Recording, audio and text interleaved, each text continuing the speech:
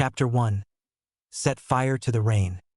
In one universe, Izuku Midoriya was born quirkless. 3 days after the diagnosis, his father went away on a business trip and never came back. Izuku's best friend coined the nickname Deku and lorded his superior quirk over the boy for years. Here, Izuku's path to being a hero was blocked until a fateful encounter with the symbol of peace, All Might. In another universe, Izuku Midoriya was not born quirkless. At the age of 4, his father spits a few fireballs into the air like fireworks to amuse his son, and Izuku claps his hands in delight. The fireballs smush together and char the picture frame behind them. In this universe, Izuku Midoriya has telekinetic control over fire, and his father never vanishes without a word. His best friend called him Izuken, and they trained their quirks together. Here, Izuku's path to being a hero was as clear as a summer sky. At least it was supposed to be. Hisashi Midoriya was not given this memo. It wasn't the first time his father had hit him. Izuku was used to passing off black eyes and split lips as training accidents. His father has a temper, and Izuku was a curious kid who didn't always know when to keep his mouth shut. He should have known last night, but a lot of weird puzzle pieces were fitting together to form a gruesome picture, and Izuku's mind was moving faster than he could process.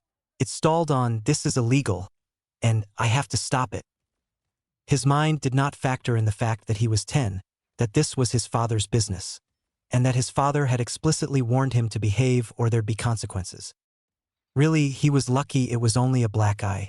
The hair on his arms was singed off again, but that would probably have happened in training pretty soon, anyway. Izuken! Katsuki barged into his bedroom, a new All Might figure clutched in his hands.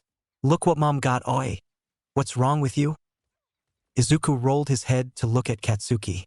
He was sprawled on his back, head at the foot of his bed, arms thrown to the side, mentally trying to put his world back together.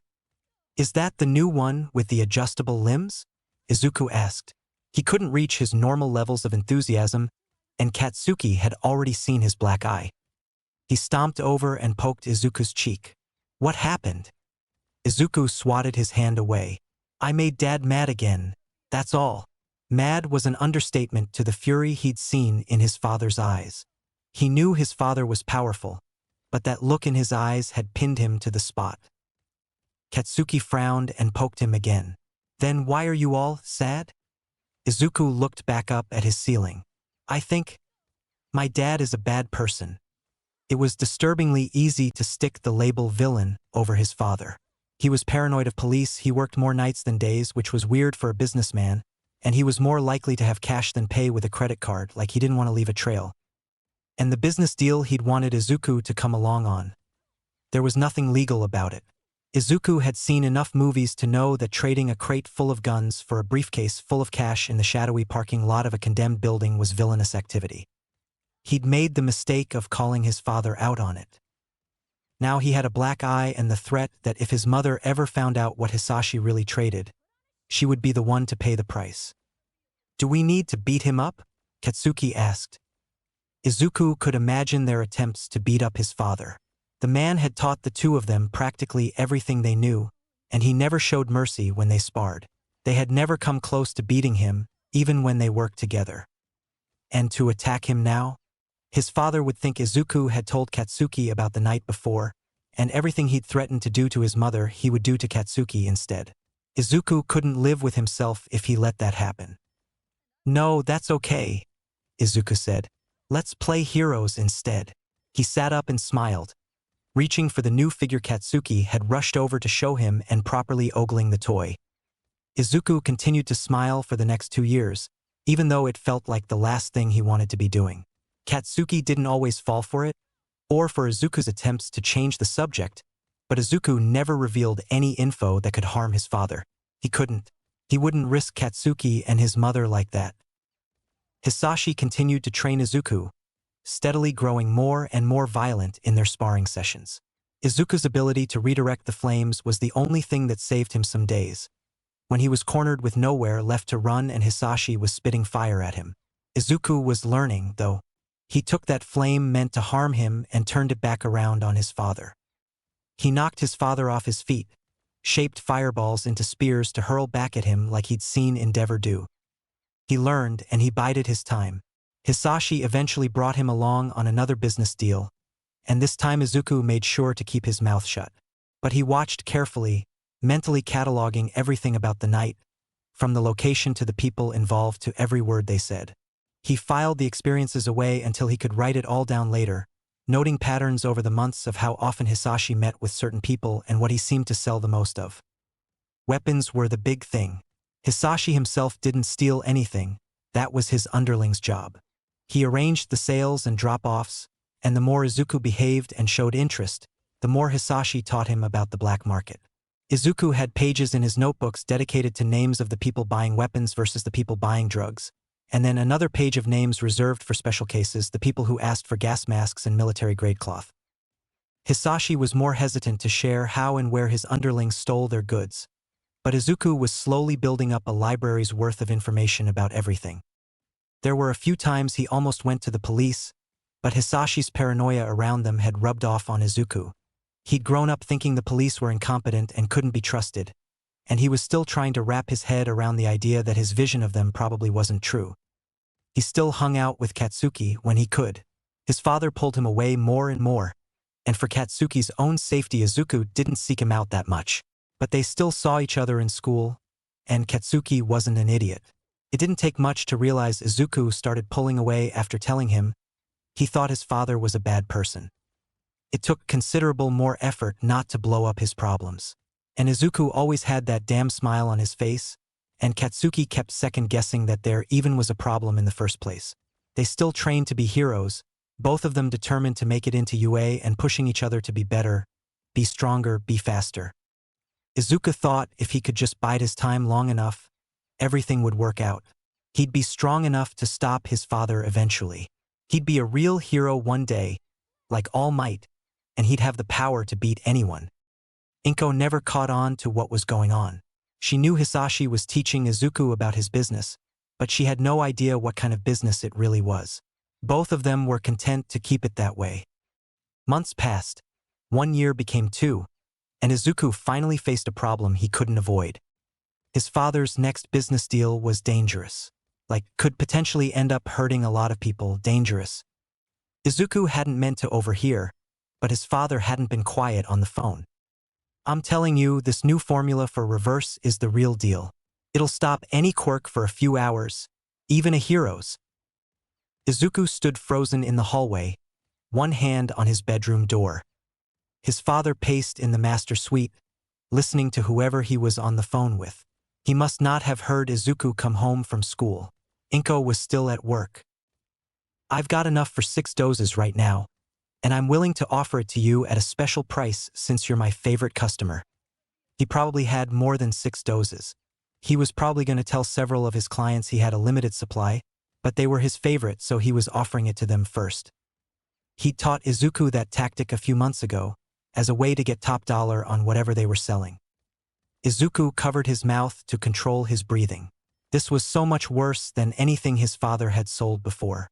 If villains had a way to make heroes lose their quirks, there was no telling what kind of damage they could do. "Ah, such a low offer?" Hisashi asked. "I don't think you understand how valuable this really is." Izuku had to stop this. He took a step towards the bedroom, then paused. If he interfered now, all he'd do is delay the inevitable. His father would beat him, would potentially hurt his mother, and then go off and find another client anyway. And this time Izuku wouldn't know about it. "It's a deal. I'll see you Saturday, usual time and place." Izuku stepped back, and then as quietly as he could he ran back to the front door. He made it look like he'd only just come home as his father stepped out of the bedroom, looking far too satisfied for Izuku's liking. "Ah, Izuku, perfect timing," Hisashi said. "I just struck the deal of a lifetime." "Oh, really?" His voice shook, but Hisashi was too wrapped up in his own head to notice. "Yeah, this is going to mean big things for us, kiddo, you'll see. Where's your mom?"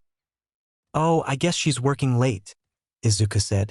His mind raced, looking for the one solution that would solve this mess. "Again?" Hisashi shook his head.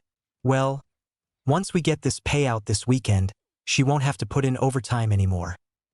That'd be nice, Izuku said. First things first, he needed his mom out of the apartment this weekend. Whatever he was going to do, he didn't want her to be caught in the middle of it all. You know, she does so much for us. We should really treat her to something nice. Hisashi put a hand to his chin and nodded. What were you thinking? Maybe a weekend getaway? To a spa or something, so she can be pampered. Hisashi smiled and ruffled Izuku's hair. That sounds like a great idea. She'd love that. Maybe Mitsuki could go with her. Spas aren't really my thing. Yeah, I'll ask her. We could send her this weekend, since we'll be busy with this deal anyway. The grin Hisashi gave him was more like what he'd wear as the dragon. You're starting to think more like me every day, kiddo. I'll set up the trip, you get Mitsuki on board. Izuku tried to ignore how his stomach plummeted at the comparison. Odds were he'd be caught up in the backlash of this weekend. So it didn't matter if he was more villain than hero.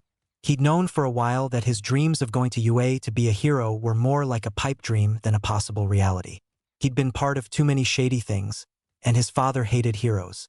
He'd never let Izuku even apply. None of that mattered right now. He needed to focus on surviving this weekend. Convincing Mitsuki was easier than expected, and as promised, Hisashi set up the trip. Inko cried with gratitude when she came home and found dinner on the table next to the confirmation email. She hugged both Hisashi and Izuku close, bawling over their shoulders. My sweet boys, you're so good to me. Izuku's stomach coiled, and he was barely able to eat dinner. They weren't being good to her. They were manipulating her to be out of the way while they did horrible things behind her back. He just hoped he had the chance to apologize for it. Over the next few days, he barely slept. He wrote up an anonymous tip to give to the police, explaining everything he knew about Reverse and who was going to be at the drop-off and what powers they had. Mostly, he only knew his father's abilities. He figured name-dropping Dragon was enough to tell the police how serious this was. The last thing he did to prepare was get a to-go bag ready, in case he had to make a run for it when he came home. He stuffed his backpack with his notebooks, food, clothes, a first aid kit, and some of the emergency cash Hisashi kept around the house. Then he hid the backpack in the park, burying it in the wood chips under the play equipment. He couldn't risk leaving it at home, not when fire was so unpredictable. All that was left to do after that was wait. Wait and act normal, like he wasn't about to blow everything to Kingdom Come. He wore his usual suit, the one his mom had gotten him proudly when Izuku became a regular member of his father's business deals. She'd sobbed about her little boy growing up when he'd tried it on for the first time. It was tight in the shoulders now, the pants a little too short. He still couldn't tie his tie, and after managing to tangle his fingers in it so badly he couldn't pull them free, he gave up and went to his father for help. Hisashi chuckled and shook his head. All right, come here. He untangled Izuku's fingers and coached him through tying it properly again. Really, at 12 years old and after so many lessons, Izuku should have this down by now. If he ever did become a pro hero, Izuku vowed never to wear a tie. He didn't care what public appearance he was going to, he wasn't wearing a stinking tie for it. Fantasies about his life as a pro hero kept him distracted as they stepped into the car and drove to the meeting point. Once they were there, though, all the nerves from before came rushing back. The parking lot didn't look any different. If they were being watched, the police had done a good job at hiding themselves. What if they weren't watching, though? What if they hadn't taken Izuku's note seriously and weren't going to come? He should have planned for this. His dad was right, the police really were incompetent. He needed a backup plan. But the only person left to do anything was him, and he knew he couldn't take his dad in a fight. Dragon took hold of the small box containing the reverse serums himself. Izuku had seen books bigger than that little metal box, but not even the heaviest textbook could be as dangerous as the drug inside. The metal wouldn't catch fire very well, so if Izuku wanted to destroy it somehow, he'd have it to get hold of it and open it. But getting it away from his father, he wasn't sure he physically could. He looked around again, praying for some sign that the police or a hero was here, because if they weren't here, and Izuku had to take matters into his own hands, his father would definitely kill him. His father might kill him anyway. His only shot at not dying tonight would be if Dragon was captured with all the rest. He didn't see any obvious signs of police or heroes, But their client wasn't here yet, either. They could be biding their time. He hoped they were just biding their time. Dragon checked his watch. He didn't like to be kept waiting. If the client wasn't here within 5 minutes of the agreed time, he'd leave and charge them extra for rescheduling. If that happened tonight, all of Izuku's careful planning to protect his mother would go up in smoke. "You seem anxious, little dragon," Hiroki said. He was the one that usually accompanied them for these deals, and he'd coined Izuku's nickname when he learned he was Dragon's son. Izuku liked him, for the most part. The man was typically polite and laid back, even if he could turn paper into razor-sharp blades. He had no less than 4 dozen paper origami stars on him at all times, stuffed into every pocket. He'd tolerated Izuku's constant questions about his quirk with laughter and honest answers. So he was okay in Izuku's mind, even if he did lose points for working with his father. "It's a big deal tonight, right?" Izuku asked, trying to play off his nerves. "I want everything to go like it's supposed to." Hiroki hummed. "You and me both, kid.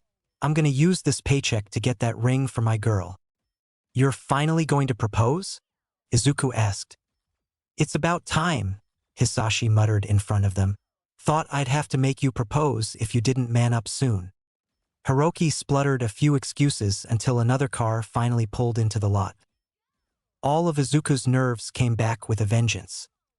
The car parked and 3 people stepped out. The leader was a young man with short spiky black hair and a fur-lined vest. His 2 associates were both women.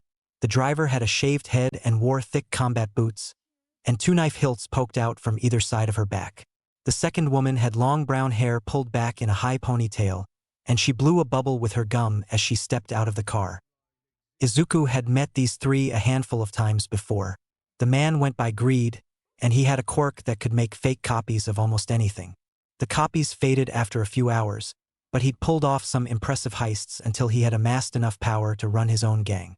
The woman with the shaved head could curve anything she threw, and she was deadly accurate with her knives. The woman with the ponytail could control her hair, making fists with it or grabbing onto things. "Dragon, doll, how you been?" Greed greeted, sauntering up to them like they were 2 old friends meeting up at the mall. "Greed, you're looking well." Dragon mimicked the open arms. The 2 of them shook hands and shared a few more pleasantries. Izuku couldn't focus on the small talk. He kept his eyes open for any sign of help coming. Surely, if the police planned on jumping out at them, they'd do it now? Both men were here, what were they waiting for? Was he really going to have to stop this himself? Against one of these people, Izuku might have stood a chance. But all 5 of them? He'd be dead before he could even open the box. His mind screamed. What was he supposed to do? "So," Greed rubbed his hands together. "Let me see this special reverse." "Only if you prove you're serious about paying for it," Dragon replied. "Don't you trust me?" Greed asked, placing his hands over his heart. "After all these years?" Dragon raised a brow. "About as much as you trust me." Greed grinned and snapped his fingers. Ponytail Girl stepped back to the car and pulled 2 briefcases out of the trunk, passing one off to the Knife Girl when she came back. They opened the cases, revealing the rows of cash. Izuku inhaled sharply. That was a lot of money. Even after the pay was divvied up between his father's men, they'd still be taking home a large cut. Maybe, if the police didn't show, maybe it wouldn't be the worst thing in the world to just let things happen. He probably couldn't stop anything at this point anyway, right? And if his mom didn't have to work overtime anymore. The briefcases snapped shut. Greed gestured to Dragon in a your turn movement. Dragon clicked open the little case. 6 vials sat nestled in a bed of velvet. 6 vials that could temporarily take away a person's quirk. Not even heroes would be immune to it. God, the chaos that would cause. Izuku had to stop it. He didn't know where the police were, and he wasn't sure why he'd ever tried to rely on them in the first place.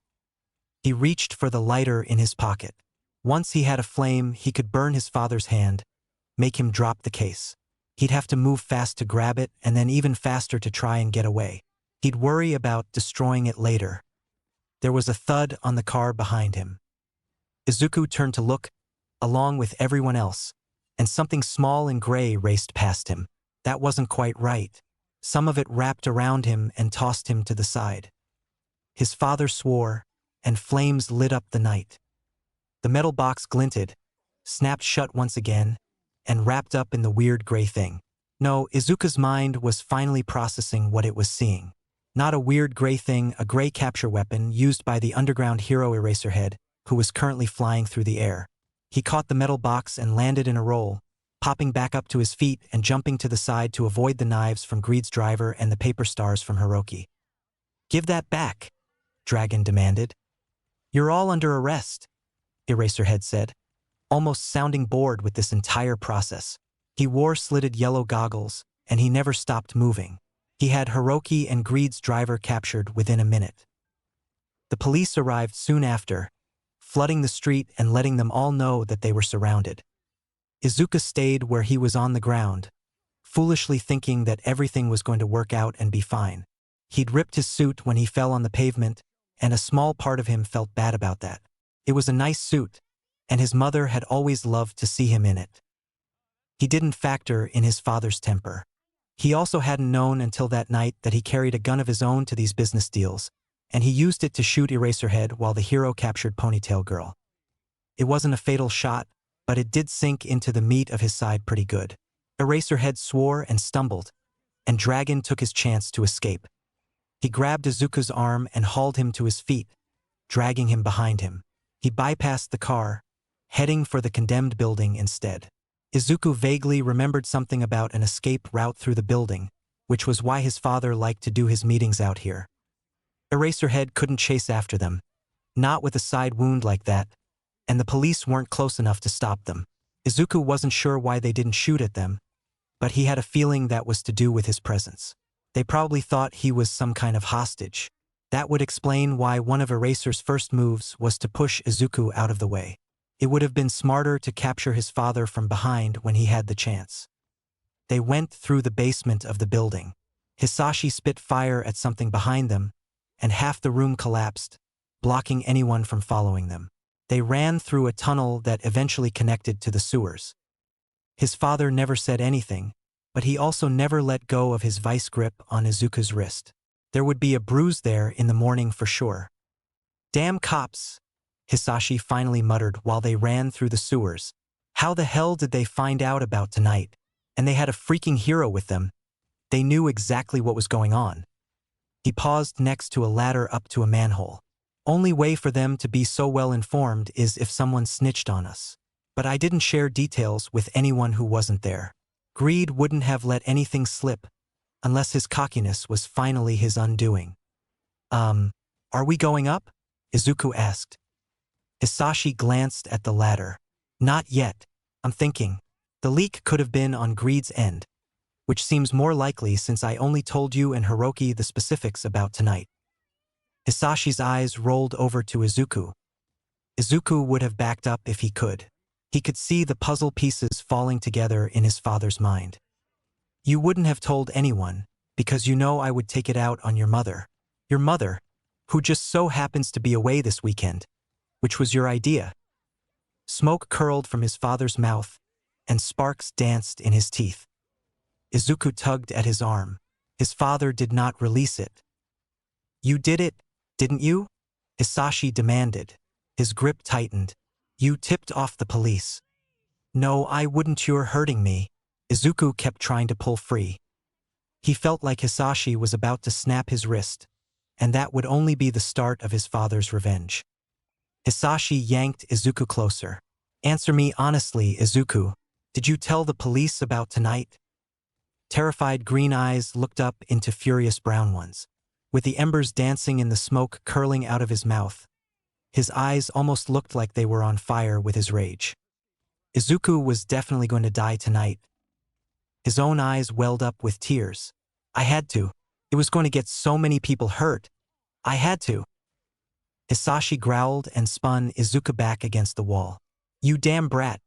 You still haven't given up on this hero nonsense, have you?" Flames dripped out of his mouth now.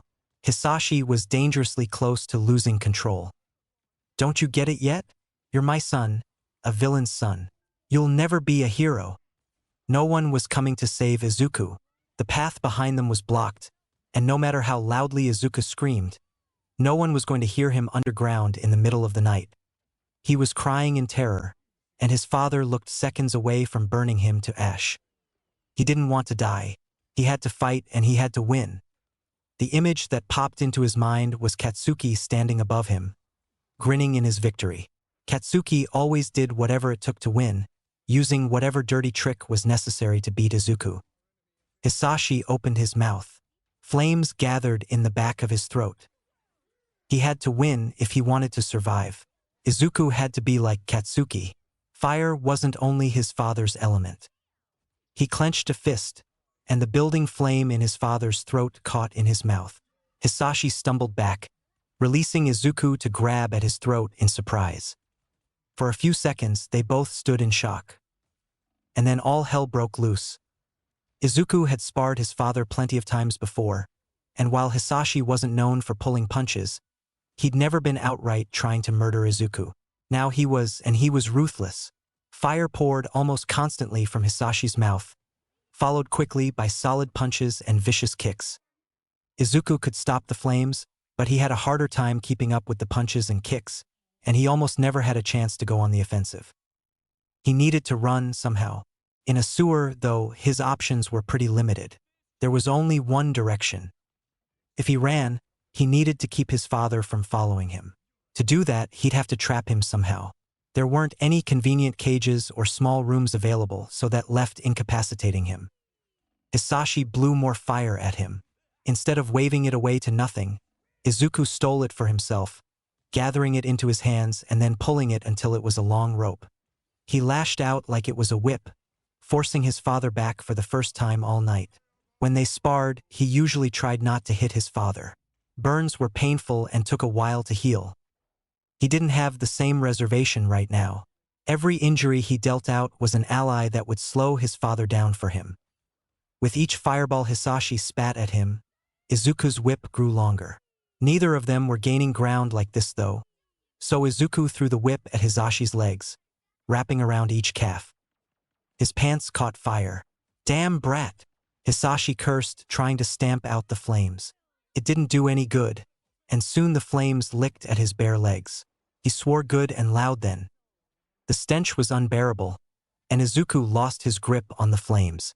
Hisashi did the only thing he could do to put them out and jumped into the sewer muck, panting heavily while doubled over the edge of the concrete ledge they'd been on. "You're more ruthless than I gave you credit for," Hisashi said with a laugh. He looked up, his eyes a mixture of pain and fury.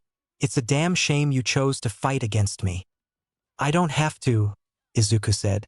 "You could give this all up, get out of the black market." Hisashi barked a laugh. "I have a goddamn empire in the black market, and you want me to walk away?" "Please," Izuku begged, close to tears again. "Never," Hisashi said. "I'll do whatever it takes to protect what I have, even if that means killing you. I can't trust you anymore, and you know too much." He said it so coldly, so casually, like killing his own son would really be that easy.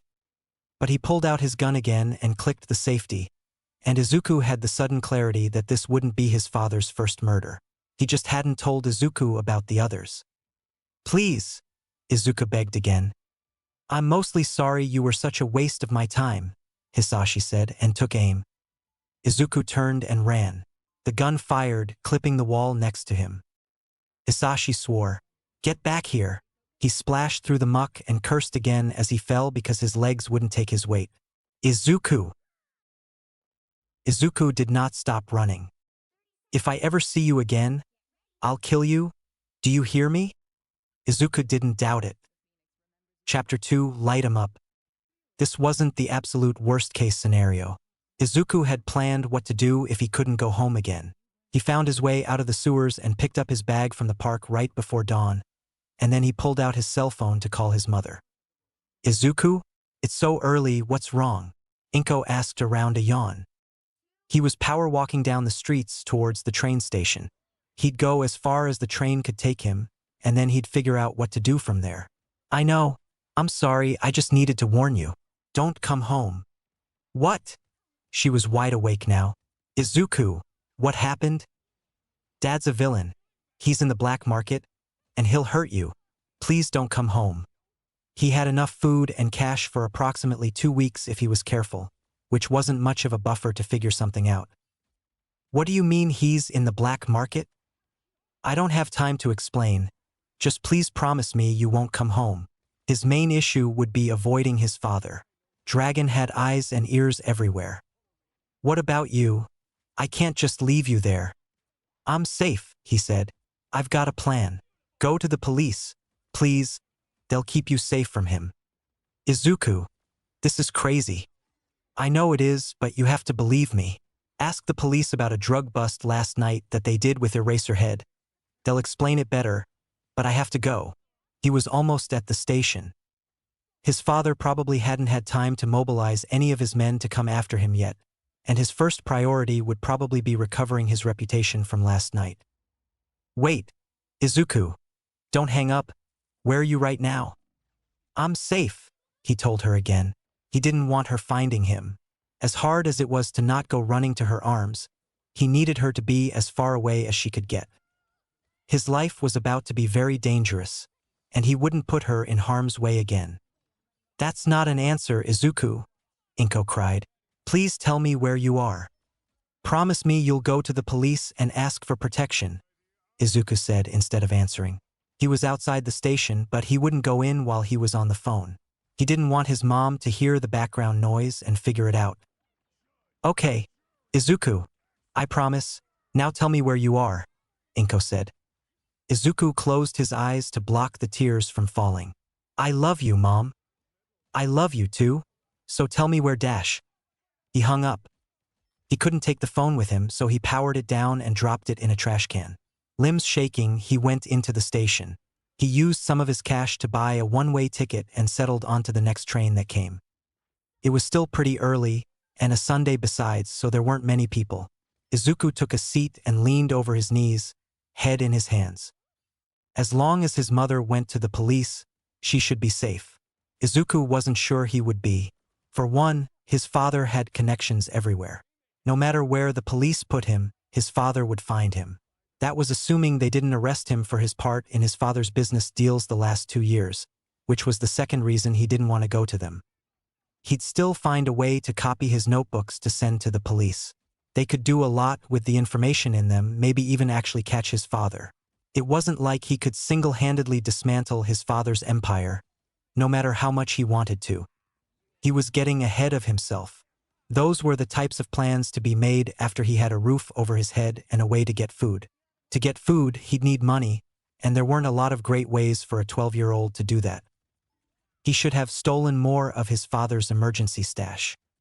XX. The next 2 weeks were the hardest of his life, and that included the time when he was 9 and trying to learn how to make spears with his fire. He'd constantly burned his hands beyond use for months until he figured it out. This was so much worse than burned hands. This was constantly feeling hungry, watching his meager food stash dwindle no matter how little he ate of it. This was cold nights on the hard ground in sketchy alleyways, never getting enough sleep because he was terrified of who might find him if he let his guard down. This was missing his mom so bad it hurt, but knowing he couldn't fix it.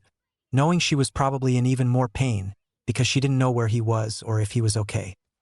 He was lonely and scared and cold, and he just wanted his mom.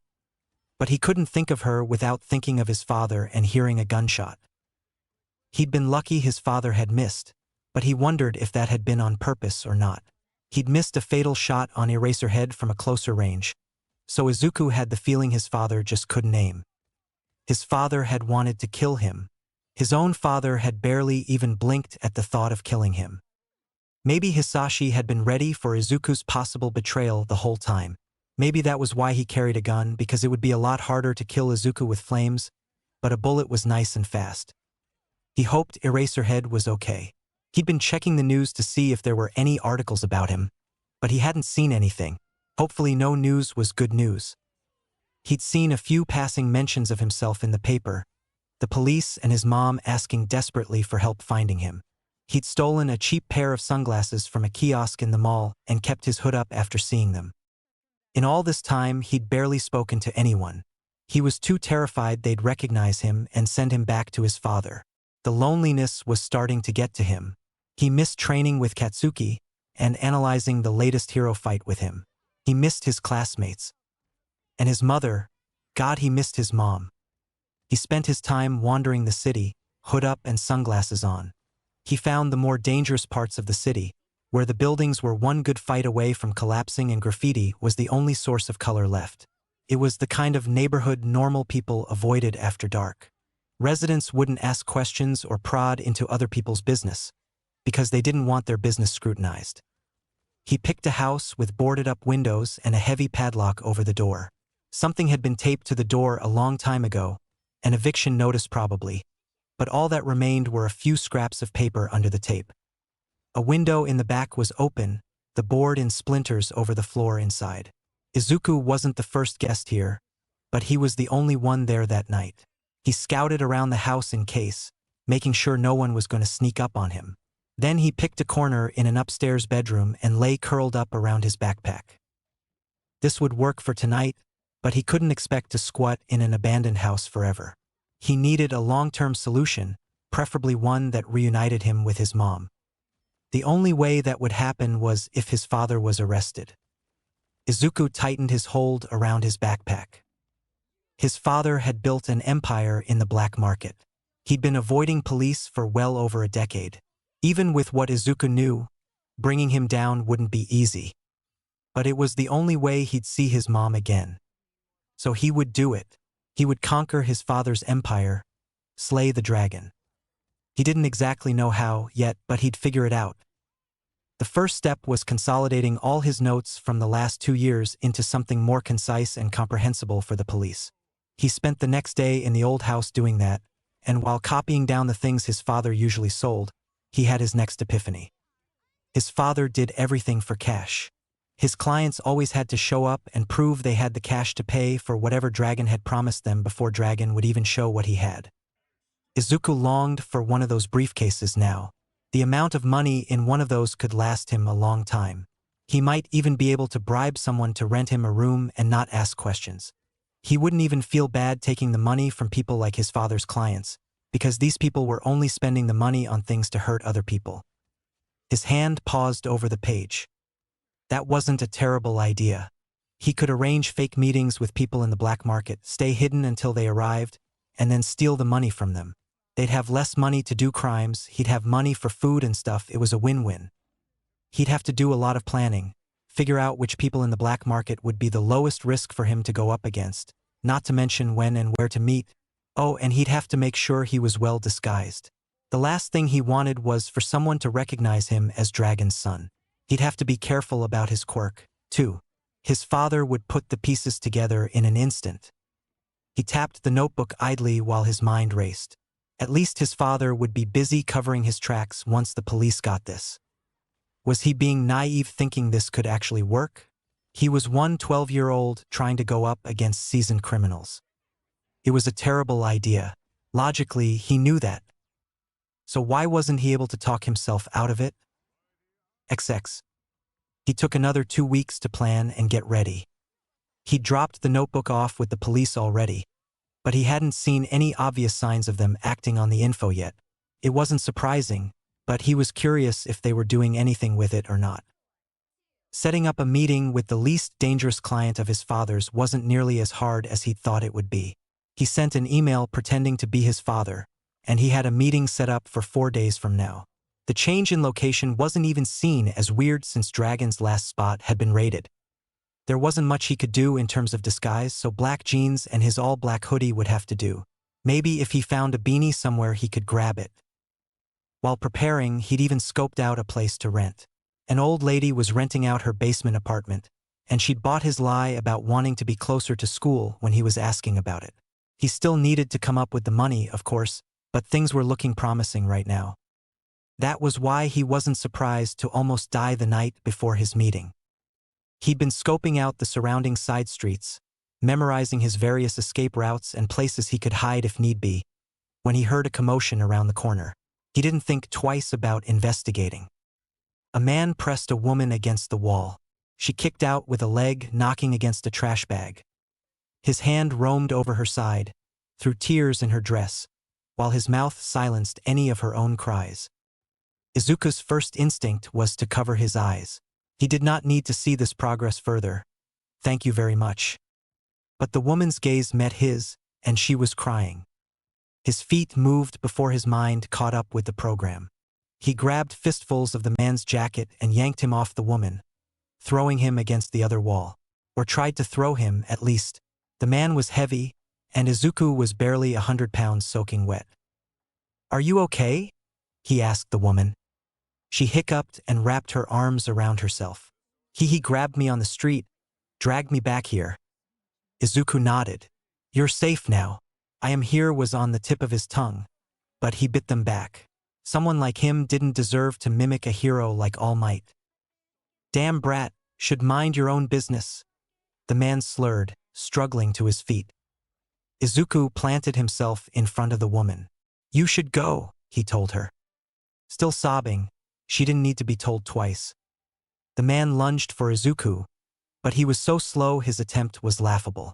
Izuku had trained against Katsuki Bakugo for most of his life. This here was nothing. A step to the side, a chop carefully placed on the back of the man's neck, and he was down. It would have been nice if he'd stayed down, but Izuku was learning not to expect that much out of life. The arm stretching out and wrapping around his ankle like a tentacle caught him off guard, and Izuku didn't have enough time to react before his feet were pulled out from under him. He landed hard on his back, and then hands were on his neck, squeezing. "You think you're some kind of hero?" the man growled. "This is what you get for butting in where you aren't wanted." Izuku couldn't breathe, but he wasn't as terrified as when he'd fought his father. He reached into his pocket and grabbed the lighter he always had on him. Once the flame was lit, he pulled it free with his quirk. The longer he kept the lighter on, the more fire he could pull. He didn't need much for this, though. Burning the man's hands was enough to make him let go, and holding the flame in front of the man's face made him back up. Izuku took his time getting to his feet, rubbing his neck. The man hadn't been strangling him long. The bruises probably wouldn't even be that bad. His main concern was figuring out what to do now. If he just left the guy here, he'd probably go on to attack someone else, and saving that woman earlier wouldn't mean anything if someone else got hurt in her place. He didn't have anything to tie the man up with, and he made a mental note in the back of his mind to come up with something for tomorrow just in case. For now, he'd just have to knock the man out and hope he could point the police in this direction before he woke up. Thankfully, the woman had already called. She fidgeted with her phone just around the corner, brightening when he walked into view and thanking him again. "I called the cops. They're on their way." "Oh, good. Thank you," Izuku said, smiling. "Are you okay?" She nodded. "He scared me, but you stopped him before he could do anything." "I'm glad." Police sirens wailed in the distance, steadily growing closer. Fear gripped at Izuku. Growing up, his father had always ducked out of sight when police were nearby. He'd told Izuku police couldn't be trusted. They had their own agendas and they'd arrest innocent people to make themselves look good. It made sense now, knowing what he did about his father. But he was still a runaway who should really not have a lot to do with the police if he didn't want them to send him home yet. "Shit. Can you wait for the police? I need to go do something." The woman tilted her head in confusion, but he sprinted away before she could ask questions. He made it back to the new house he'd been squatting in for the last few days. He'd abandoned the first one after overhearing some people checking it out. The new one wasn't much different, but it did still have running water, and sticking his head under a faucet had been heavenly. He never thought he'd miss bathing so much. It was late by the time he arrived, and he was too keyed up to sleep yet. He ended up brainstorming ways to capture people, or at least tie them up. He'd never be able to get handcuffs, and he wasn't even sure he could get enough rope. It needs to be small like handcuffs and durable, but what kind of material would be strong enough to hold them? He muttered to his ceiling until sleep finally claimed him at dawn. XX. His legs were starting to cramp from the crouch he'd been in for the last hour. The top floor of the parking garage had been his chosen meeting place. Half of the lights busted and no cameras to speak of. These may or may not have been recent developments for the garage. He'd climbed into the rafters over one of the dead lights, his black ensemble helping him melt into the shadows. At least he hoped he blended in. He'd gotten here an hour early to make sure he arrived first, and he wasn't disappointed. The agonizing part was the waiting. His anxiety kept skyrocketing when he thought about what he was doing, about how dumb this whole plan was. No matter how dumb, though, it still felt like his best option. He didn't trust the police with his own safety, both because he doubted their ability and because he knew his father. Without going to the police, he didn't have a lot of options. This was the best one in a shitty situation. To calm himself down, he imagined Katsuki berating him. It was so easy to picture his best friend, and maybe a little too easy to imagine his best friend hurling insults at him. "Oi, you stupid Deku, you made a plan. Stick to it. Don't back out now like some fucking coward." It had been a terrible day for Katsuki's vocabulary when his mother gave up on correcting his language. To be fair, Katsuki had learned most of the words from her. Anyway, if Katsuki was here now, he'd be focused on the mission and yelling at Izuku to keep his head in the game. Even though he wasn't physically there, thinking about him helped. "Thanks, Kakin," Izuku whispered, much calmer than he was before. Just in time, too, because he heard a car pulling up to the floor. The headlights were off, but the black SUV was hard to miss. It chose a spot to stop and cut the engine, but no one came out of the car yet. Izuku crawled silently through the rafters to get closer. Most of his plan hinged on everyone being out of the car. He hadn't expected them to wait inside for Dragon to show up. Frowning, he ran over the options in his head. Could he cause a diversion and make someone go investigate? Or would that make them too anxious for the rest of his mission to work? He chewed on his lip while he thought. After 10 minutes, the driver's door opened and a bald man in a suit stepped out, peering out around the garage. What should he do? Should he jump in like Katsuki would? He didn't know any of their quirks down there, and if he was trying to keep his father from figuring out it was him, he shouldn't use his own quirk unless he really had to. Should he just let them go and figure out something else? The door to the back seat opened, and the client stepped out. He was known as the locksmith. His quirk morphed his fingers into any shape he wanted, including keys, so he turned to thievery at a young age and built up his reputation from there. The quirk wasn't that powerful, but the locksmith was smart. Choosing him was a bit of a gamble on Izuku's part, because on the one hand, morphing fingers weren't very dangerous combat-wise. On the other, Locksmith was probably smart enough to put two and two together and realize who Izuku was if he wasn't careful. But there, on the back seat, a familiar metal briefcase. That would be what Izuku wanted. He just had to be fast enough to take it, and he was used to dodging literal explosions on a daily basis. How bad could this be? He dropped from the rafters directly behind Locksmith and smashed his head against the open door before the man could even turn around. The case was in his hand by the time the driver was shouting, and whoever sat in the passenger seat cursed and stumbled out into the garage. "Were we fucking set up?" the driver demanded. Izuku stepped around the door and smashed the briefcase against the driver's head. He went down, swearing up a storm. Not unconscious then, but definitely dazed. It would have to do.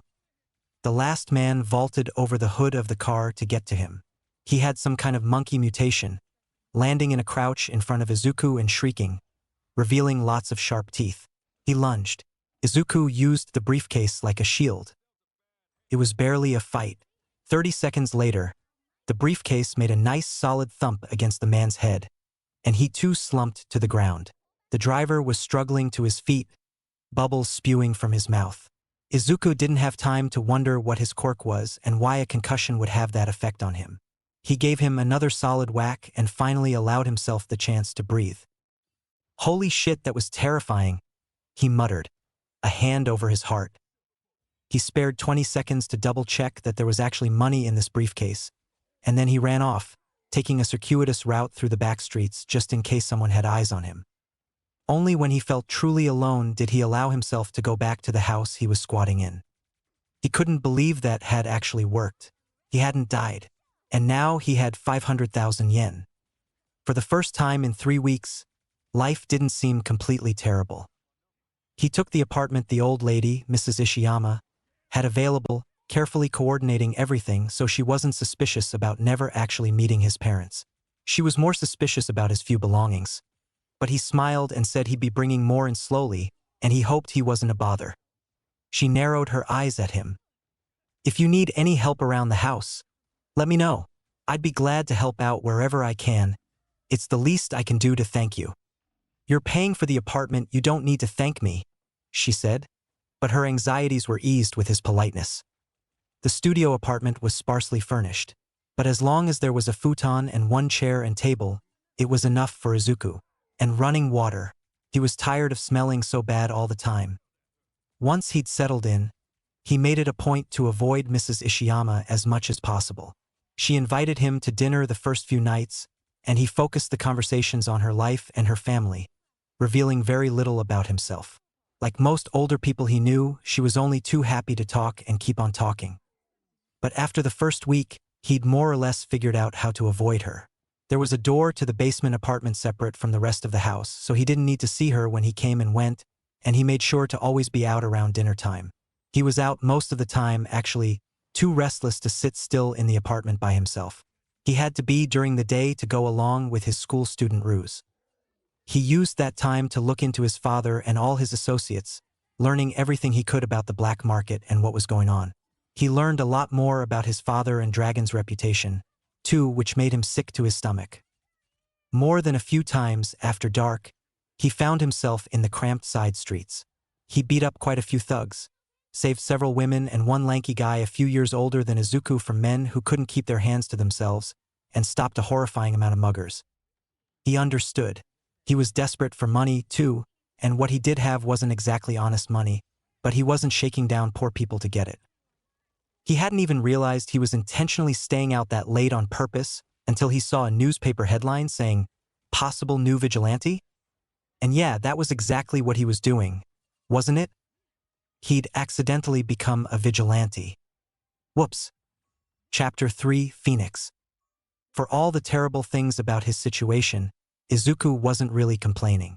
He was still working to bring down his father, but progress on that was slow when he was no longer on the inside of things.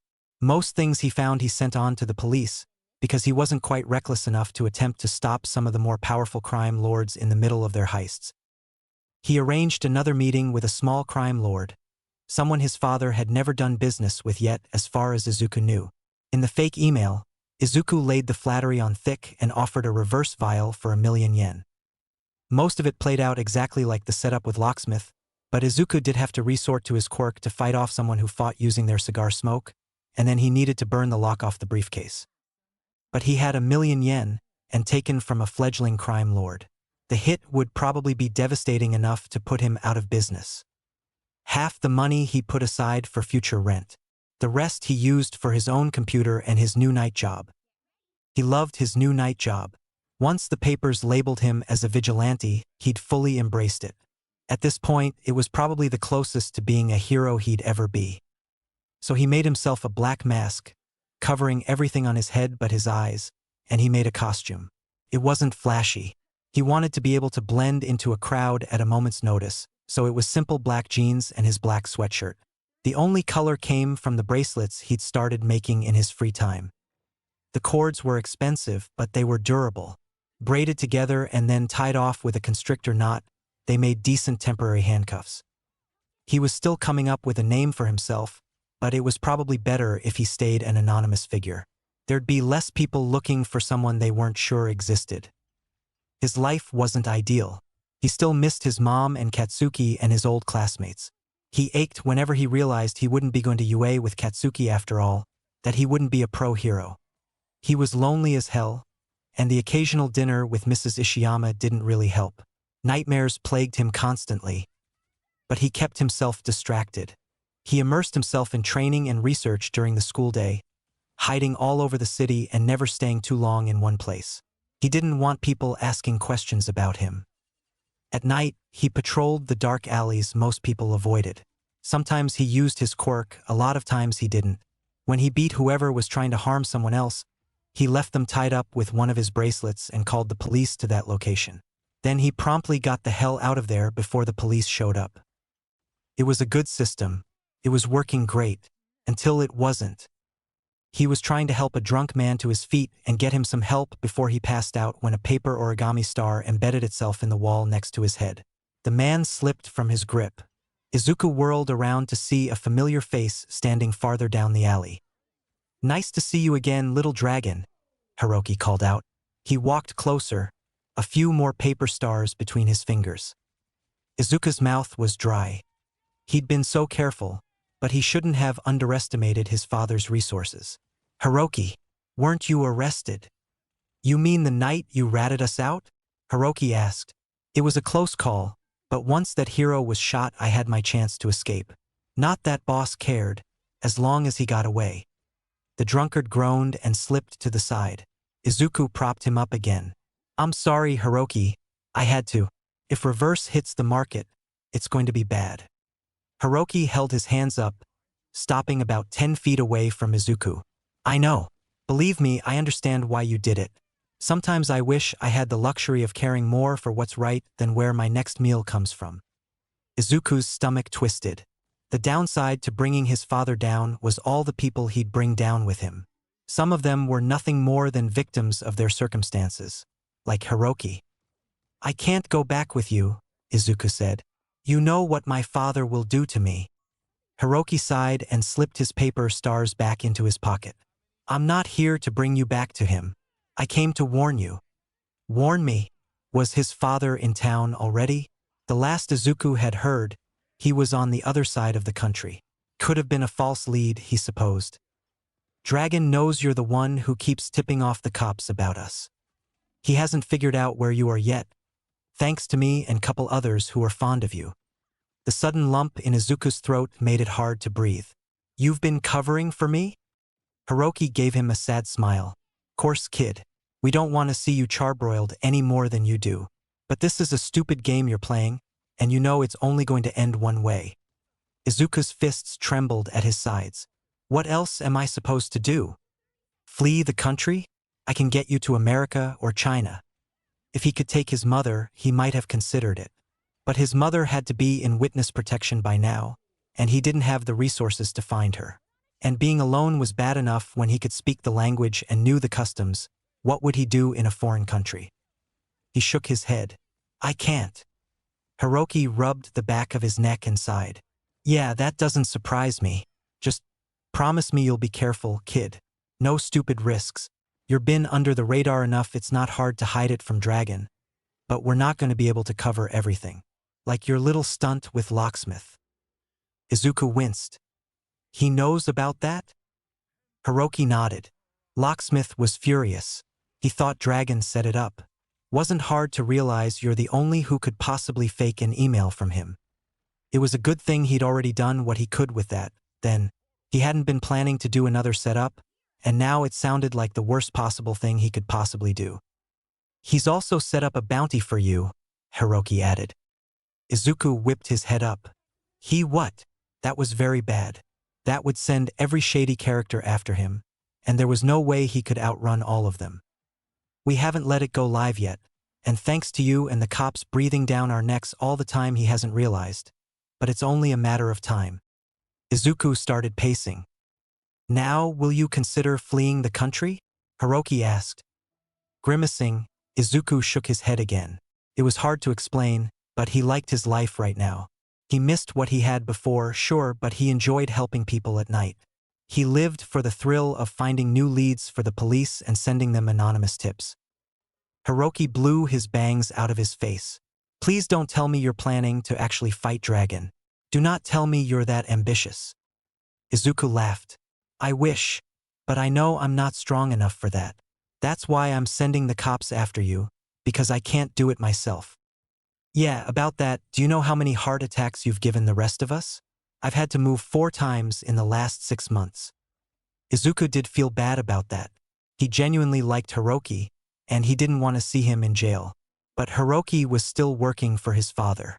He could have sent in anonymous tips to the police at any time, too, and he never had. Just because Hiroki was nice to Izuku didn't mean he was a good person to everyone else. "I'm sorry, Hiroki, but I won't stop. You should quit and find a real job." "You say that like it's so easy," Hiroki muttered. "Easy peasy," the drunkard slurred, making both of them jump. Izuku dragged a hand over his face. "Thank you, Hiroki, for warning me. I promise I'll be careful to avoid my dad." Hiroki inhaled deeply. It'll be the only time I do. If I see you again, you know I won't be so friendly. Yeah, I know. Alright, little dragon. Take care of yourself.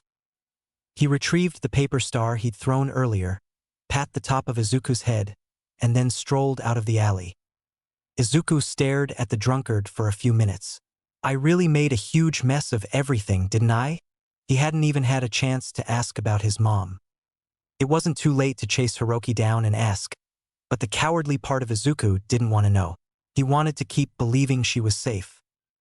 Dragon's whoosh, the dragon muttered, throwing his arm around. Izuku caught it. All right, time for this dragon to fly. Let's go.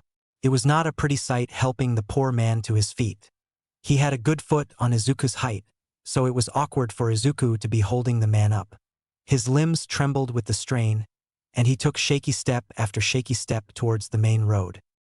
He left the man on a bus stop bench, somewhere easily noticeable but at least sheltered if it started raining. After that, he slipped into the back alleys again and climbed up a fire escape to a roof, thinking over everything Hiroki had said. He'd have to do better at keeping himself hidden. It wouldn't be a bad idea to pick up and find a new city, either, but he doubted he'd get so lucky in renting a room again. And he knew this city now. He'd made a life here, maybe not a happy life, but a life. If he was ever going to stop fearing his father, maybe this was it. Maybe choosing to stay instead of running every time his father got close would be his way of saying he wasn't afraid of Dragon. It might just get him killed in the end, but so could running. What would Kaken do? He asked himself, and then he laughed. Katsuki would never back down from a fight. He'd be demanding they take the fight to Dragon with a full frontal assault. While Izuku wasn't about to attack his father wherever he'd set up a new base of operations, he could stand his ground. He would fight in a manner of speaking. He'd just have to keep the police on Dragon's tail so much his father never had time to come after him. XX. The day after Hiroki's surprise visit, Izuku bleached his hair. It looked bizarre and terrible, but if his father was looking for green curls, then pale blonde and orange patches, he was pretty sure he did something wrong. Should throw people off. While his hair was setting, he dug into the dark web to find out the latest on his father.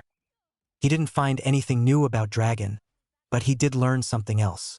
There was going to be a demonstration for reverse in Hosu City, the next town over.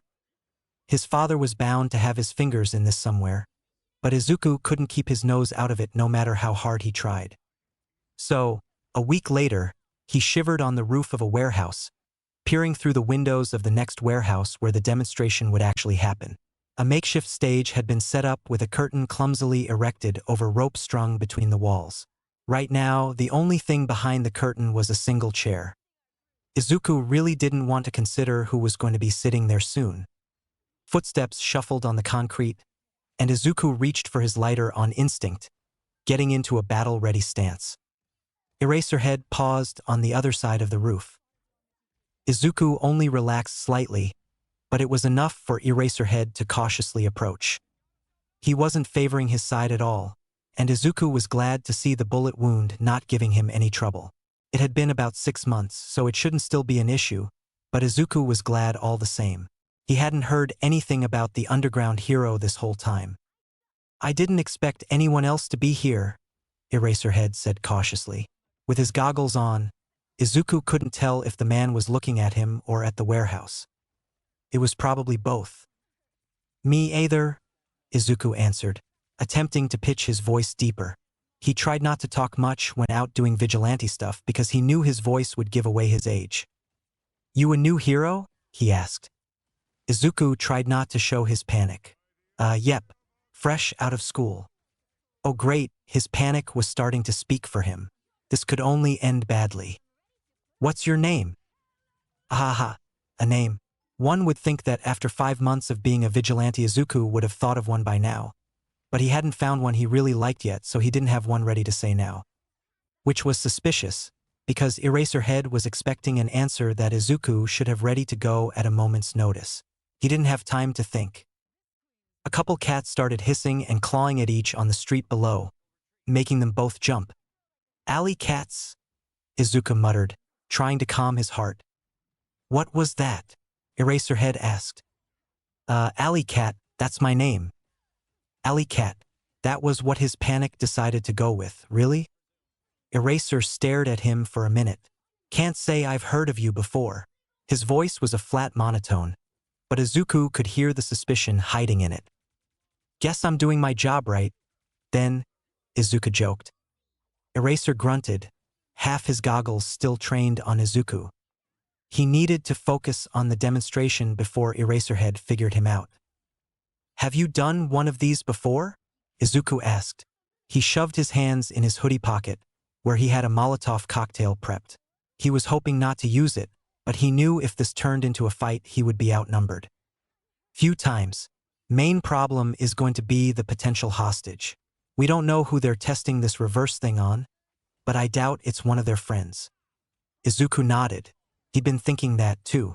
Well, since there are two of us, I can grab the hostage and get them out of the way if you want. Only logical, Eraserhead agreed. For now, we'll wait until we can see the whole situation.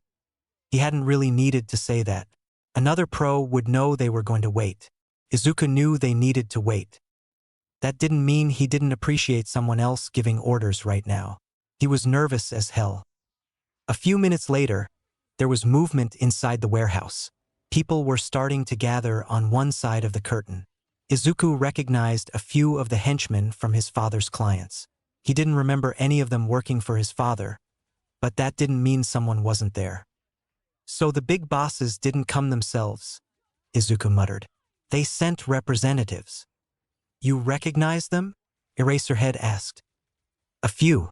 The one with the monkey mutation works for Locksmith, and the one with the tree growing out of his head works for General Cross. There were more, but he'd made his point. Eraser grunted again. There was finally movement on the other side of the curtain, a door opening and people shuffling through. One was the scientist probably designing the reverse serum, wearing a long white lab coat to make it obvious what his part was. One was a guard who had some kind of rock or armor quirk. The last was the hostage, a boy with lizard mutation quirk. Short lengths of chain bound his hands and feet. He couldn't be older than Izuku. They're using a child? Eraserhead hissed. Damn these lowlifes. Izuku agreed. How long do you want to wait? Until we know for sure who has reverse, we hold. It was hard, but Izuku stayed put. A kid's life was on the line. He wasn't going to rush in when a seasoned pro was right next to him. The kid was forced into the chair, and the doctor stepped in front of the curtain. He droned on for a few minutes, until he finally pulled a syringe out of his pocket. You get the kid, I'll get the serum. Try not to get shot. Eraserhead used his scarf to launch himself across the short distance and through the window of the warehouse.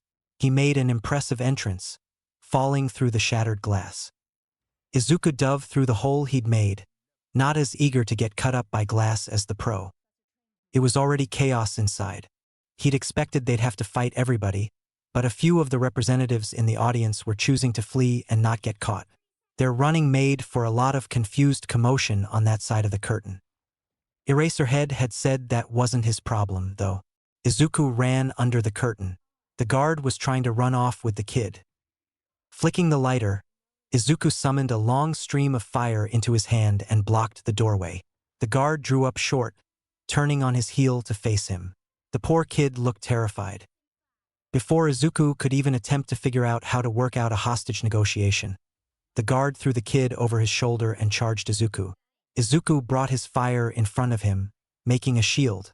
The guard stopped again, and Izuku had to wonder why. Surely, with all that rock encasing him, he'd be fine? Or was he more worried about the kid? Look, I don't want to hurt either of you, Izuku said. So put the child down, and come quietly, okay? His quirk was a bad matchup against rock armor like this unless he could force the flames into the cracks of the armor, but that would cause serious damage. He'd only do it as a last resort. That left hand-to-hand combat against a much bigger and stronger opponent. Plus, he had to worry about the kid. He did not see this ending well, but he was here. He had to try. At the very least, he had to stall for Eraserhead to properly save this kid. The guard snarled and glanced at the kid. You want him so bad, fine. We can find another. He took the kid and hurled him at Izuku and his fire shield. Wait, that's not dash. He swept the fire to the side, out of the way of the flying kid, and stepped forward to catch him. Catch was a generous word. Broke his fall would be more accurate. Ugh, you okay? Izuku asked, struggling to sit up. The kid squirmed on his chest, nodding, but close to tears. I want to go home. I'm going to get you there, Izuku promised. The guard was almost out the doorway, so Izuku flicked his hand. The fire rushed ahead, cutting off his exit. He didn't hesitate this time before running through it. Izuku swore. He sent small pin-sized flames to the back of the guard's neck, hoping to at least slow him down. He couldn't find the chink in the armor, though, and the guard kept running. He glanced at the kid. It was too dangerous to leave him alone, but Izuku couldn't very well take him with him. Eraserhead had made it clear the priorities tonight were saving the hostage and getting the serum. Come on, let's get you out of here, Izuku said, calling his fire back to break the chains. He couldn't get them all the way off, not without leaving major burns on the kid's skin, so breaking the chains in the middle would have to do. He compacted the flames into one tiny ball of heat and sliced through the metal easily. His natural instinct here was to bundle the kid into his arms and rush to safety, but the kid was as tall as he was. Izuku settled for taking a trembling hand in his own and leading him out an emergency fire door. To his surprise, a police squad was waiting for him. It wasn't a whole raid force, but enough to help back up Eraserhead. They were just as surprised to see him. He recovered quickly, passing the kid off to the first officer he came to. Make sure he gets home safe, okay? Roger that, the officer said, rushing the kid to the back of the force. It was weird to be listened to so easily like that. He kind of liked it. I'm going back in to help Eraserhead, Izuku told another officer before turning to do exactly that. Except inside, Eraserhead had things covered. The serum lay in a puddle on the floor, which was unfortunate, but accidents happened. He'd wrapped everyone still in the building up in his scarf and was inspecting the puddle now. He glanced up at Izuku. Kid safe. With the police outside, Izuku stated. The guard ran off though. I'm going to see if he's still in the building. He ran towards that door. Eraserhead called something after him, but Izuku didn't stop. He'd only partially been telling the truth. He was looking for the guard, but he expected him to be long gone by now. He was mainly looking for a way to get past the police without them seeing him. It was all well and good to partner with a pro for this. In fact, if Eraserhead hadn't been here, he wasn't sure he'd have been able to pull it off. But that partnership could only go so far when he wasn't actually a pro himself. It was only a matter of time before Eraserhead called him out on it. The next time they met like this, Eraserhead wouldn't fall for the underground hero lie again. Izuku would bet on that. He found a window with a fire escape that led up to the roof. He jumped to the next roof and the one after that before climbing down to the street where he pulled off his mask and hoodie. Now he was just any other teenager. XX. Aizawa couldn't even pretend to be surprised when no one could find Alley Cat after everything was over. The mission hadn't been as informative as everyone had been hoping. The doctor had smashed the reverse serum as soon as he saw Eraserhead, so he didn't even have any samples for forensics to study and trace. The doctor didn't seem likely to talk, either, and no one else he'd arrested would have useful information. Rumors and gossip, maybe, but he doubted they would talk either. The only truly successful thing about the night had been saving the kid. And that had been done by some stranger pretending to be a pro hero. From the moment Aizawa had laid eyes on the guy, every alarm in his head had been screaming suspicious. He seemed too small, number one, but it wasn't like heroics had a height minimum. Number two, his costume looked shabby, to put it nicely. He couldn't imagine any support agency sending a pro hero regular jeans and a hoodie to go around saving people in. And his name, Alley Cat? The guy came up with it right there. Aizawa had seen the panic when he'd asked, and he'd heard the cats below them, too. Honestly, if he was grading the guy on his deception skills, he'd have failed on the spot for that one. But he'd been focused on the task at hand. Aizawa thought at first he might have known the hostage they were going to use and had been trying to save a friend or something, but that didn't seem quite right. The guy knew some of the audience members. He wasn't a random civilian. He felt like he'd met the guy before. Those eyes, they were familiar. He'd seen those eyes before, but he couldn't for the life of him figure out where.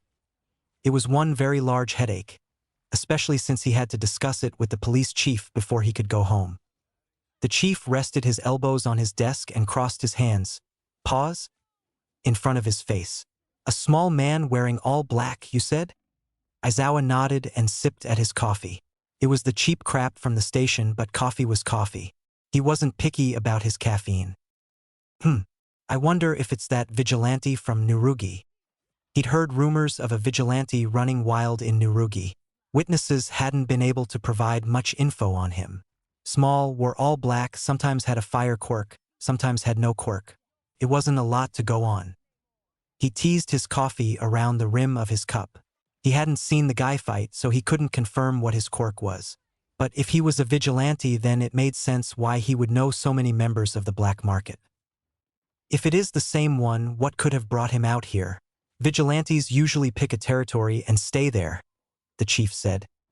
Unless this was personal. I thought he was there to rescue the hostage at first. Never saw them interact, so I can't judge if they knew each other. Likely, the chief agreed. He ran his hand over his head. With how fast he disappeared from the police, they didn't see him interact much with the child either. Call him paranoid, but the answer felt too easy, like they were shoving a puzzle piece in a place it didn't belong. But if it wasn't because he'd known the hostage, then why was he there? Was he connected to the reverse serum somehow? He absently rubbed at his side. It was the first time he'd been shot, and it hadn't been a pleasant experience. That night had gone better for the most part. They'd recovered reverse vials, but a major crime leader had gotten away with the kid that had been there that night. He hadn't known until a month later the kid was Dragon's son. He'd gone missing the next day, and no one had seen him since. Considering who his father was, Aizawa doubted anyone was going to be seeing Izuku Midoriya ever again. He wanted to throw up every time he thought about it. It had been his responsibility to capture Dragon that night, and he'd failed. He'd been shot, and Dragon had gotten away and taken his anger out on his son. Part of him hoped they never found the body. He didn't want to know how badly the kid suffered. I'll update our file about the vigilante. At least now we've got something to call him, the chief said, barking in amusement. Aizawa grinned, too. That was what the guy deserved for not having a cover story ready to go. Chapter 4. Cat and Mouse. He gave in to the name eventually. A young man in the middle of a panic attack during a mugging calmed down when he realized who Izuku was. The mugger, on the other hand, immediately tried to run away. There was a lot of power in a reputation. Being recognized as someone who could help gave him a warm feeling inside, similar to what he felt when he used to imagine being a pro-hero. This was the whole reason he wanted to be a hero. He wanted people to feel safe when he was around.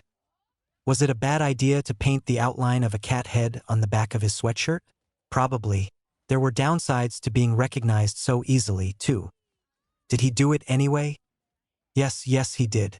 The green wasn't that noticeable in his opinion, but it was there. There was just something immensely satisfying about not needing an introduction when he dropped into the middle of a bad situation. There was also something terrifying about people paying attention to him now. A couple of times, he'd felt like he was being followed on the way home from his patrols. He always managed to lose his pursuer, usually by taking several fast turns and pulling off the hoodie and mask. They only had to get lucky once to catch him, though. Time moved on. His 13th birthday came and went, and he spent the day digging up any current information he could find about Dragon. Unfortunately, most of Dragon's operations were too much for him to deal with personally, so he had to send his findings to the police as another anonymous tip. Afterwards, he flopped back on his bed. It had been 9 months, and he was no closer to taking his father down than when he'd started. Even if he ran into his father right now, he wasn't sure he'd have the strength to beat him. He held his hand over his face, clenching and unclenching his fists. He worked out every day, and he'd put on about 10 pounds of solid muscle since this started. He knew he was physically stronger, but his quirk felt the same. He was no better at using it now than he had been before. That wouldn't do. There had to be some way to use it that he wasn't thinking of, some technique that would give him an edge against anyone. The main reason his quirk had stagnated was because he was afraid of hurting people when he used it. It was fire and he didn't see a way around that. It wasn't like he could make it solid or anything. Could he? If I control every atom in the fire, maybe I can harden it. That would give me way more options when I'm fighting. He jumped up and grabbed one of his hero notebooks, turning to a fresh page and starting to plan. It was going to take a lot of training to pull this off, but the possibilities it could create. XX. Really, Aizawa wasn't even sure how Alley Cat had become his problem. Just because he was the only hero to have seen the guy didn't mean he was the only one who could find him and catch him. Not to mention, Hosu City was crawling with heroes and sidekicks and was a stone's throw away from Nirugi. So what if he was curious? He had 1,000,001 things to do, and it was a 2-hour train commute. Actually, he just expelled his entire class this year, so maybe he had more free time than usual right now. Was this Nedzu's way of punishing him for expelling an entire class? This was probably Nedzu's doing. He stood by his decision to expel the whole class. None of them had the brain cells to live to see 25, and he was not putting their early deaths on his conscience. Patrolling was better than grading, at any rate, even if this commute was hell. 2 months into this new project, though, he was starting to wish he was home grading. He'd yet to see hide or hair of Alley Cat. He'd stumbled into the aftermath of some of his fights, but the vigilante was long gone, every time. How the hell did he move so fast? Was it his quirk? Were they wrong about his fire quirk? Fire was usually flashier. He was going to beat his head against the wall. This vigilante didn't make sense. Nedzu was laughing at him somewhere. With a loud sigh, Aizawa stood up from where he'd been crouched on a roof. Break time was over. No matter how unhappy he was with his current assignment, he still had a job to do. XX. Aizawa was going insane. How was a vigilante this good at avoiding him? It had been another month, and the closest he'd gotten was a few lit-up alleys in the distance. That was it, and it was barely solid evidence that Alley Cat had even been there.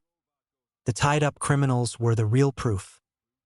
It frustrated him to no end. He'd been patrolling these streets for 3 months. How had they not run into each other by chance yet? "Are you sure you're trying?" Hizashi asked him over dinner one night after Aizawa ranted about it again. Aizawa scoffed. "You think I'm commuting 2 hours one way just to sit on my ass all night?" He hadn't expected this assignment to last so long. Otherwise, he might have requested an apartment nearby. Hizashi tapped his chopsticks against his bowl. "No, but you're usually better at getting into an opponent's head than this." "I barely know anything about this guy. No one does, that's the problem." "There's got to be a way to reach him," Hizashi mused. "Maybe you could ask for his help in the paper?" "We could not set up a more obvious trap if we tried," Aizawa stated. "He's not dumb enough to fall for something so simple."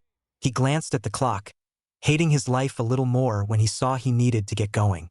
His train would be leaving soon. Hizashi kissed him goodbye at the door. "You've got this a show. Remember to think like him." Aizawa rolled his eyes. What did the man think he'd been doing all this time? He'd been trying to figure this guy out for 3 months, but it was impossible to tell what he'd do when he didn't have enough information. 2 hours later, he was still thinking about it as he settled his goggles over his eyes and started one of his typical routes. How could he anticipate someone's next move when he didn't even know the game they were playing? He frowned. That wasn't quite accurate. Alley Cat's game was simple. Capture petty criminals. Maybe he should focus less on what Alley Cat was doing and more on the people he kept capturing. He adjusted his route. Alley Cat didn't have a rhyme or reason to where he captured criminals. His appearances happened all over the sketchier parts of town. Aizawa had been focusing his attentions there as well, but he'd focused on finding Alley Cat. What would happen if he focused on finding Alley Cat's targets before he did? It was embarrassing how well his new strategy worked, and he called himself a pro. Maybe Hizashi was right, maybe he hadn't really been trying before. He arrived to the fight late, so he stayed back and watched Alley Cat take down 2 muggers. The muggers were scrawny, not even worth a fight, and Alley Cat whipped out his weird braided cuffs and bound them together. When Alley Cat stepped back, Aizawa stepped forward and lashed out with his scarf. Alley Cat yelped when Aizawa yanked him back. "You are a hard man to find," Aizawa stated. Could Alley Cat even be called a man? He looked tinier than most of Aizawa's students. Alley Cat gave a nervous laugh. "Good to see you again, Eraserhead." Why did this guy sound like he actually meant it? He understood what was happening, right? "Alley Cat, you're under arrest." "Ah, thought so. Could I not be under arrest?" "What? Did he really?" Who just straight up asks. "It's not negotiable," Aizawa finally replied. "All right then," Alley Cat said, shoulders drooping as he walked closer to Aizawa. This was going too well. He didn't like it. He kept a tight grip on his scarf as Alley Cat stepped closer, in case the guy's plan was to loosen it enough to break free. Alley Cat stopped in front of him, cocking his head. "Aren't we going? Although we probably shouldn't leave those guys." He looked back at the muggers he'd captured. "I haven't called them in yet. I'll call them in on the way." Warily, he turned to walk towards the street. Alley Cat came along like a dog on a leash. He had a plan. Aizawa didn't know what it was, but he definitely had a plan. "So I guess you're the one that's been following me the last few weeks?" Alley Cat asked. "I admit I'm kind of relieved it was just you." Aizawa glanced back at him. Someone had been following him? First of all, Aizawa was annoyed someone else had been able to routinely find Alley Cat. Second of all, Aizawa wasn't aware of any other heroes working this case, so who the hell was it? It wasn't me. With the full mask and hood, it was hard to read Alley Cat's expression. His eyes looked troubled at the admission, though. "Oh, don't worry, you'll be safe from whoever it was once you're in a cell." Alley Cat's laugh was dry and sarcastic. They walked in silence for a few minutes, making it back to the main road. Aizawa was looking forward to passing Alley Cat off to the police and surprising Hisashi by coming home early. Working all these night shifts out here was starting to put a strain on their relationship. He only really had a chance to see his husband at dinner. Of course, because he thought things in his life were going well for once, it all came crashing down around him. Someone screamed for help. He and Alley Cat both froze on the sidewalk, heads whipping back at the side street they just passed. "Eraserhead," Alley Cat started. He cursed and took his scarf back. "You better not run off, you hear me?"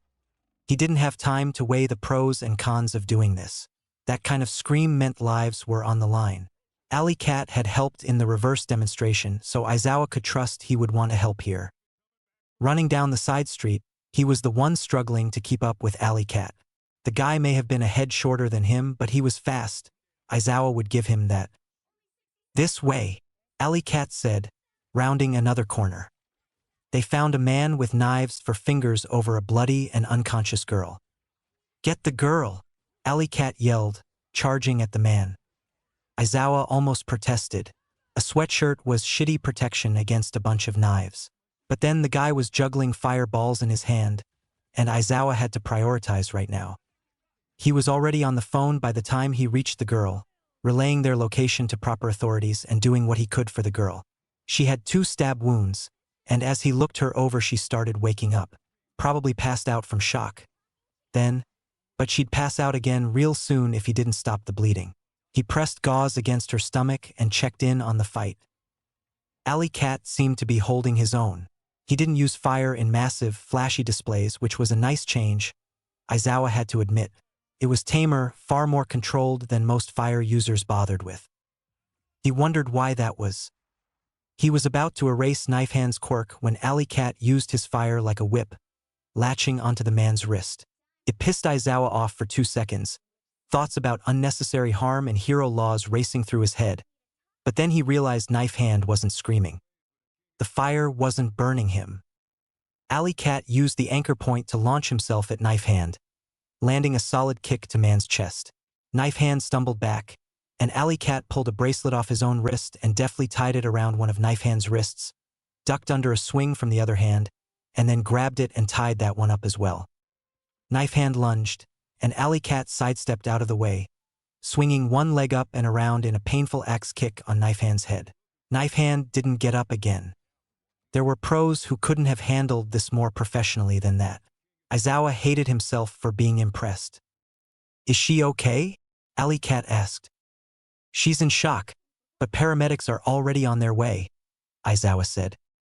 Oh, good, Alley Cat said, looking visibly relieved. His eyes cut across to a fire escape. Don't even think about it, Aizawa threatened. About what?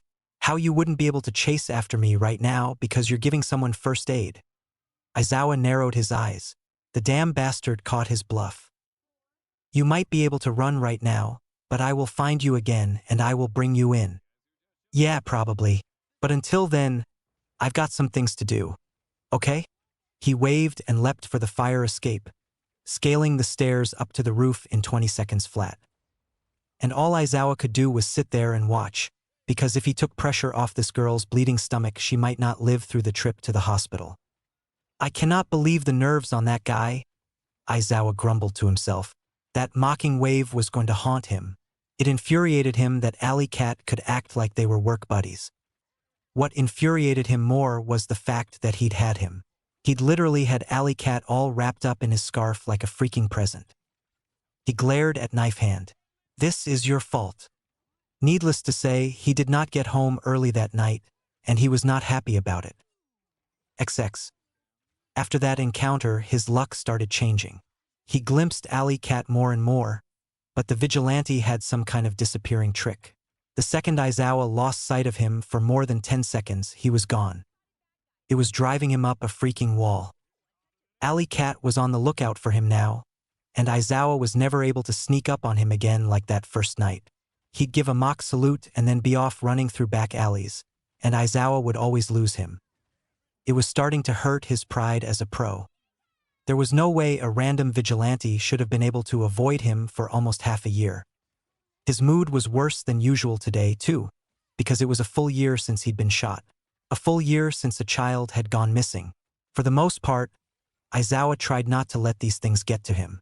Heroes couldn't save everyone, no matter how hard they tried. But losing kids always hurt worse. Maybe it was because he'd been shot the same night, but Izuku Midoriya hurt more than usual. Aizawa couldn't get him out of his head. He still remembered the surprise on the kid's face when Aizawa hurled him out of the way. It was the only glimpse of his face he'd seen in person, and the only reason it stayed so clear in his memory was because of the hours he'd spent staring at the picture in the missing persons report. Izuku Midoriya had such a childish innocence to his face. It was hard to imagine him having any connection to the black market. That just proved you couldn't judge a book by its cover. A burst of light on his left drew him back out of his musings, and he nearly tripped over the edge of the roof. But there, spinning in the sky, was a fireball. It hovered there for a solid 5 seconds before falling back down to the street below. Alley Cat? It had to be him, but that wasn't anything like his usual fighting style. He tended to avoid flashy displays that gave away his location. Aizawa was already moving. Alley Cat wouldn't give away his location without a good reason. He knew Eraserhead was around somewhere, and he was asking for help. Aizawa wasn't one to neglect a call for help. He dropped down into an alley, carefully bouncing off the walls on his way down to lighten the fall. Alley Cat was pinned to the wall, some kind of brace or cuff around his wrists.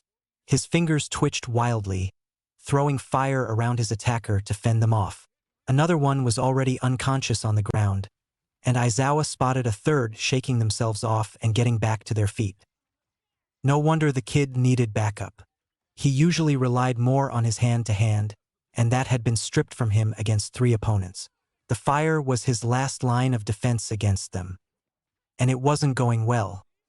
The first attacker, a woman with some kind of melting quirk, burst through his flames, accepting the damage to her fur-trim coat. Her hand reached for Alley Cat's face, a manic grin on her face. Alley Cat used the braces to hoist himself up enough to try and kick her, but her hand grabbed for his leg instead. Not that it did anything, because Aizawa had already erased her quirk. She turned to him, snarling, and he shot his scarf out at her, pulling her towards him as he raced forward. With her quirk still erased and hands bound at her sides, she was helpless to stop the punch across her face. The follow-up kick might have been overdoing it, but Aizawa had been in a bad mood before he'd even found them. She wasn't unconscious, just dazed, which was enough for him to leave her and go after the last guy. He needed a few seconds to rest his quirk, but the last guy was already unsteady on his feet. He could draw things in the air and give them solid shape, which explained the braces pinning Alley Cat. His concentration was shot thanks to whatever hit Alley Cat landed on him, so it didn't take long to subdue him either. Unfortunately, once the guy decided tied up in an alley was a good place for a nap, the braces keeping Alley Cat from running off dissolved. "I wasn't sure you'd come, thanks," Alley Cat said, rubbing his wrists. "Don't think you're off the hook that easily," Aizawa said, gathering up what was left of his scarf. Most of it was keeping the 3 attackers tied up, but he still had plenty left to add Alley Cat to the collection. He threw a loop at Alley Cat. A fireball shot down from above to knock it aside. That explained where the fire went. Then, it was all hovering over their heads, ready to be called on when Alley Cat needed it. The back of Aizawa's mind wondered if Alley Cat couldn't actually conjure his own fire, like Endeavor did, and if that was why it wasn't as flashy. He didn't have that raw firepower, so he had to be strategic with what he did have. The rest of Aizawa focused on throwing his weapon again and getting closer. Again, Alley Cat knocked it aside with a fireball. "Sorry, Eraserhead. I do appreciate you saving me, but I can't go to the station with you." He did look slightly apologetic, or as much as he could when all Aizawa could see were his eyes. "I don't care about your schedule," Aizawa stated. Alley Cat laughed. "Yeah, I know. I'll see you next time." He waved again, that stupid, mocking, childish wave, and stepped onto one of his fireballs, which flattened into a solid disc beneath him and rode it like an elevator up to the roofs. If Aizawa hadn't seen it, he wouldn't have believed it. Fire wasn't supposed to do that, what the hell? By the time he shook off his shock and erased Alley Cat's quirk, the guy was close enough to the roof to jump for it. The nearest fire escapes were too far away for Aizawa to catch up to him before he pulled his disappearing act, and he had 3 dazed criminals beside him that needed to be dealt with. He didn't know what crime they'd been committing, but he was especially pissed at them, only because they teamed up 3 against one much smaller kid. Not because he didn't want to see Alley Cat hurt. Alley Cat was a vigilante, the guy Aizawa was giving up his home life to track down. If he was a little rougher dragging these criminals to the nearest police station, then that was his business. If he snapped at an officer asking why it was taking so long to track down Alley Cat, then no one else needed to know. If it took until the 2-hour commute home for his heart to finally stop racing, then that was because it was a normal night. It had nothing to do with seeing Alley Cat pinned like that, of knowing that when his back was literally against a wall, Alley Cat turned to him. It didn't mean a damn thing.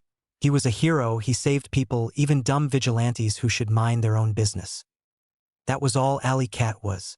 Just a dumb vigilante tinier that half of the high school students he taught, who really had no business fighting so many much larger opponents. And waving goodbye to him like that. Aizawa hadn't seen the smile because of the mask, but he could see it in Alley Cat's eyes. Those big green eyes that he knew from somewhere. He'd never figured out where. He slouched in his seat on the train, mood growing worse. Why'd this have to happen tonight, when his mood was already so sour? It wasn't bad enough to have so much of his mind focused on a case from a year ago. Now his thoughts were jumping from what few facts he knew about Alley Cat and trying to fit in what he'd learned tonight. That fire quirk, it wasn't anything like he'd ever seen before. Something tickled the back of his mind, a random fact he couldn't quite recall. He frowned, trying harder to call it to the front of his mind. All he got was the mental image of Izuku Midoriya's school picture. Great. Now his mind was going to bounce between 2 tiny midgets, who both had green eyes. And hadn't Izuku Midoriya had a fire quirk in his file? He bolted upright in his seat. Was it possible? The timing matched up. Alley Cat's first credited captures started after Midoriya had gone missing. Midoriya had been wrapped up in his father's operations, so it would make sense for him to know about people in the black market. But he was 12. 13 by now, maybe, but that wasn't any better. He was a kid. What the hell was he doing going around like a vigilante? Given who his father was, maybe that question already had an answer. God. Was this why he hadn't been able to stop thinking about Midoriya all year? Had he been putting the pieces together all along without realizing it? No one would blame him. Who would expect a 12-year-old to be a vigilante? But that explained his size and his voice. But still, a 12-year-old? He had trouble believing it. He could just be seeing what he wanted to see. The second the train doors opened at his station, he was out the door and storming down the street back home. He had research to do. He barged into his house more forcefully than he meant to, slamming the door and barely kicking his shoes off. His noisy entrance did not go unnoticed by his sleeping husband, who yelped so loudly something glass and breakable shattered. The man himself shot into the hallway a moment later, ready for a fight, only to have Aizawa blind him when he turned on the light. "Calm down, it's me," Aizawa said. "Shoyuta?" Hizashi put a hand over his heart and leaned against the wall. "You gave me a heart attack. What's going on?" Aizawa brushed past him into the office. "I think I figured something out." "About Alley Cat?" Hizashi followed behind him, lurking in the doorway while Aizawa yanked open the filing cabinet. The answer seemed obvious to Aizawa, so he didn't deign to respond. "Shoyuta, talk me through it." "I'm looking for a file," Aizawa said, which also seemed obvious, but it didn't take much mental power to answer, and he was still mostly focused on sifting through the files. "I can see that," Hizashi groaned. "I hate when you get like this." "No you don't," Aizawa stated, more out of habit than anything else. He finally found the file he wanted, a disappointingly thin folder labeled Reverse Drug. Anything related to the case went in here, and since Izuku Midoriya had been there that night, it was where he'd put the missing persons report. He dropped the file open on the desk and pulled the last page out. Izuku smiled up at him from the page. Aizawa used his fingers to cover everything but Izuku's eyes. And yeah, those were definitely the same green eyes. Damn it, I wanted to be wrong. Hizashi peered over his shoulder. "You think that missing kid is your vigilante?" "Yeah. Fuck, he must be against his father. That's why he's doing this." The adrenaline rush started fading, and he leaned back against Hizashi. His mind was reeling with this revelation. "Okay, this is good, you can work with this," Hizashi said, running a hand up and down his arm. "But wow, is he really that young?" "I knew he was young. He only claimed to be a recent graduate, but I didn't think he was this young," Aizawa said. He closed his eyes and tilted his head back on Hizashi's shoulder. Hizashi wrapped both arms around him. "It's going to be okay. You're on the job after all." Aizawa hoped so. The kid had gotten himself into quite the situation earlier. If Aizawa hadn't been patrolling, the kid would probably be dead right now. And what was the kid doing when he wasn't playing vigilante? Where did he sleep? How did he get food? Was anyone taking care of him? "Come on, we're gonna go lie down for a while," Hizashi said. "I'm not sleeping after this," Aizawa stated. "I didn't say sleep," Hizashi said, tugging on Aizawa and pulling him to the bedroom. "I said lie down. It's too early to call anyone about this and you need time to process. And I want my morning cuddles." Aizawa huffed, hiding the smile tugging at his lips, but he relented and let his husband drag him to the bedroom. The cats had claimed their pillows, but they were easily shooed off. Hizashi held him close, running his fingers through his hair. Later, Aizawa would talk with Nedzu and see if he had any ideas about all of this. He'd call the police department and report his suspicions, and hopefully they'd be able to find Izuku Midoriya. Although, considering the kid had been able to hide for a solid year, Aizawa wasn't hopeful. For now, he'd enjoy his husband's presence. "By the way, what did you break when you woke up?" Aizawa asked. XX. After the night Izuku had called for help, Eraserhead was relentless in chasing him down. The man seemed to be behind every corner and on every rooftop. So what if Izuku had needed backup one time, the man didn't have to be this worried about him. He'd managed almost an entire year just fine on his own. Izuku's paranoia grew so bad he actually took 2 weeks off from patrols, focusing instead on tracking his father's movements. Mrs. Ishiyama noticed him around a lot more, and she kept asking after his health.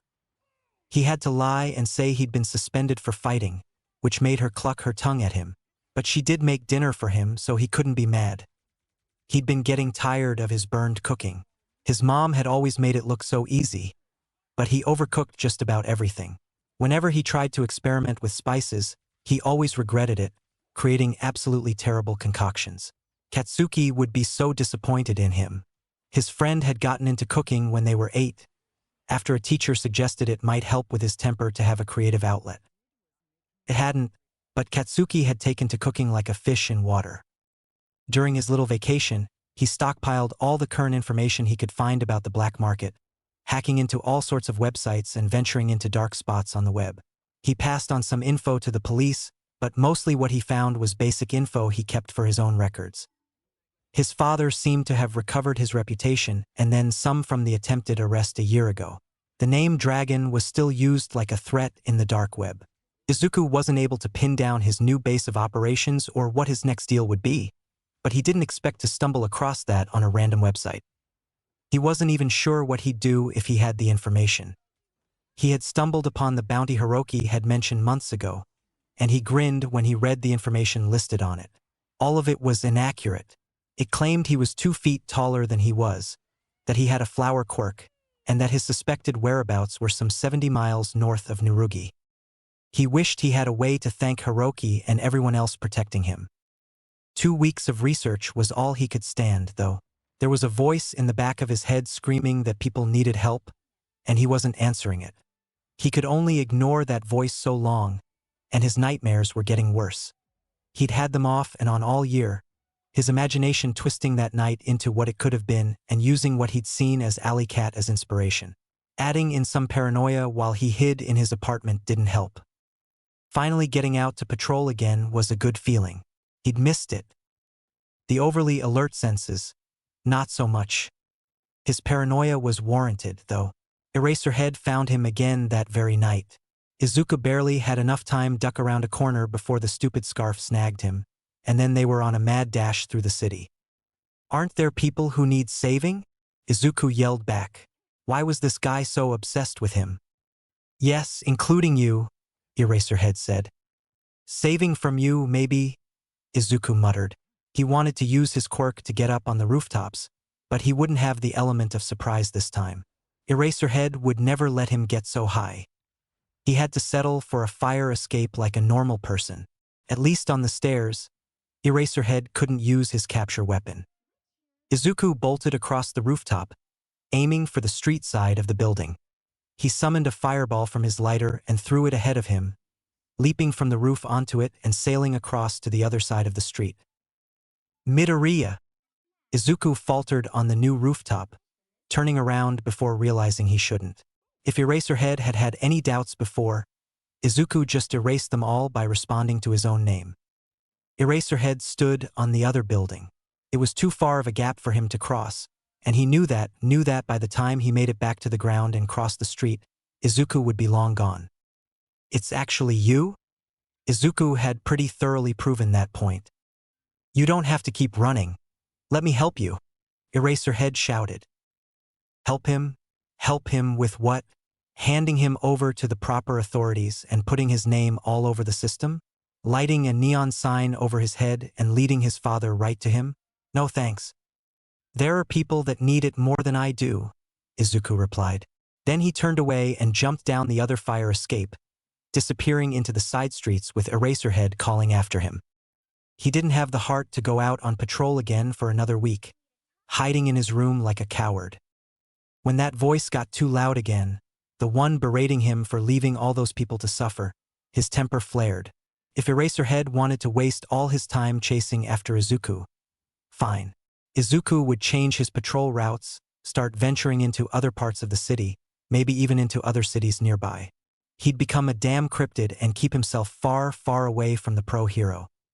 And he'd make sure he never had to call for backup again. Chapter 5.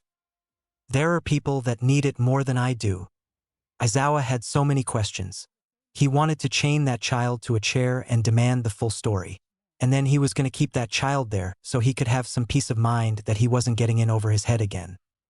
Unfortunately, said child seemed hell-bent on never seeing him again. Aizawa had been getting closer to capturing him again, figuring out his patrol routes and the areas he seemed to focus on. But ever since that night when he revealed he knew the face under the mask, Alley Cat had made himself scarce. Aizawa hadn't even glimpsed him in the following month. It was like he'd taken 2 steps forward and a massive slide backwards. The police were on the alert for Izuku Midoriya, but whatever hole the kid had found to hide in, he wasn't coming out of it. Aizawa hadn't expected any different, but he'd been hopeful. He just wanted the kid to be okay. He had a second chance to save this kid. He wasn't going to fail again. If the damn kid would just let him find him again. It took almost 2 months for their paths to cross again. Aizawa even got his scarf wrapped around him. He had him. Then the brat burned his hand and ran off with Aizawa's scarf. Hizashi didn't stop laughing for days. Every time he looked over at Aizawa and saw him without the scarf, he burst into giggles all over again. The scarf was left in front of the police station a few days later. It included a note saying sorry, signed with a little cat head. The situation didn't improve over the next few months. Some nights were closer than others, but most of the time Aizawa patrolled the city without even seeing a sign of him. A week or 2 would go by without a single sign of the vigilante. Not even a criminal left in an alley for the police to collect. Whenever the days stretched on like that, Aizawa worried something had happened, and he prayed he wasn't about to find a child's rotting corpse in the trash. But Alley Cat always turned up again sooner or later. Crime rates in general were going down in the city, which was reason enough for the stretches of silence. Cities with a hero present tended to see this effect after a while. It did not impress Aizawa. This wasn't a hero, he was a vigilante and he was a child. It was not impressive. Much to Aizawa's displeasure, he still hadn't caught Midoriya by the time the new school year started, and he was back to teaching full-time again. He had to shorten his patrol hours to fit in a decent amount of sleep somewhere, and the long commute became his lesson planning time. It was often nap time as well, because no matter what Aizawa did, he never seemed to get enough sleep. At least his current class wasn't completely hopeless. He'd only expelled 1 kid so far. But he was starting to wonder how much longer he could keep this up. When they called Aizawa in to capture Alley Cat, no one had expected it to take this long. A few months, maybe, but he'd been chasing this guy around for over a year now.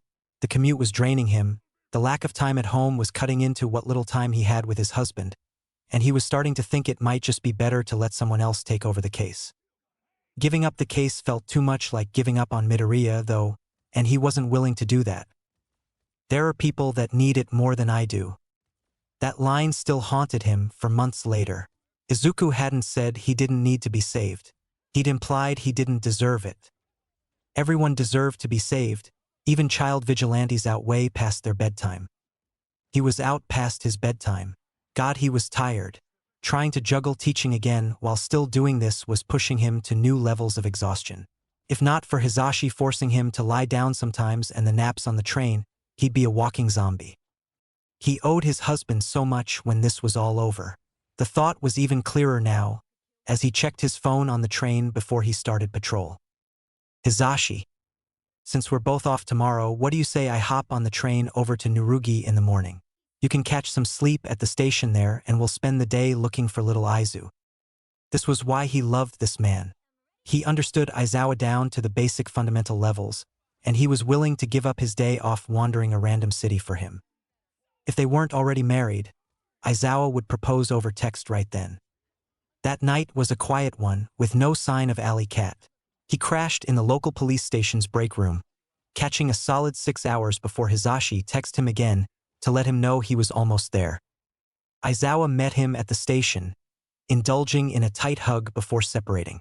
He didn't like PDA, and he didn't want the media coming after them and asking questions about their personal lives.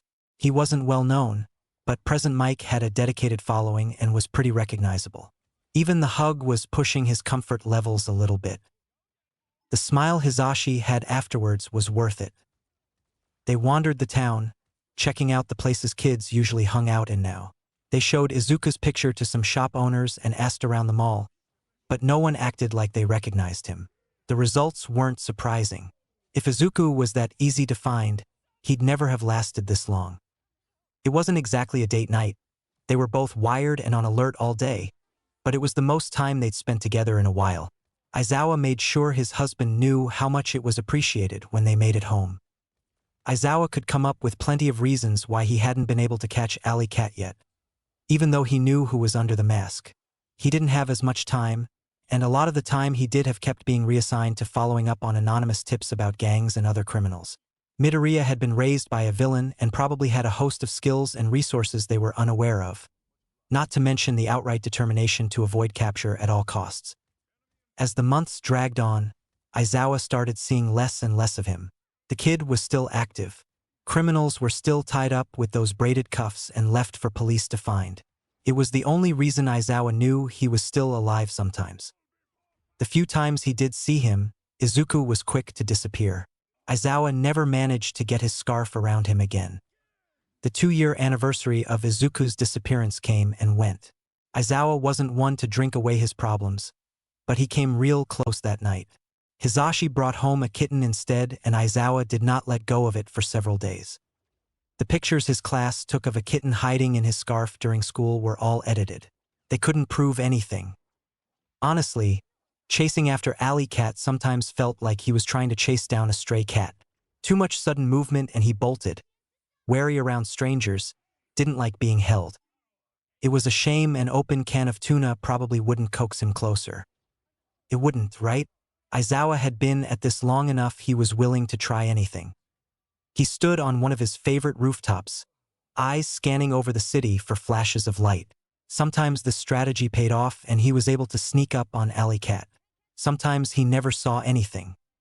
The kid had never called for backup again, and Aizawa wondered if that was because he truly never needed it or because he was just stubborn. If that was why there'd be gaps between Alley Cat sightings, because he'd been too injured to go out for a week or two. That was why, when he saw the fireball launch into the sky and hover there for a few seconds, his heart almost stopped. Alley Cat had made it clear he wouldn't rely on Aizawa again. What kind of trouble had he gotten himself into that made him break that resolve? Aizawa practically flew over the rooftops to find out. Chapter 5. Winds of change stoke this flame. Getting stabbed was every bit as painful as Izuku imagined it would be, and he was pissed at himself for letting it happen. It hadn't even been a quirk. The drug dealer could change colors, that was all. It was an easy fight. Izuku had been wrapping braided cuffs around his wrists, when the man yanked a hand free and pulled a switchblade out, blindly stabbing behind him. Izuku had the misfortune of being too close and too small. One day he'd get a growth spurt. One day. The blade caught him in the side, just under his ribs. Before the pain hit, Izuku's main emotion was disbelief. He'd been out fighting for over 2 years, and he'd never had a serious injury. A few sprained ankles from bad landings, but that was it. He'd let himself get cocky because of it. Then the pain hit, blinding white fire racing up and down his side. The drug dealer pushed him away, stumbling a few feet before bolting down the alley. Izuku put a hand to his side, feeling the wet stickiness there. He lifted his hand, looked at the dark red blood coating his fingers. That wasn't good. He fell back against the wall, sliding down until he was sitting. It hurt.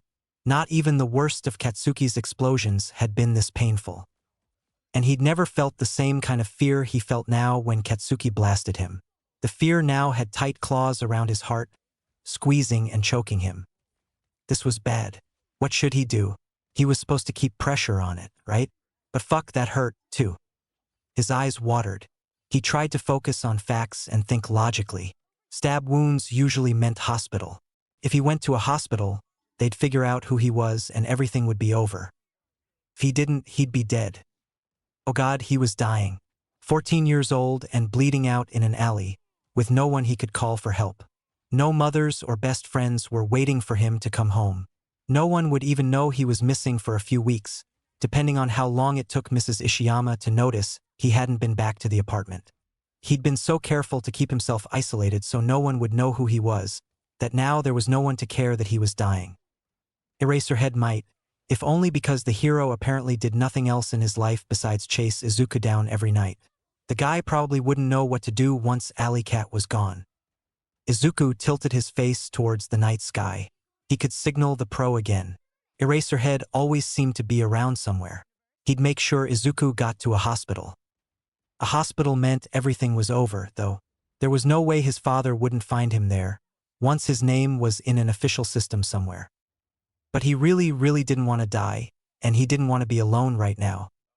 His bloody fingers fumbled with his lighter, and it took a lot more energy to focus on controlling the fire than normal. He watched the fireball spin in the air until he lost concentration, and the fire dissipated into nothing as it fell back down. This would either work or he'd be dead. Even if it did work, it might lead to his death later. For now, he'd done all he could. The heart attack didn't go away. There weren't any more flashes or hints of fire to guide him, and his anxiety was skyrocketing. It reached new heights when he finally found Alley Cat, sitting back in an alley with no criminals in sight. "Alley Cat. You came," he said, voice soft. He'd been crying, his mask wet with his tears, and his hands were pressed against his side. And that was a lot of blood on them. Aizawa dropped down on his injured side and reached for his meager first aid supplies. "What happened?" "Stabbed. It was stupid. I wasn't paying attention." His words were slurring, and Aizawa had a feeling the only reason this kid was upright was because he had the wall behind him.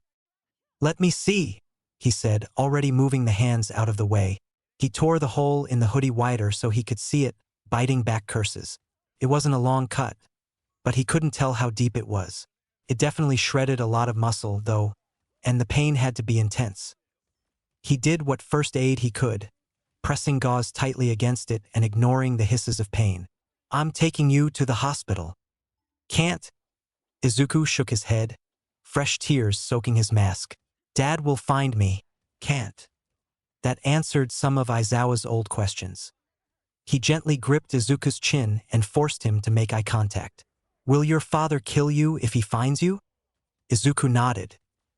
"Okay, then I won't let him find you, I promise. But you need a hospital."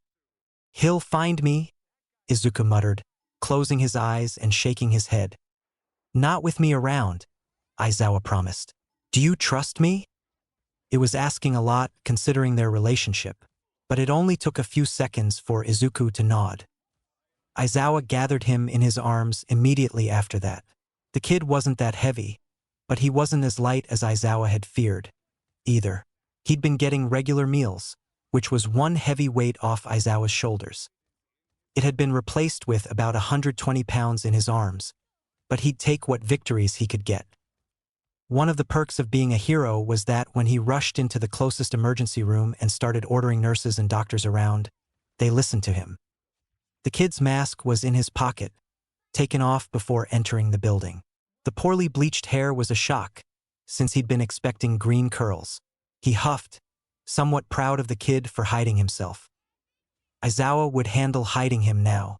He put Izuku in witness protection so his files were classified and the team caring for him was sworn to secrecy.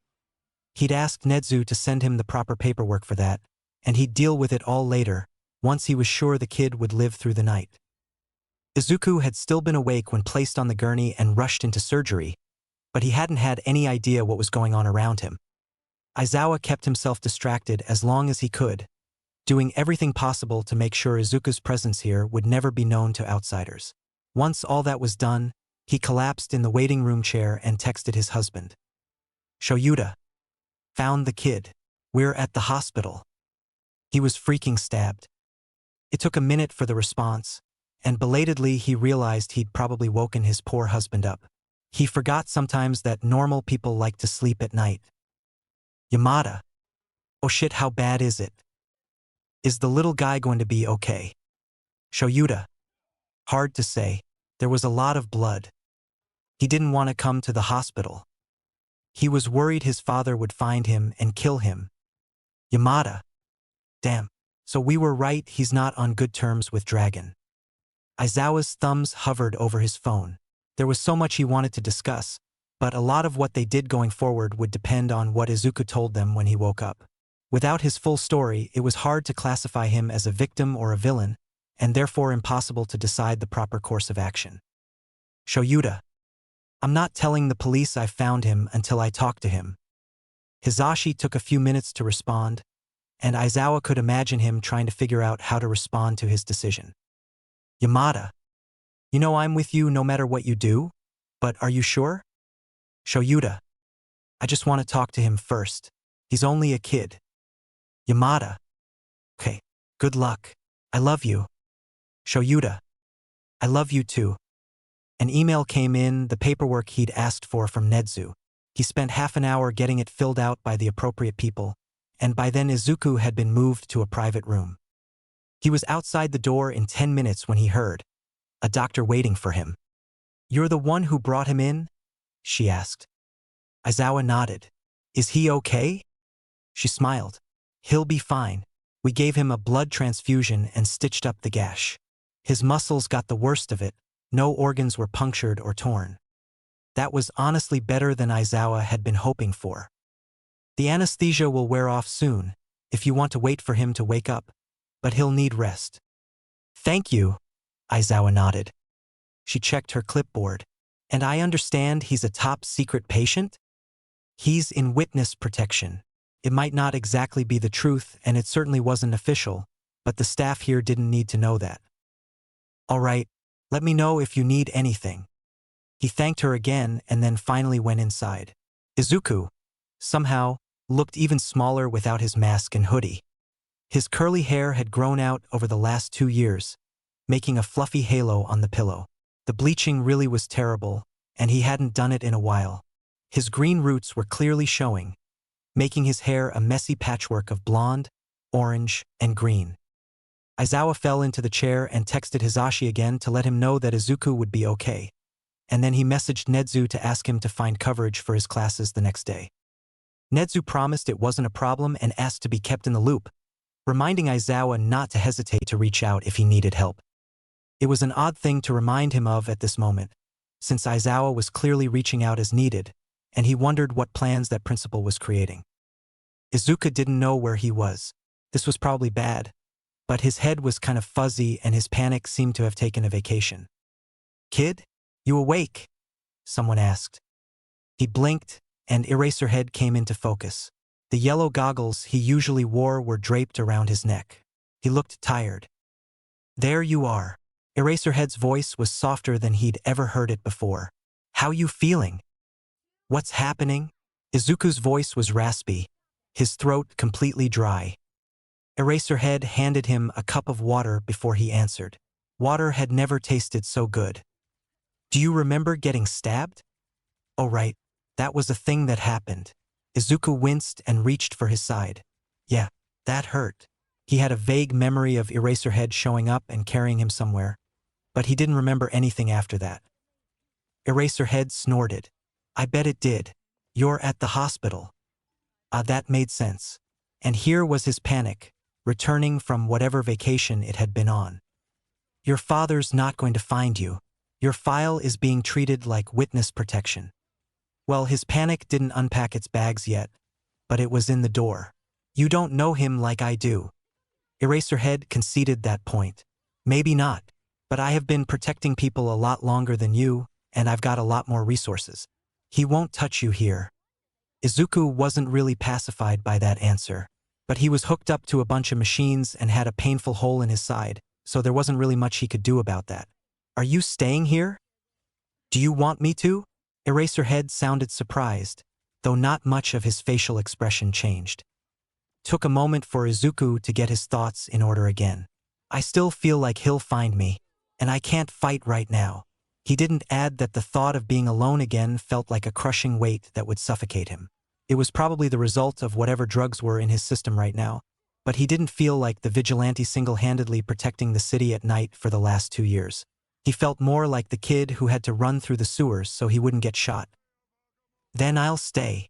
Eraserhead didn't make a big deal out of it, which Izuku appreciated. I have some questions I want to ask anyway. Why I became a vigilante, right? Eraserhead nodded. Among others, but we can start there. Izuku shifted, trying to get comfortable. It was a lost battle, and he settled back against his pillow with a sigh. To be honest, it was kind of an accident. He ended up explaining everything, why he'd run away, how he'd fooled Mrs. Ishiyama into renting her basement to him, how he'd tricked gangs and stolen money from them, all the anonymous tips he'd given the police. Eraserhead dragged a hand over his face at that. Of course the tips were from you. That makes so much sense. You sent the tip about your father's meeting that night, too, didn't you? Izuku nodded, clutching the sheets in his lap.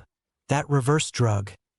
If the black market creates a commercial version, it's going to hurt a lot of people. It would, Eraserhead agreed. You did the right thing trying to stop it. But I still don't understand why you didn't go to the police when you ran away. Izuku winced.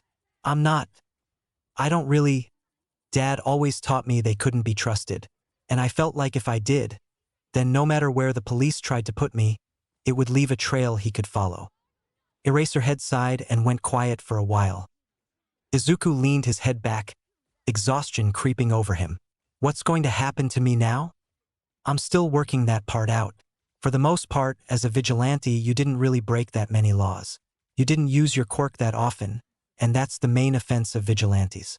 Other than that, it's not really illegal to be at the right place at the right time. That didn't do much to answer his question. For now, you're going to sleep. I'll be here. Anxiety still churned in his stomach, but exhaustion overtook him and pulled him under inky blackness. Considering Aizawa had basically guessed half of Izuku's story, he shouldn't have been surprised by anything he heard. But it still angered him that Izuku had been through all of that, and that he'd felt like he had no other options besides surviving on his own, while he tried to dismantle his father's black market empire. The surprising parts of the story were how Izuku got money, and the fact that he did have a real roof over his head. How Mrs. Ishiyama didn't know she was harboring a runaway teenager was beyond him, but he'd seen stranger things. After Izuku fell asleep, he texted an update to Hisashi, and then he stepped over to the window to call Nedzu. It was 4 in the morning, but the principal picked up anyway, sounding far too chipper for any time of day. Aizawa relayed Izuku's story, and Nedzu listened in silence. I admit, I'm surprised you haven't turned him over to the authorities yet, Nedzu said when he finished. Aizawa looked back at him. Kid's got a point that whatever the authorities do will leave a trail dragon can follow. If anyone can figure out a way around that, it's you.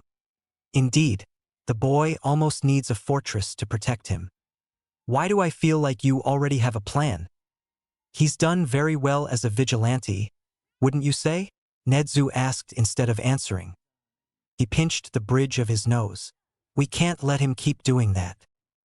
Of course not, but imagine what he'd be like as a hero. Oh no, Aizawa was starting to see where this was going.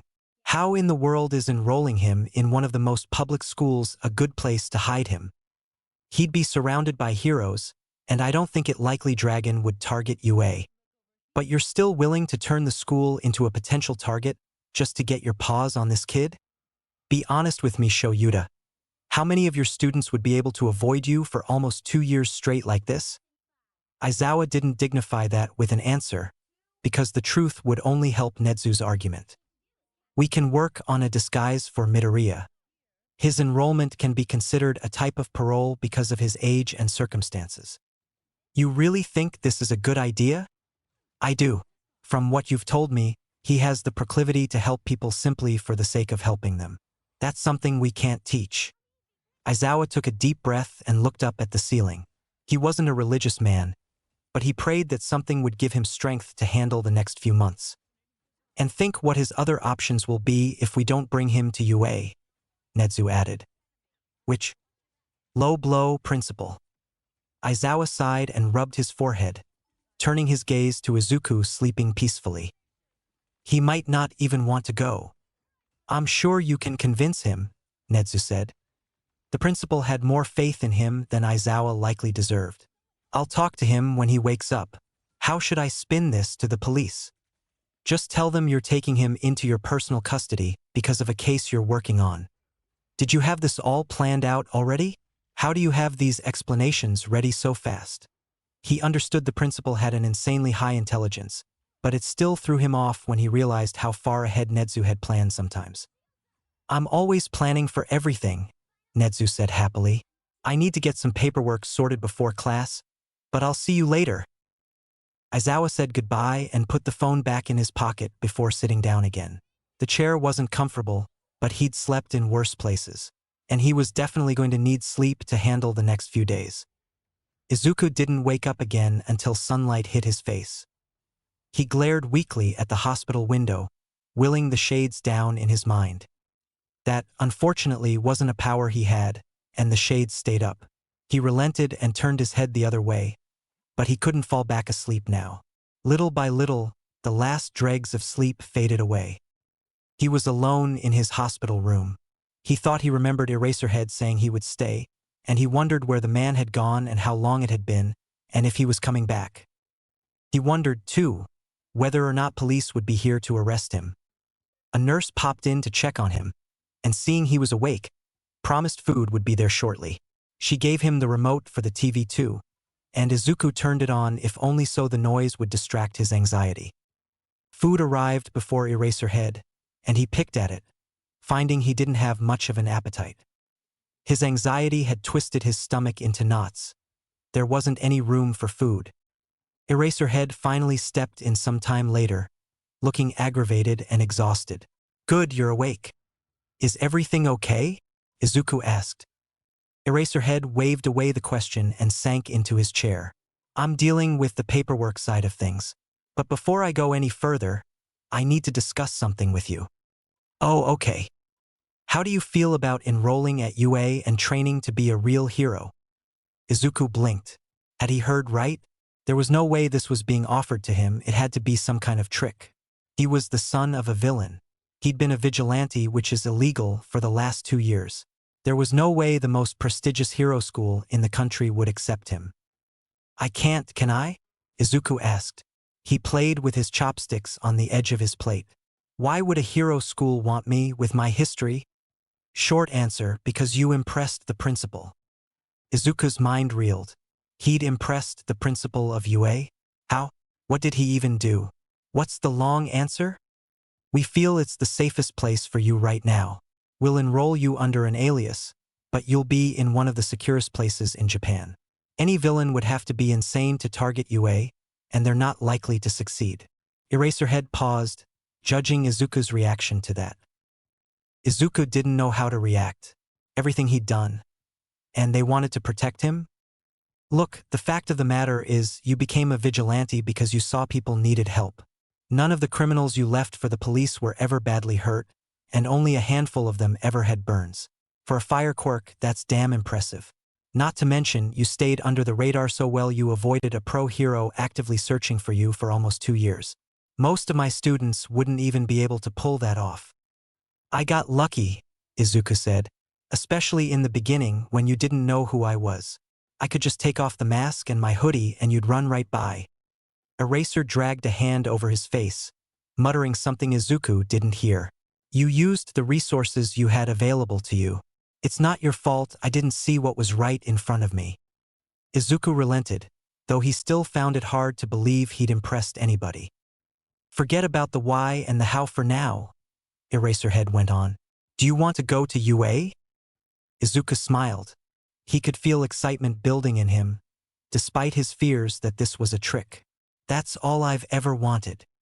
"Then that's settled." Eraserhead leaned back in the chair. "Am I really going to go to UA?" Excitement was overtaking everything else in him. He'd be jumping on the bed if it didn't hurt so much. "Yeah, you are." "Oh man, this is unbelievable. I thought for sure I'd ruined my chances. I mean, I'm not even in school right now, so how?" Izuku's thoughts came to an abrupt halt. Eraserhead raised a brow, too, picking up on exactly what Izuku's revelation had been. "You're going to have to work hard academically to catch up." Izuku nodded. "I'll do whatever it takes." If it meant he could still follow his dreams and go to UA, he'd do practically anything. It was a lot of phone calls and paperwork and coffee, but after 3 days Aizawa had everything taken care of. Izuku was cleared to leave the hospital, and he took the kid back to his apartment to pack up his things and say goodbye to his landlady. It was a relief to see the apartment. It wasn't the cleanest place, but that was because Izuku was a teenager, not because he was living in a hovel. They'd stopped to pick up a small suitcase for Izuku, which Aizawa had assumed wouldn't be enough. It depressed him to find out it was. Izuku had enough clothes for a single week, and not a lot else. His belongings easily fit in the small suitcase and a beat-up yellow backpack. Izuku handled his landlady, spinning some tale about getting expelled from school and introducing Aizawa as his father. Mrs. Ishiyama berated him and then told Aizawa to take good care of Izuku, which he tried not to take offense at. And then it was a 2-hour train ride, and Aizawa relished in the fact that he wouldn't have to do this commute anymore. The more nerve-wracking part of all this was yet to come, though. Izuku would obviously need some place to stay during all this. Nedzu had been trying to sway the Board of Education on a dorm system for a few years now, but they weren't ready to commit yet. And besides that, Izuku needed a legal guardian. "Naturally, you're the best choice as you know him best," Nedzu had said in one of their discussions. Aizawa had protested. He and his husband had agreed no kids. It was too dangerous in their line of work, and with their jobs and responsibilities they couldn't guarantee a kid's safety. When he brought up the crazy idea with Hisashi, his husband had pointed out all the ways in which Izuku worked around their fears. He was older, for one, and didn't need constant care. He already knew how to look out for himself. Most damning of all, Aizawa was already attached to him. He didn't even know when it had happened, but as soon as Hisashi said it, he knew it was true. So while Aizawa worked out the details with Nedzu and the police, Hisashi set up the guest bedroom. It had been the cat room until now, and hopefully it didn't smell too bad. According to Hisashi, the cats weren't happy to see their cat trees being moved. Izuku walked stiffly beside him. His side was mostly healed, but the muscle damage would take a little longer to repair itself. He knew better than to complain, though. "We're almost there," Aizawa said. He rolled the suitcase behind him, the backpack over his shoulder. It wasn't like he was going to let the kid injure himself more carrying his own stuff. "Thank you for letting me stay with you," Izuku said, again. If he said it one more time, Aizawa was going to start a collection jar. "I told you, you don't need to thank me. Between 4 cats and Hisashi, you're never going to get a moment's peace. Anyway, I'm sure they're wonderful," Izuku said. "You haven't met Disco. He bites anything that moves." Izuku reserved his judgments after that. Aizawa led him to his front door and shouldered it open. School wouldn't be out for another hour, so Izuku had some time to settle in before Hisashi got there. He barely made it past the entranceway before the cats claimed him, and seeing him on the floor surrounded by Aizawa's 4 cats did funny things in his chest. The fond warmth he usually associated with his husband wrapped around him. "Ouch! I guess you're Disco, aren't you?" Izuku asked the white cat at his side. Disco pawed at his arm. Aizawa shook his head. "You found Disco. The fluffy gray one is Maestro, the fat ginger is Patrick, and black and white one is Mo." Izuku beamed and said hello to all of them individually. Aizawa felt like he should be recording this for Hisashi, but his hands were full, so Hisashi would have to settle for Aizawa recounting this to him later. "I'll give you the tour. Right?" It wasn't like the apartment wasn't self-explanatory. The living room and kitchen were straightforward, the 2 main rooms right off the entryway. Aizawa pointed out his bedroom and the office, the main bathroom, and then Izuku's room. The room still felt like a guest room more than anything. Hisashi had somehow gotten rid of the cat smell, and the bed was freshly made, but it lacked any personal details to make it Izuku's own. That would come with time, though. Patrick and Mo had already made themselves comfortable on Izuku's bed, and the kid went to pet them immediately. "You're free to use pretty much everything in the house," Aizawa said. "I'd prefer it if you didn't go somewhere without telling us first, and your curfew is 10. Those were all the rules he needed to give a teenager, right? "Okay. And now the awkward part. I'll let you settle in." He felt like he needed to watch the kid unpack, but all that hovering wasn't good for either of them. He took a shower instead, peeked in briefly to see the suitcase unpacked and the kid playing with the cats, and then got started on dinner. It was going to take some getting used to. Izuku liked Aizawa's home. He liked the cats and the sense of family he got from it. It was nothing like his childhood home, but it had the same simple comforts to it that his basement apartment had lacked. He liked Hisashi, too. The man was loud and full of smiles, and his presence made both Izuku and Aizawa relax. He detailed his day teaching over dinner, which kept all of them at ease. It was a good home. Izuku hadn't realized how much he'd missed one. He also hadn't realized how bad he'd gotten at social interaction. He didn't know what questions to ask Hizashi to keep the conversation going. He felt awkward hanging around both men after dinner, and if they ever brought up a topic that wasn't vigilante or UA related, Izuku had nothing to contribute to it. Life was so much easier when he was only worried about patrols and intel gathering. After dinner, he retreated to his room to do just that, hooking up his laptop and spending a few hours on the usual sites. It became his routine most nights, when Hizashi didn't drag him out for movie nights. Day 2 of his stay, they took him shopping for more clothes. He protested that he had enough, but Aizawa flat out told him, "Either you pick what you want or I'm just throwing whatever into the cart." Hizashi nodded. He will, and they will be the worst things this store has to offer. So Izuku slowly picked out some clothes and a new pair of shoes. He'd gone through sneakers horrifyingly fast as Alley Cat. Turned out that riding fire in regular shoes wasn't good for the rubber.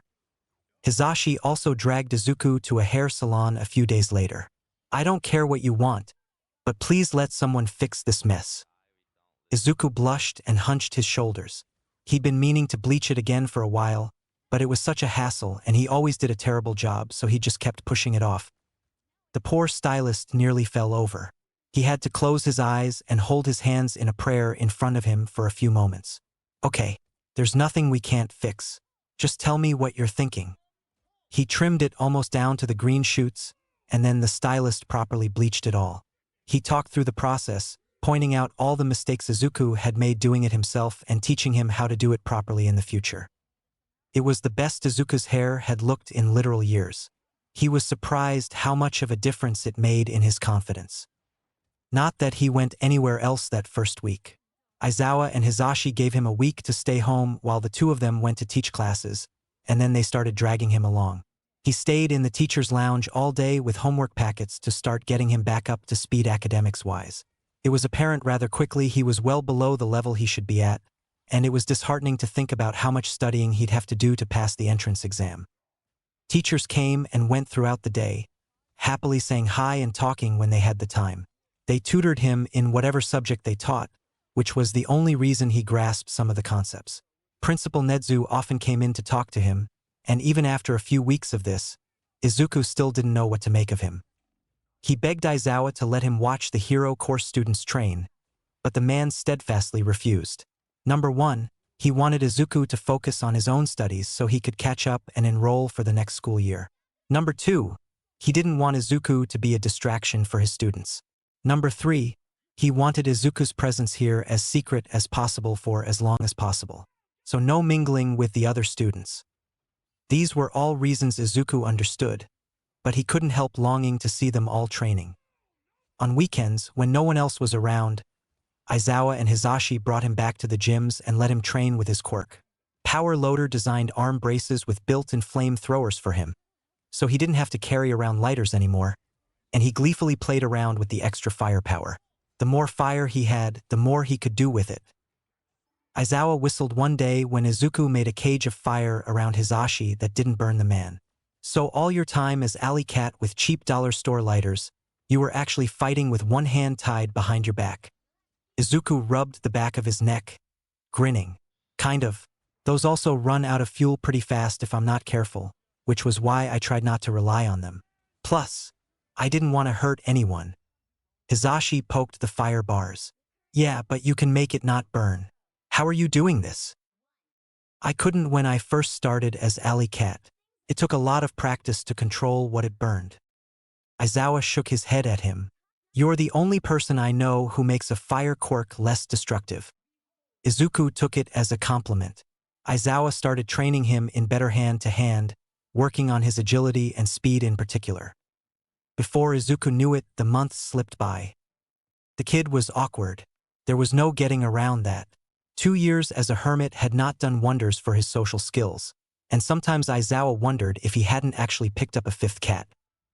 He'd even seen the kid slide a practice test ectoplasm gave him off the teacher's lounge table, maintaining eye contact with ectoplasm the whole time. It took several seconds of stunned silence before Izuku realized what he'd done and apologized, claiming he hadn't slept well the night before.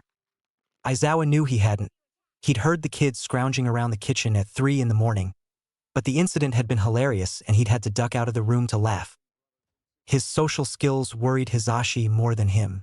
Aizawa had no doubt Izuku would adapt to his classmates when his year officially started, and considering their relationship, he didn't find it that weird that Izuku preferred to stay in his room most of the time.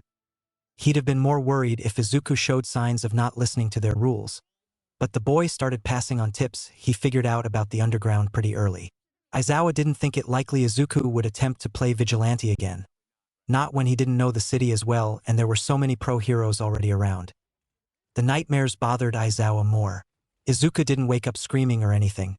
But there were plenty of nights Aizawa had heard Izuku stumbling around when he should have been sleeping, or nights when Aizawa came back late from patrols and found Izuku sitting on the couch and staring into the darkness.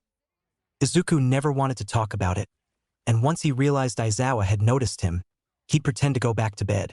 It was concerning, but if Izuku wasn't ready to talk then, there wasn't much Aizawa could do to help. He couldn't force the kid to accept help. Time slipped by. There were 5 months until the new school year, and Izuku was busy cramming most of a middle school education into that time. He was driven and never complained, for which Aizawa was grateful. Aizawa couldn't handle whiny kids. Izuku was technically exempt from the placement tests, since he'd be enrolled in UA regardless. But Izuku asked to take all the tests anyway so he could see how he measured up against his future classmates, and all the faculty agreed they were curious, too. He did better on the written part than they expected, landing a solid score that would have gotten him accepted at least into the Gen Ed classes. The practical he blew away, using his fire like a spear and manipulating it from a single point to pierce robot after robot. When the zero-pointer entered the field, he rescued a girl who had fallen behind and speared the zero-pointer through the head. For the faculty who hadn't seen him as Alley Cat, it eased their doubts about the boy's acceptance into the school. Aizawa sat a little straighter with pride watching him. Izuku was still relieved to receive the formal acceptance letter under his fake name, and he nearly passed out when he learned All Might would be a teacher this year. Hisashi made katsudon for dinner that night to celebrate. Izuku got teary at the sight. Aizawa had no idea how such an emotional child had been a vigilante for 2 years. Sometimes, it didn't seem like the kid in front of him was the same one who'd mocked him as he ran out of Aizawa's reach. "I can't thank you enough for giving me this chance," Izuku said, rubbing his eyes. "It's always been my dream to go to UA, but once I realized who my father is—" "You're not your father," Aizawa stated. "You've proven that over and over." Izuku smiled at him. "Thanks. I just wish, actually, he'd have applied this year, too, I think." "What's that?" Hisashi asked. His hearing aids weren't often able to pick up Izuku's mumbling. "Oh, sorry, I was just thinking my best friend would have applied this year, too. Katsuki Bakugu." The name rang a bell in Aizawa's head, and he excused himself from the table to check the class list he'd received that day. He walked back to the kitchen, still looking at the file. "Well, turns out he did, and the two of you are in the same class." "Really?" Izuku brightened considerably. Hisashi looked a little more worried.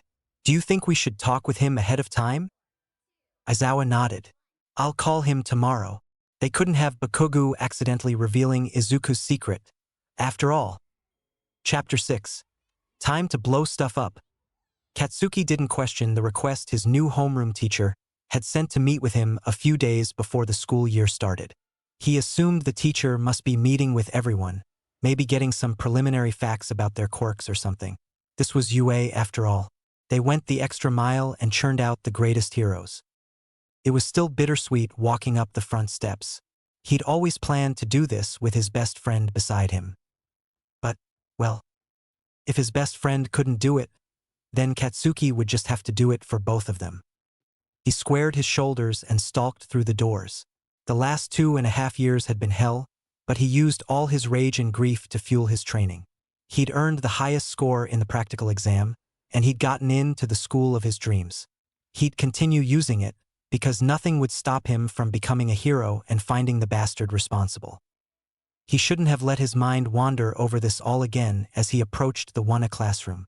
Put him in a terrible mood, and he slammed the door open harder than he meant to. Izuku's ghost chided him. Way to make a first impression. He'd never quite managed to get the nerd's voice out of his head. The teacher sat at the desk. A grungy-looking man Katsuki honestly thought was a lost homeless man at first. Another student stood next to the desk, looking startled at Katsuki's entrance. Katsuki felt bad for interrupting the previous meeting for 0.2 seconds. Then he recognized the student. He might be blonde now, but 2.5 years had done little else to change those curls or that baby face. Felt like someone sucker punched him. He couldn't breathe. He wouldn't even blink because if he took his eyes off this apparition for even a moment it would be gone. Kaken! Izuku beamed, striding towards him. Those green eyes were tearing up, like they always did, because Izuku's first reaction to almost anything was to cry about it. He had to force his voice past his throat. Izuken? Solid arms wrapped around him. Soft curls tickled his nose. Katsuki's fingers twitched, aching to feel and prove that this was real. But if he touched him and it wasn't real... I missed you so much, Izuku said. You're alive, he whispered. I thought. I know. I'm sorry. I'll explain everything, I promise. Izuku was alive. He was here. He was here. Katsuki crushed Izuku to his chest and sobbed into fluffy curls. He thought he'd never see Izuku again. He'd thought his best friend had been burned to death in a ditch somewhere, crying out for help that wouldn't come. He'd had nightmares of all the different ways Izuku must have suffered. Katsuki always a few steps too slow to save him. None of it was true because Izuku was here, in his arms, in one piece. Once his mind latched on to that fact, the anger settled in. He shoved Izuku away to look at his face, but he didn't let go of his shoulders. Where the hell have you been, you fucking Deku? Izuku rubbed his own eyes, still smiling. It's a long story. I don't give a damn. Tell me everything, Katsuki demanded. So Izuku did. They sat in 2 of the desk chairs, and Izuku revealed what his father's business had really been and how he tried to stop it. Katsuki had pieced together some of the beginning. About a month after Izuku was first declared missing, Hisashi Midoriya had been revealed as the criminal mastermind dragon. Puzzle pieces fell into place then.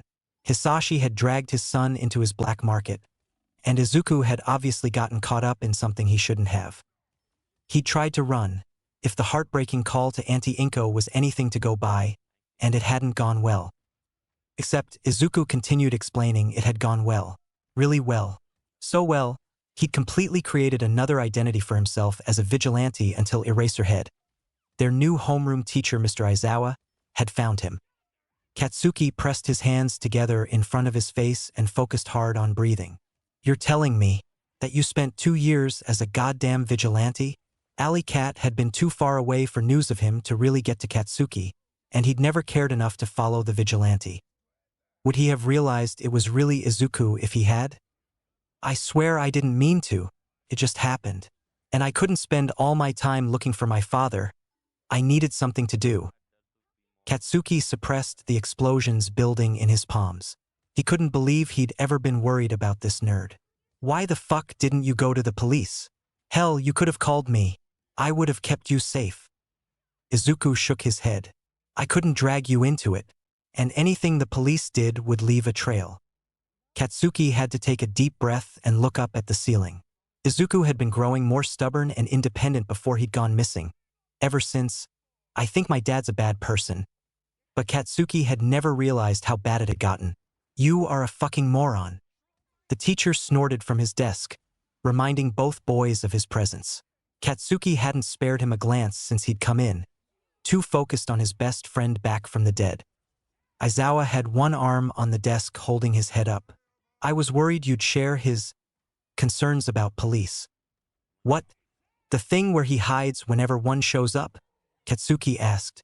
It had been hilarious when they were kids to watch innocent little Izuku dive for the first hiding spot he could find when police walked by, as if there was anything he of all people could be guilty of.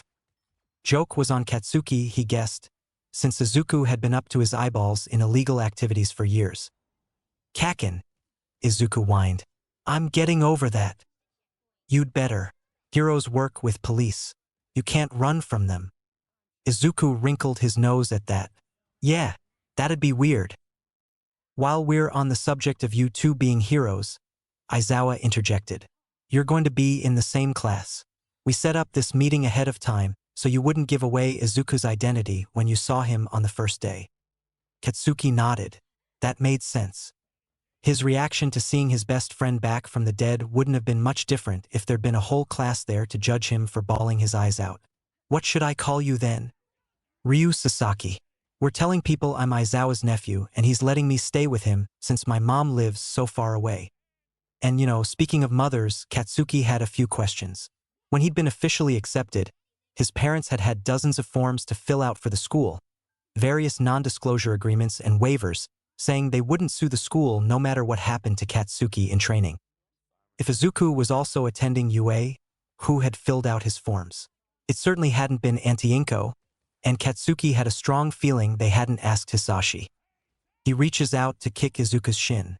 Oi! Why doesn't Auntie know about any of this? Wouldn't she have had to agree to something? It was Aizawa who answered. With his situation, he's also in a form of witness protection. I have temporary custody. Izuku himself asked for us not to reach out to her if we didn't have to. Izuku shrank in on himself, refusing to meet Katsuki's stunned glance. Why? His voice came out a little more strangled than he'd intended, but it doesn't make sense to him. Auntie had been heartbroken for years, and Izuku had to know that. The two were cut from the same cloth, always so damn emotional. I can't drag her into this. Izuku wouldn't raise his eyes from the desk. She's safe wherever she is. If we suddenly reach out, my dad will probably notice, or mom will demand to come see me, and he'll definitely notice that. It was one thing for Izuku to feel that way when he was running around playing vigilante like a lunatic, but it was another for him to still be doing it when he had pro-heroes helping him. He couldn't honestly believe that these people didn't have a way to get in contact with his mother without alerting his father. Or was he so terrified of his father now he believed the man could do the impossible? Also, wherever she is, did they not know? You know she's not in witness protection anymore, right? Katsuki demanded. By the shocked looks on both their faces, they clearly hadn't. He tapped a foot impatiently. After a couple months, the cops claimed Hisashi wasn't even showing signs of looking for her, so they deemed it safe to let her go home again. What? Izuku hissed. He gripped the edge of his desk until his knuckles were white. Just because he hadn't yet doesn't mean he wouldn't. I know that, dumbass. That's why my mom forced yours to come live with us. That and… Katsuki glanced to the side. There weren't as many memories of you in my house. Izuku stilled, releasing his death grip on the desk. Oh! If she's not in witness protection, it's probably safe to assume Hisashi definitely knows where she is, Aizawa said. The fact he hasn't gone after her yet means she either isn't important to him, or she's very important and he's biding his time. He's waiting until he knows where I am, then he'll go after her to use against me. It was how he kept me quiet for so long as a kid. Katsuki did not like that revelation. He'd already repainted his memories of Hisashi with the understanding that the man was a villain, but threatening his own wife to make his son cooperate? It made Katsuki's blood boil. The next time he saw that man, he'd blast him on sight. He'd already been planning to, but now he had even less reservations about accidentally killing him. He was starting to understand why Izuku had felt like he had to handle everything by himself. With Auntie being used against him and his weird police phobia, it was no wonder he'd done everything alone. Izuku should have come to Katsuki, at least, and he couldn't describe the sick nausea in his stomach when he wondered why Izuku hadn't. The option is still open for you to reach out to her, kid, Aizawa offered. Izuku shook his head. No, if she's not even in witness protection like we thought, then it's even more dangerous to try. Hey, idiot, you've got me right here, Katsuki said. You think I can't pass a message to someone in my own house? White-knuckling the desk again, he shook his head. No, because she'll want to meet, and if he's watching her and she comes here, or if I go there, he'll be suspicious. She's one of my extra contacts. I'm sure we can figure out a way to get her here that won't be suspicious. It was like Izuku wanted to drag this out and suffer longer. Damn him, that was exactly what he was doing. He was doing this as some kind of weird punishment for something. I can't. Izuku's voice cracked, and tears slid down his face again. I can't see her yet. I'm not. I'm not ready. Sighing, Katsuku pushed his chair closer to Izuku and put his arm around his shoulders again. All right, calm down, you big crybaby. We'll wait. But she's going to skin me alive when she realizes we've been in the same class. Izuku laughed and wiped his face. She'll be so busy crying over me, you'll have time to run. Fuck you. I don't run from anything. That made Izuku laugh harder, but that was better than crying, even if he didn't understand why. It seemed like more trouble not to tell her, and it wasn't fair to her. It wasn't fair to him, either. He was going to have to go home and look Auntie Inko in the eye and not tell her where her son was.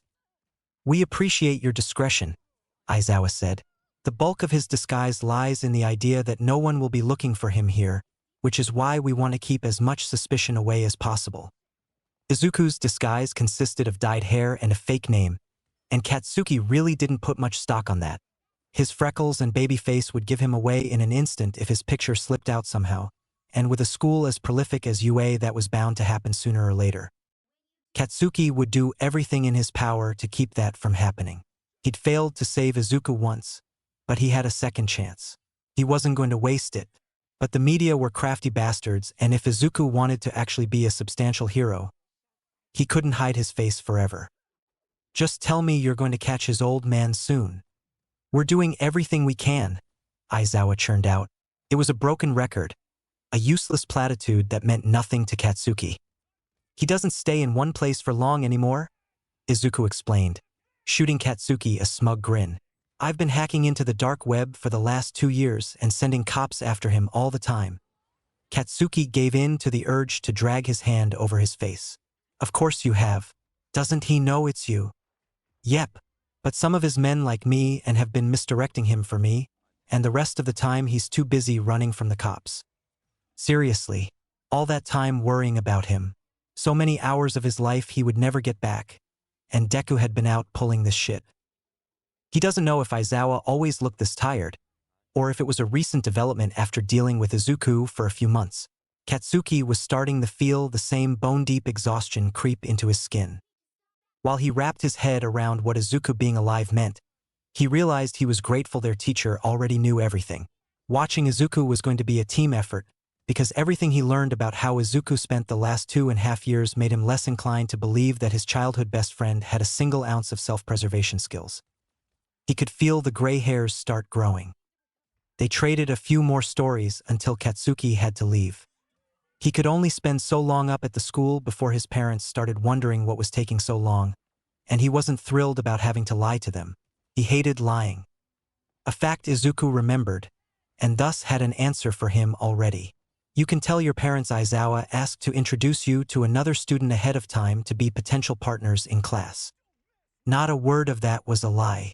They will absolutely be partners in class, but not necessarily for classwork. It was one of those half-truths whose deception relies on omission, but since they've banned him from telling the actual truth, it will have to do. He hugged Izuku one last time, threatened him to take care of himself, and then made his way back home. His steps were considerably lighter than when he'd gone in. Despite everything that happened, he was going to UA with his best friend, like they'd always planned. XX. Izuku hated ties. He stood in the bathroom, futilely slipping the flimsy thing through loop after loop, and never quite managing to get it right. How many times had his father tried to teach him? He paused, finger caught in the knot he'd created, memories washing over him. His father's chuckle and little shake of the head. The dozen times they stood in front of the mirror together while his father walked him through it, only for Izuku to still make a mess of it. Izuku tore the tie off and shoved it in his backpack. Aizawa questioned the missing item when they were in the car, but Izuku's flat, "I'm not wearing it, and you can't make me," ended the discussion. He split off from his guardians in the lobby. They went to the teacher's lounge while Izuku looked for classroom 1A.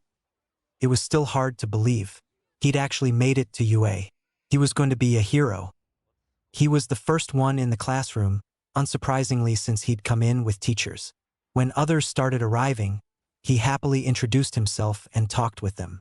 Katsuki was among the early birds, visibly relaxing when they made eye contact and gluing himself to Izuku's side. "Greetings," a tall boy with glasses said. He stood unnaturally straight, which Izuku put down to nerves about the first day. I'm Tenya Ida. Ryu Sasaki, nice to meet you, Izuku said, shaking hands. This is Katsuki Bakugu. Katsuki grunted. Ida glanced at him, but then his eyes were back on Izuku. I've noticed you have a slight dress code violation. The uniform includes a tie, as you know, and no students are exempt from them. Izuku froze, cheerful smile still in place. How the hell could he explain why he didn't want to wear it? He shot a quick look of panic to Katsuki. Katsuki, thank God, got the memo. Lay off for eyes. If he doesn't want to wear it, he doesn't have to. On the contrary, the dress code clearly states dash. Fuck the dress code. Katsuki pulled off his own tie, which hadn't been straight or neatly tied to begin with, and promptly blew it up in his hand. Scraps of fabric rained down on the ground. The behavior sent Ida into quite the fit, going off about respecting the rules and the sanctity of UA. Izuku sighed. Kaken, that was a little much. He's annoying. You didn't have to blow up your tie. Katsuki shrugged, completely unrepentant. Dude, that was awesome, a spiky redhead said. You can make explosions? You should not be using your quirk outside of approved practice, Ida went on. Give it a rest, for eyes. Katsuki rolled his eyes. Sorry about him, Izuku offered. He didn't want to make enemies of his classmates on the first day. He's always been like this. It's a deplorable attitude for a future hero, Ida said. And now you're both in violation of the dress code. Mr. Aizawa already knows I'm not wearing the tie. He didn't care. You've met our homeroom teacher already? Ida asked. Like a switch, Ida goes from reprimanding them to curiously interrogating Izuku about their teacher. I know all the teachers are pro-heroes, but I've never heard of him before. He's an underground hero, Izuku explained. A girl with short brown hair walked in, eyes scanning the room, and she smiled when they landed on Izuku before she rushed over. Hey, we were in the exam together. You totally saved me at the end, but I never got a chance to thank you. Oh, it wasn't a big deal, really. I'm glad you're all right, and you made it to UA too. Are you kidding? I was a goner until you pulled me out of the way. Your quirk is really cool. They would have gone on talking about quirks, but Aizawa decided to make his entrance by sliding through the door in his sleeping bag. It was an interesting way to make a first impression, and Izuku had so many questions for him about it. It wasn't as interesting as making them do a fitness test instead of attend orientation, but Izuku couldn't deny this was far more enjoyable than sitting through a stuffy ceremony. Aizawa was short on patience and harsh with the class. Izuku hadn't known what to expect from him as a teacher, but overall he wasn't surprised to learn Aizawa was the scary, don't interrupt me unless you want to die kind. He'd always pushed Izuku during practice the last few months, never accepting anything but his absolute best. With a class full of students he barely knew, that attitude came across a lot colder. It didn't stop Izuku from having the time of his life. Here were 18 new quirks for him to watch and learn about all day. In spare moments between events, he couldn't stop himself from asking whichever classmate he was near about the different applications of their quirks. As curious as he was about them, they were equally curious about him. Anytime he looked up after an event, someone quickly averted their gaze. He started taking solace beside Katsuki, not used to all the attention. Oi, Katsuki said, don't pay attention to these extras. Some things never changed. Extras was a step up from losers or nerds, at least. There are classmates, not extras. Sasaki, you're up, Aizawa called. Izuku jolted. He wasn't used to the new name yet. Aizawa tossed him a ball and gestured roughly to the circle everyone had been using today. Izuku turned the ball over in his hands as he approached, trying to figure out the best way to do this. He didn't have the braces power loader had made him, and he didn't even have a lighter in his pocket because of school rules. Because of that, he had yet to really use his quirk today. His scores on everything else had been okay. But if he didn't want to place last, he needed to do something impressive. But where was he going to get fire? He glanced at his classmates and debated asking Katsuki for a little explosion, but those didn't generate a lot of fire, usually. His gaze drifted to a different classmate, with two-tone hair and a scar over his eye. Todoroki Shudo. Perfect. He flashed Todoroki a grin, which made the boy narrow his eyes in confusion. Hey, Todoroki, can you make a small fire for me? Izuku asked. Todoroki blinked. What? Just a little one, Izuku went on. Sure, I guess. He still seemed completely baffled, but he summoned a few flames in his hand. Thanks. Izuku waved his hand, and the flames jumped to him in the circle. He wrapped the flames around the ball and pitched with all his might. When the ball started to descend, he used his quirk to keep it going. He'd never tested how far away he could be from his flames before, so he was interested in the result for his own curiosity, not just the sake of the test. He reached 400 meters before the flames sputtered out and the ball dropped. He'd been hoping for farther, and he frowned in disappointment. Not bad. Nice use of resources, Aizawa said, showing him the little device he used to measure distance.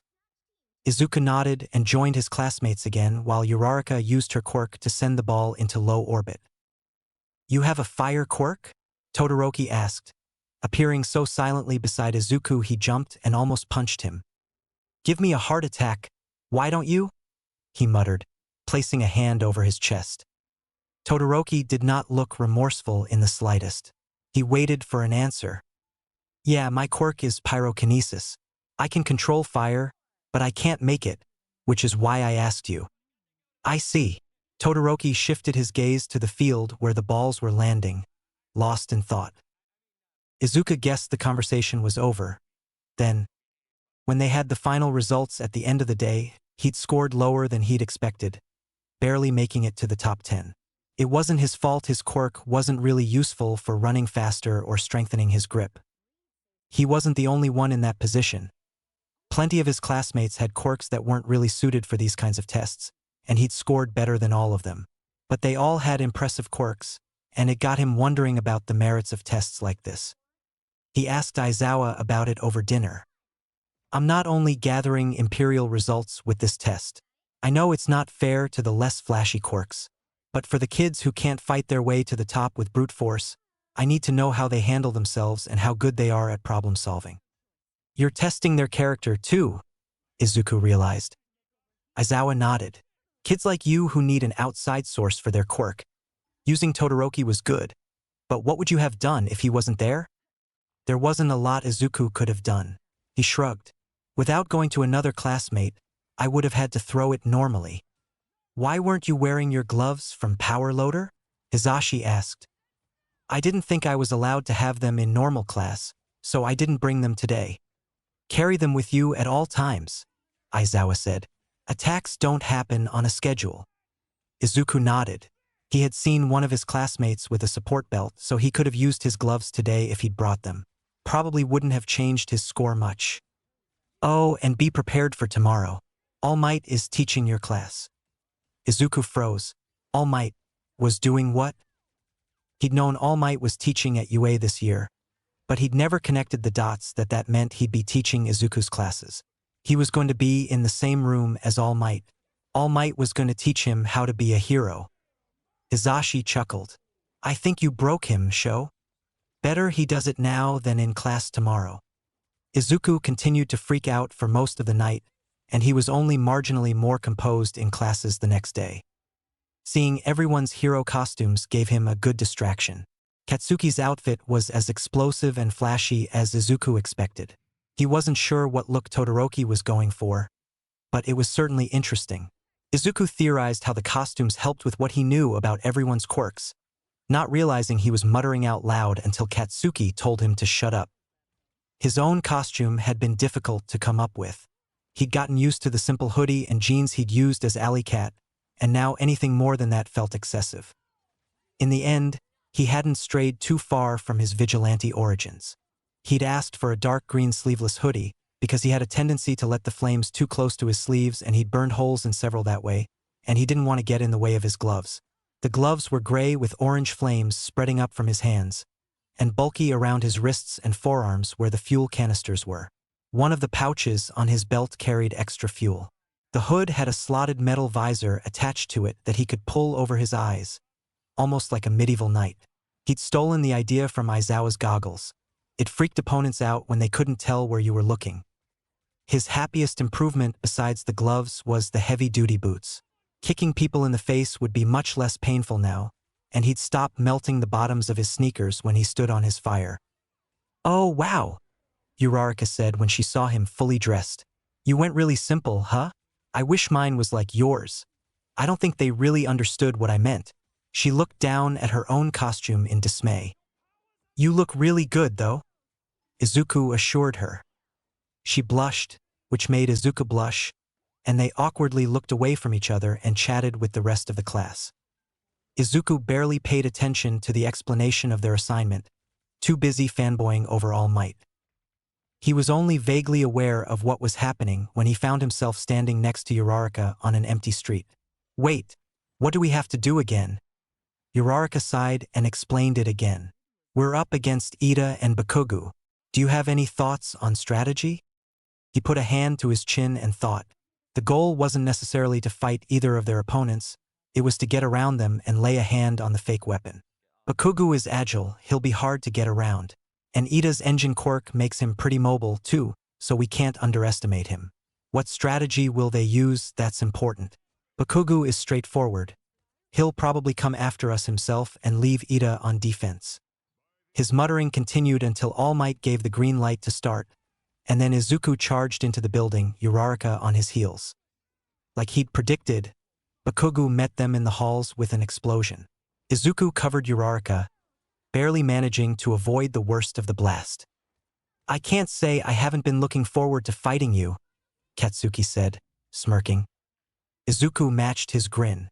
"Same here, but I don't think we have the time to really do it justice."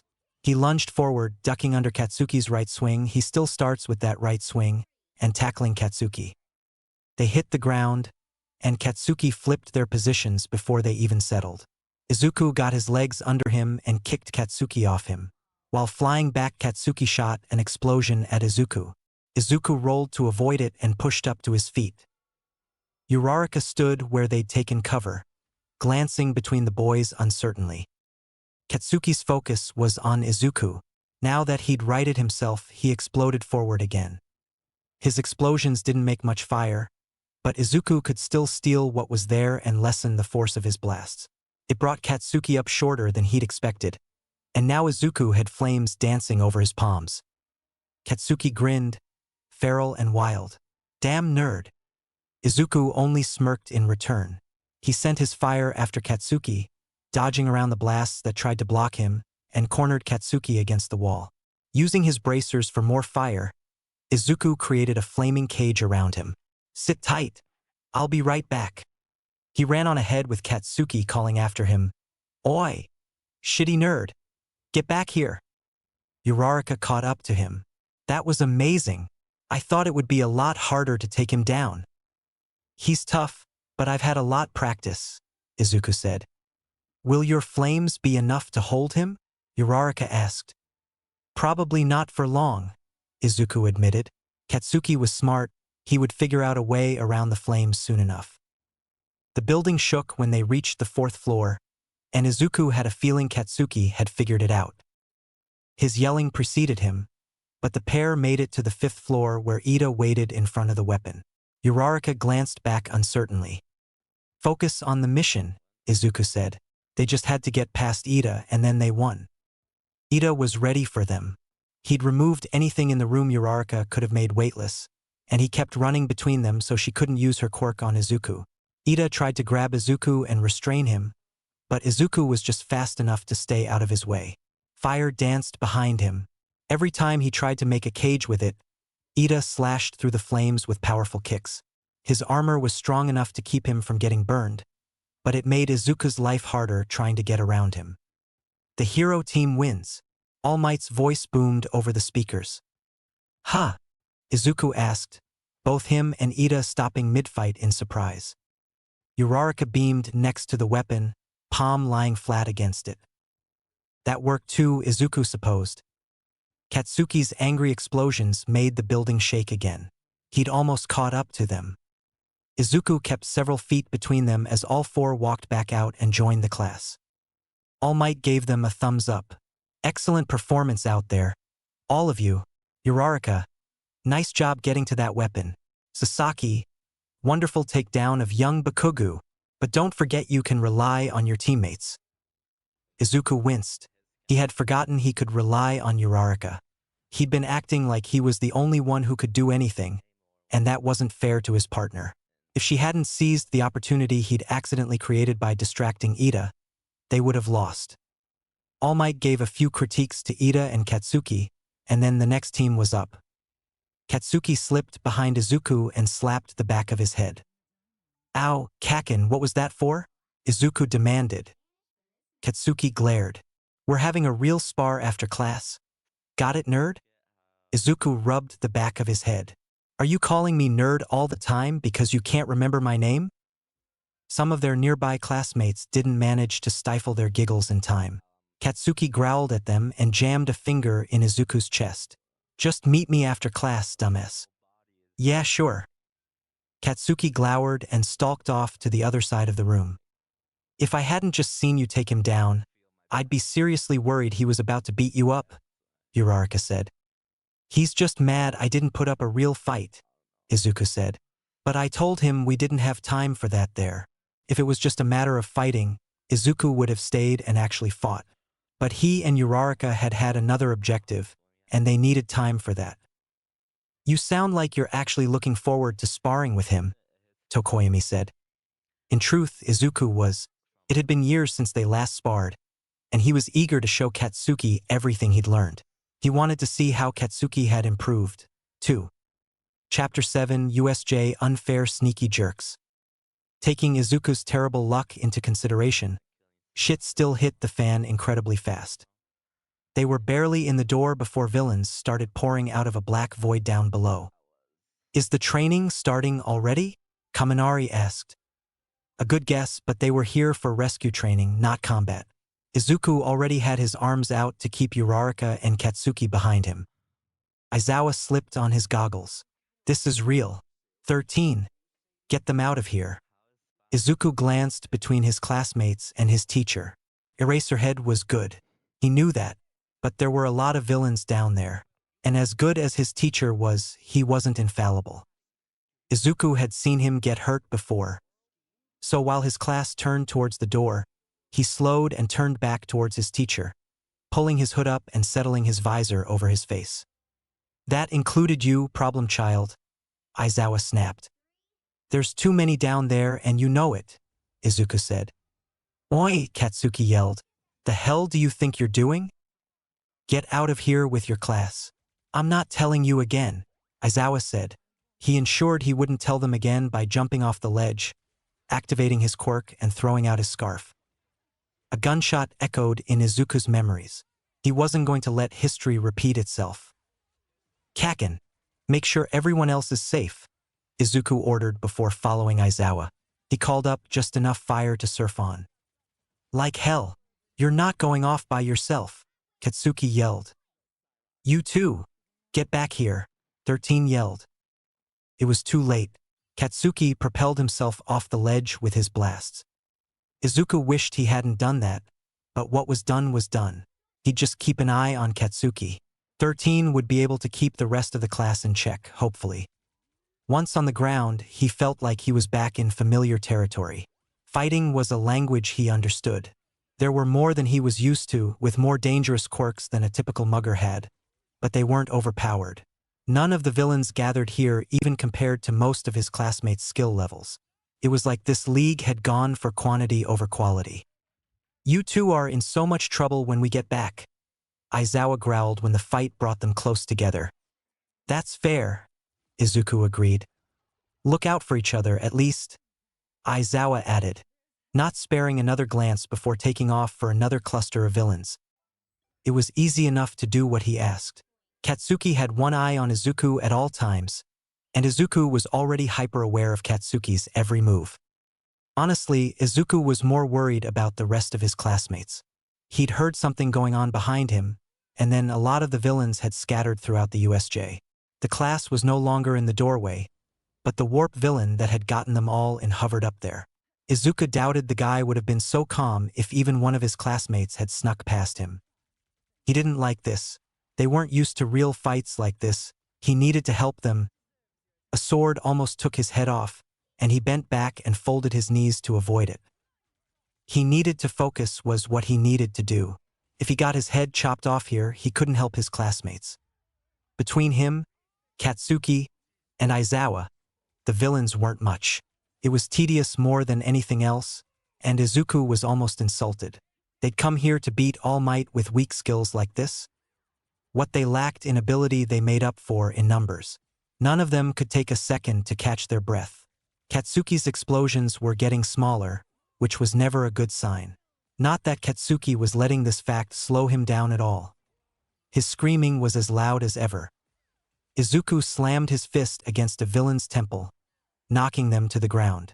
Then he used a flame whip to wrap around another villain's leg as they approached him, tearing them off their feet and tossing them into the sky before hurling them back on the ground. He missed the moment Aizawa and the villain with the hands ran at each other, but he did see their close combat standoff. He saw Aizawa jump back, right sleeve destroyed and the muscle on his elbow exposed. That was not good on so many levels. His distraction earned him a brutal kick to the side. He skidded over the ground, just barely twisting himself back onto his feet. Oh, and by the way, Hero the Hands villain started. I am not the final boss. A large black thing towered over Aizawa. Maybe at one time it had been a person. It stood on 2 legs and had a torso and 2 arms. But half its skull was missing, exposing the pink fleshy brain, and it had a beak full of canine teeth. Izuku hoped the rest of his classmates were faring better. In the landslide zone, Todoroki froze all the villains instantly and interrogated them about their plans. Hagakure stayed safely out of the way, careful not to startle Todoroki and meet the same fate. In the fire zone, Ojiro utilized a hit-and-run strategy to knock out his opponents and find respite from the smoke when he could. In the squall zone, Tokoyami worked together with Koda and Dark Shadow. Koda had no animals to call upon, so he acted like bait to lead small groups of villains into Dark Shadow's waiting clutches. In the shipwreck zone, Tsuyu debated offering a blubbering Mineta to the villains as a sacrifice. They'd taken shelter on the ship, and the villains waited in the water below. When the villains sliced the ship in half, Tsuyu grabbed Mineta and leaped into the air. Mineta, crying and panicking, hurled his purple balls into the water. He only hit villains by accident, but it did work to make a few of them stick together. In the earthquake zone, Kirishima was only alive because they couldn't break through his hardening. His punches knocked them out cold, and every blocked attack gave him an opening to strike. He stayed light on his feet and threw out fast jabs, taking everyone down as fast as possible. In the mountain zone, Yaoyorozu made quick weapons for herself and Jiro. They coerced Kaminari into using his quirk and frying their opponents, at the expense of him losing most of his IQ for a few minutes. And at the entrance, everyone else worked together desperately to give Ida a chance to break free and run for help. Somewhere, somehow, Aoyama stayed hidden and kept himself alive. With another scream, Katsuki knocked the last weakling villain down. His hands ached from using his quirk so much, but things were only getting started. He turned back to Izuku and saw him kneeling on the ground, one hand on his ribs, completely frozen at the sight before him. When Katsuki saw the monster, he understood the feeling. They had to fight that now, after fighting all those weak villains? The nightmare only got worse. Right before his eyes, in a matter of seconds, the monster tore through Aizawa. Yellow goggles flew through the air with a splatter of blood. Aizawa was pinned face down on the ground, and that monster had his bloody elbow in its grip. "What do you think?" the hand-crazy villain asked. "He's the bioengineered anti-symbol of peace. But you can call him Numu." The Numu let out a fierce shriek. Katsuki grit his teeth. He didn't care what they called it, he just wanted to explode its face off. Izuku pushed himself to his feet, his shoulders a tense line. He must be feeling the same way. The Numu twisted Aizawa's arm, making the man cry out. Katsuki heard the bone snapping from where he stood. "You can erase people's powers," the hand villain said. "That's irritating, but it's nothing impressive. When faced with true devastating power, You might as well be a quirkless child. Let him go, Izuku yelled, hurling his fire at the Numu in a spear. The Numu shrieked again and brushed it aside. It spun through the air but came right back, going for its exposed brain. Don't interfere, the hand villain yelled. He took one step towards Izuku. Katsuki took 7, placing himself between Izuku and this bastard. He raised his hands. Don't come any closer unless you want to die. The villain growled and scratched angry lines into his neck. Children should respect their elders. Katsuki scoffed. No villain is ever gonna get my respect. Aizawa cried out in pain again. The Numu had stepped on his left arm, likely shattering that one as well. Behind him, Izuku lost his control. He charged forward. Get off him! Izuku! Katsuki yelled, trying and failing to grab him. If the idiot's fire wasn't working, what did he think he could do? He was still a little shrimp. He couldn't tackle something as big as this Numu. He was going to get himself killed for real this time. And Katsuki was going to have to watch. Like hell. He threw his palms behind him and blasted himself forwards. The Numu screeched. Izuku retaliated with his own battle cry, swirling a massive fireball between his hands. It didn't act like fire, it was still more solid, more like what he surfed down here on. Between that being thrown into the Numu's side and Katsuki using one of his gauntlets, the Numu was forced to take a few steps back. That was it. 2 major attacks, and all they could do was make it step back. The hand villain giggled. Katsuki wanted to punch the hand right off his face. That would have to wait, though, because the momentum of the attack had brought both him and Izuku next to their teacher, within reach of the Numu. Katsuki had a rare moment of uncertainty. Should he grab Izuku and run for it, or try and save their teacher? Izuku did not have that hesitation. Use the other gauntlet. Solid fire helped Aizawa to stand, and Izuku pushed him behind them. Katsuki pulled the pin on the second gauntlet. All it really accomplished was creating a smoke screen they used to try and put some distance between them. You two need to get out of here now, Aizawa bit out. His arms hung uselessly in front of him, and he looked like he'd fall over with a gentle breeze. Not without you, Izuku retorted. Damn it, kid. You're not Alley Cat. You're my student, and you need to leave. A hand larger than Katsuki's head reached through the smoke. They didn't have time to run away even if they wanted to.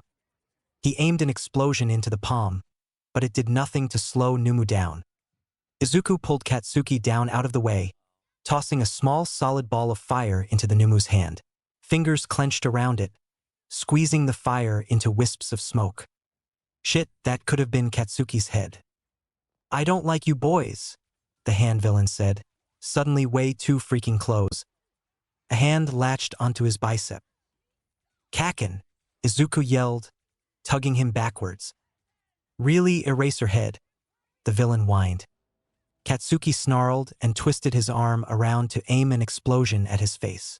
The villain jumped back, disappearing into the haze of smoke. With an unholy screech, the Numu launched itself at them and tackled Aizawa, slamming him face down into the concrete again. He left a crater under Aizawa's head, and the man didn't move. Tamura Shigaraki, the warp villain stated, announcing his presence. Kurogiri, did you manage to kill 13? Shigaraki demanded. This would have been a good time to learn some information about what was happening in the rest of the USJ.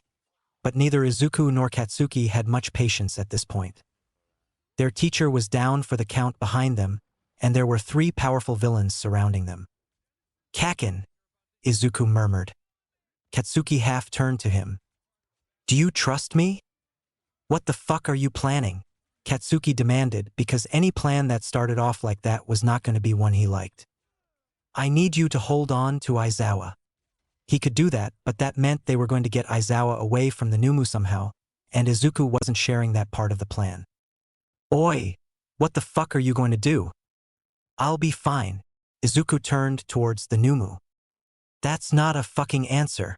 Katsuki grabbed at Izuku's wrist.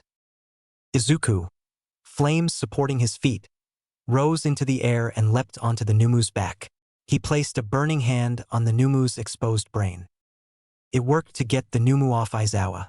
The monster shrieked again and flailed, wildly reaching around to get at Izuku.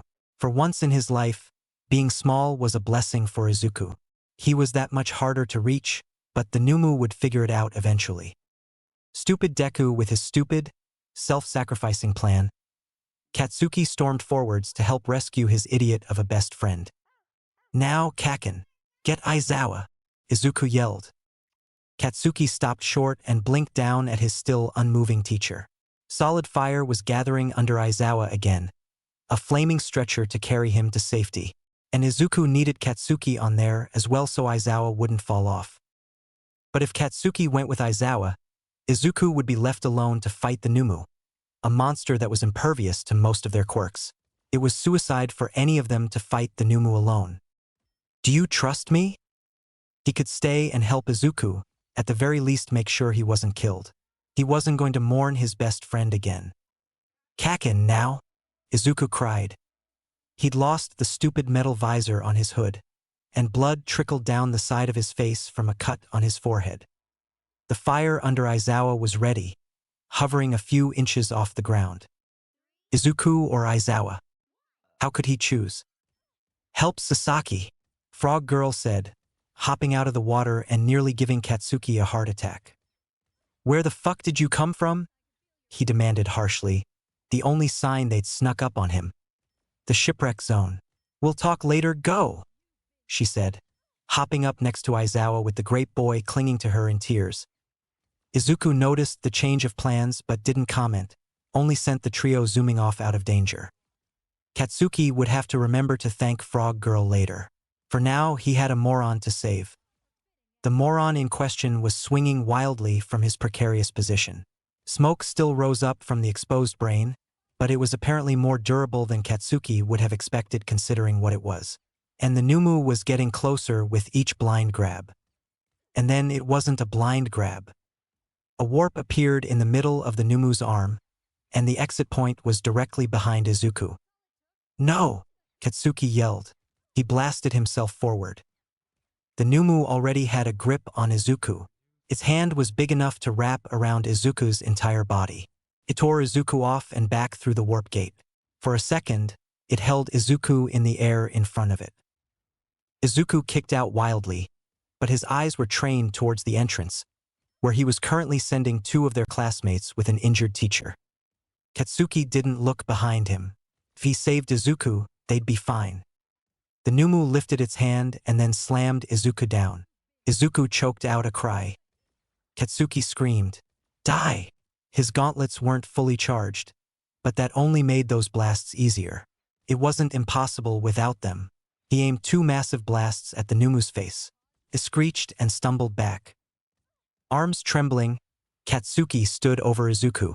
The latter was still conscious, coughing and struggling to get his hands and feet under him.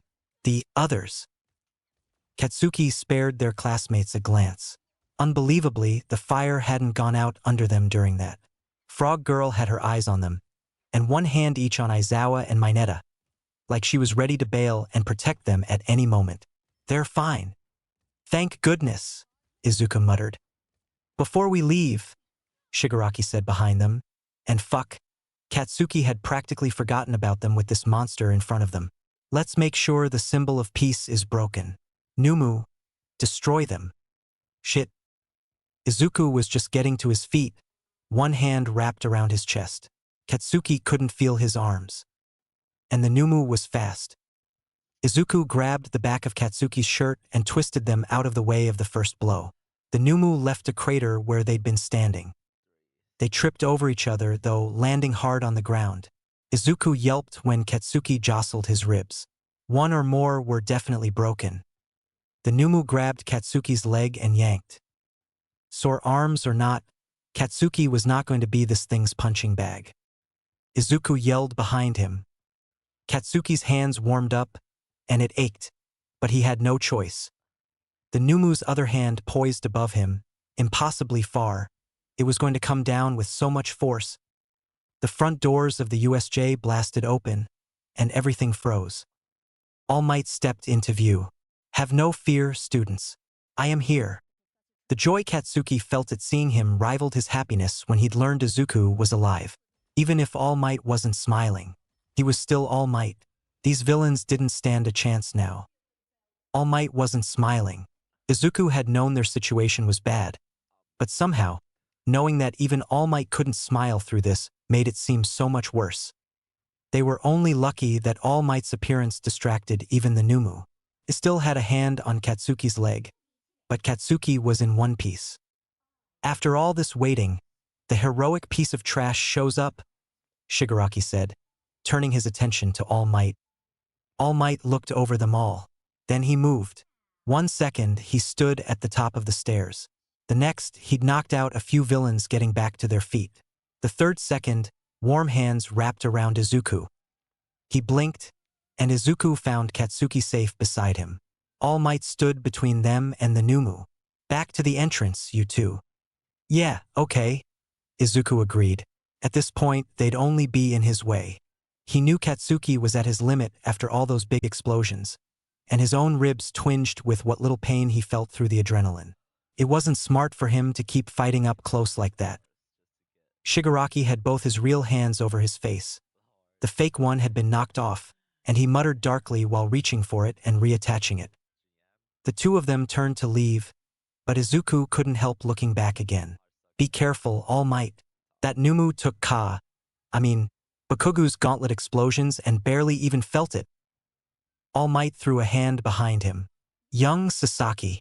All Might looked back, finally smiling, and threw up a peace sign. I got this. Katsuki tugged on his arm. Come on, let's get out of his way. He can't go all out with us hanging around. Right? Izuku reluctantly turned to head towards the entrance. Aizawa and his classmates had made it up there safely, and Izuku hoped his teacher would be okay. He couldn't banish the sinking feeling in his gut that something was wrong. Obviously, a villain attack in the USJ was bad, but All Might was here. He could beat anyone. Even if that Numu was specifically created to kill All Might, there was no way it actually could. Right? Was it even possible to beat it? Izuku had burned its brain, and it hadn't done anything. His handprint was still charred in the flesh. And All Might had seemed different from how Izuku remembered. Maybe he was imagining things, but he would almost swear that All Might had been slower just now. He'd timed plenty of All Might's attacks growing up, and he knew all the stats about the man. In similar hostage negotiations, All Might had taken down the guards and freed the hostages in the time it took to blink. He'd definitely been slower today, but maybe that was on purpose? The image of All Might not smiling haunted him. He was so worried he couldn't even maintain his signature grin. Something was wrong. Izuku looked over his shoulder. All Might punched the Numu over and over, but the monster never faltered. It never even stumbled back. Izuku stopped running, and Katsuki followed suit with a curse. All Might got behind the Numu and locked his arms around its chest, and then he lifted it up and bent backwards, slamming the Numu's head into the ground. At least he attempted to. The warp villain intervened, and where the top half of the Nomu would have sunk into the ground, it now disappeared into an inky void. It reappeared not even a foot away, right under All Might, and sunk its claws into All Might's side. No! Izuku yelled. Blood stained All Might's shirt. This was all wrong. All Might let go of the Numu and attempted to pry the fingers out of his side. To no effect, and Kurogiri described how he would crush All Might in his warp gate. All Might sank a few inches towards the warp gate. Izuku ran. Katsuki's steps echoed behind him, but Izuku never felt him trying to stop him. With a cry, Izuku launched himself at All Might and the Numu, flames spiraling around his hand. Kurogiri intercepted him, but Izuku was going too fast to stop. He'd have been warped wherever the villain wanted him to go if not for Katsuki, who latched onto a metal brace around Kurogiri's neck and slammed the villain down on the ground. And then ice shot across the ground, freezing the Numu in place and allowing All Might to finally break free. Izuku could have cried in relief. He shot a grateful look to Todoroki, and then to Kirishima when the redhead attempted to smash Shigaraki. He missed, but it was nice to have the backup. Especially because things only continued to get worse. The Numu broke off its limbs to free itself from the ice, and then regenerated what it sacrificed. I thought you said its power was shock absorption? All Might asked. I didn't say that was his only power. He also has super regeneration. He's designed to take you on even at 100%. Shigaraki giggled. He's basically a highly efficient punching bag that hits back. No wonder he and Katsuki hadn't been able to damage it. This Numu really was designed to take on All Might. How had Izuku not come across any of these experiments in the dark web? How far underground was the League? First we need to free our method of escape, Shigaraki went on. Numu, if you would. Izuku's eyes cut across to Katsuki, still pinning Kurogiri down and now the sole focus of a super-powered monster. Katsuki bared his teeth and flexed his hands. The Numu charged. So did All Might. The backlash sent them all flying head over heels. Izuku and Todoroki were the only ones to somewhat land on their feet. Where Katsuki had been were now 2 long drag marks. His heart leapt into his throat. Kaken! I'm right here, Katsuki responded behind him. Izuku whipped around and saw Katsuki pushing himself to his feet. Whoa, are you okay? Kirishima repeated. I'm fine, shitty hair. Todoroki, ignoring the other 3, gasped as the smoke cleared. All Might stood in front of a new hole in a wall, sleeves shredded and panting. The feeling that something was wrong only grew in Izuku's gut. Was the Numus really that powerful that one punch had All Might out of breath? His fingers twitched. Should he try and fight again, or would he only be in the way? Shigaraki went on a monologue about heroes and violence, but All Might shot down everything he said, striding forward with power. Izuku couldn't look away from the blood on his shirt. He was still hurt. Right when the 4 of them were getting ready to jump into battle, All Might brushed them aside and told them he would handle it. Todoroki didn't seem convinced, either, but All Might insisted. The ensuing fight was intense. All Might's punches were so powerful and so fast that the backlash almost blew them all away. Izuku might have gone flying if Katsuki hadn't shoved his hand on Izuku's back to ground him. The sheer power was incredible, and to think that anything could withstand even one of those punches was unbelievable. All Might smashed the Numu so hard it went flying out of the USJ, leaving a gaping hole in the dome. The quiet that settled after was unnatural and short. They were in awe of the raw power All Might displayed. Izuku stared at the man. It was one thing to watch recordings of his fights and to know he was strong. It was another entirely to have fought the same villain earlier and to understand how powerful All Might really was. Shigaraki scratched furiously at his neck, refusing to surrender when All Might demanded it. They were slow to attack, though. All Might can handle these too, Todoroki said. We should get out of his way. Could he, though? The blood stain had only gotten bigger, and if All Might thought he could handle these guys, then why hadn't he moved yet? Why was he hesitating?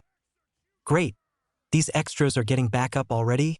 Katsuki muttered, facing the weaker villains behind them. Kirishima hardened his arms. We can stop them from getting to All Might. Will you be joining us, Sasaki? Todoroki asked. Why hadn't All Might attacked yet? What was he waiting for? Was his side giving him more trouble than they realized? Izuku reached up to brush over where he'd been stabbed 6 months before. He hadn't even been able to stand for very long, and his injury hadn't been as bad. There was no question All Might was stronger, and it made sense for him to hold up better than Izuku had, but a bleeding wound was still a bleeding wound, no matter who had it. Kurogiri and Shigaraki rushed All Might. Something was wrong, and Izuku didn't know what, but he could still help. He made a stream of fire and hurled it at Kurogiri, aiming for the neck brace Katsuki had latched onto earlier. A warp gate redirected it back in Izuku's face, and it was all he could do to force the flames to curl around him and not burn him. Sasaki! Shit, man! Katsuki growled and slapped at the flames burning his shoulder. Izuku brushed him off to focus on All Might. He'd punched Kurogiri back, but Shigaraki was reaching for him. Even if All Might blocked, he'd still take damage from that decay quirk. No! A gunshot pierced his scream. Shigaraki drew back from All Might, clutching his bloody hand. Izuku whipped around. The rest of the teachers had finally made it. Snipe shot Shigaraki a few more times, once in each limb, and then Kurojairi warped the two of them out of there.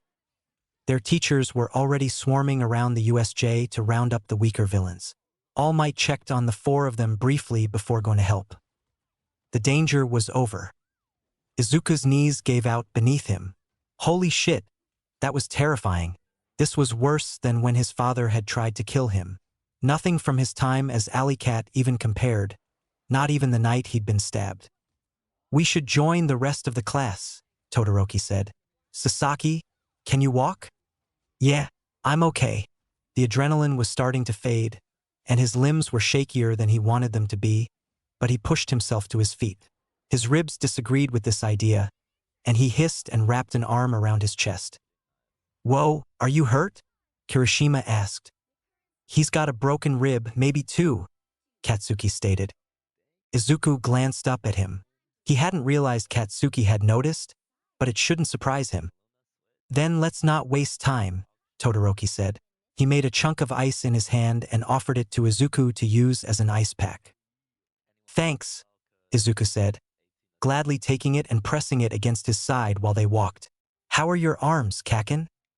They're fine, Katsuki growled. Izuku narrowed his eyes, not believing that for a second. Worry about your damn self, Katsuki said. All I need is rest. Are you okay? Kirishima asked, concern lacing his tone. I'm fine, Katsuki insisted. His arms hurt when he overuses his quirk, Izuku explained. Oi! That's good to know, Kirishima said. My skin gets super sensitive when I overuse mine. It was a tactful olive branch. He'd learned Katsuki's weakness, so he shared his in return. Tsh was the only reply Katsuki gave, but his temper had calmed. Izuku counted it as a win. Kurojairi bandaged Shigarki's wounds. All the bullets had passed clean through. The benefit of being shot by a hero, he supposed. They'd discussed the failure with their master already, and they were working out their next steps. But there was one thing Kurojairi wanted to discuss before they went too far. Tamura, do you remember the vigilante? Alley Cat. I wanted you to recruit him, didn't I? Shigaraki asked. He tapped a finger idly on the bar. Yes, I followed him for weeks and decided he would never make an adequate villain. It was hard to say exactly what gave Kurojairi that impression. Possibly the genuine cheer he gave to the victims before telling them to leave it to him, possibly the visible restraint in his attacks, his chosen targets. In the end, nothing about the vigilante screamed villain, and Kurojairi convinced Shigaraki to move on. Why are you bringing him up now? Shigaraki whined. He was there today, the small one with the fire. He'd recognized Alley Cat mostly by his fighting style, but also because of how small he was. Shigaraki grunted. So what? You don't find it interesting that a vigilante is now a UA student? How is that supposed to help us kill All Might? Kurojairi tied off the last bandage and started cleaning up the medical supplies. If we exposed one of his precious students as nothing more than a vigilante, it could weaken his spirit. Shigaraki hummed. Perhaps. All right then, find out what you can about the brat. Get some solid proof. We'll see if it's any use to us later. Kurojairi agreed. Shigaraki liked the big dramatic plays, but subtler things like this were just as powerful sometimes. All Might wasn't someone to bring down all at once. They'd have to gradually weaken him over time, take the wind out of his sails, so to speak. Kurojairi would do whatever it took. Chapter 8. These embers still smolder. It was late, far too late to still be working, especially after the day Yagi had had. To think villains were bold enough to attack UA directly just to get to him. Those kids could have been seriously hurt. It was a miracle the worst student injury were 2 broken ribs, and those were easily fixed up by Recovery Girl. His colleagues had been a different story, but even they were going to make full recoveries. He flipped the page in the file he was reading. The principal had given it to him when he started teaching, a list of potential candidates to be his successor. From what he'd seen in classes, Yagi had already ruled out a few of them for one reason or another. Several more were still promising. There weren't any first years in the file. Nedzu hadn't had a chance to really analyze them yet, and they were only just beginning their training. But from what he saw of Class 1A today, he would consider some of them worthy. The 4 boys who'd been on the main level with him, for sure. Well, perhaps not Bakugu. That young man's temper did not need a strength boost from One for All. Todoroki. The boy had strength plus a better knowledge of what a pro-hero's life was really like. Enji bragged about him every time they saw each other, and Todoroki was proving he had a good head on his shoulders. There were just a few instances when the boy had looked a little too much like Enji for Yagi's liking. Those eyes hit a font of fury, and there were times when Yagi half expected Todoroki to be a villain. Probably wasn't the best idea to saddle him with One for All either. He leaned back on the couch, thinking about the last 2, Kirishima and Sasaki. Kirishima had a heart of gold, and he'd rushed in to help his friends. His quirk wasn't overly strong or flashy, either. He could do well with One for All, but would he make a good symbol of peace? Would Sasaki? Out of the 4, Sasaki had kept trying to help the most. Perhaps he was foolish and reckless to keep running in like that, but it was a hero's nature to meddle where they shouldn't. And Yagi had seen the flaming gurney that carried an injured Aizawa and 2 students away from the main fight, and the charred handprint on the Numu. Sasaki had fought tooth and nail to protect everyone, practically as hard as he himself had. But the boy had issues trusting people. That had been obvious from this 1 week of class alone. Every time they worked in teams, he attempted to handle everything himself. It was an issue they could work on, but would Sasaki make enough improvements to be worthy of One for All? Or would it be better for him to choose one of the older students? He rubbed his hands over his face. He'd thought choosing a successor would be easier than this. A part of him always expected to just know who his successor would be when he met them, but that hadn't happened yet. And he needed to pick someone soon.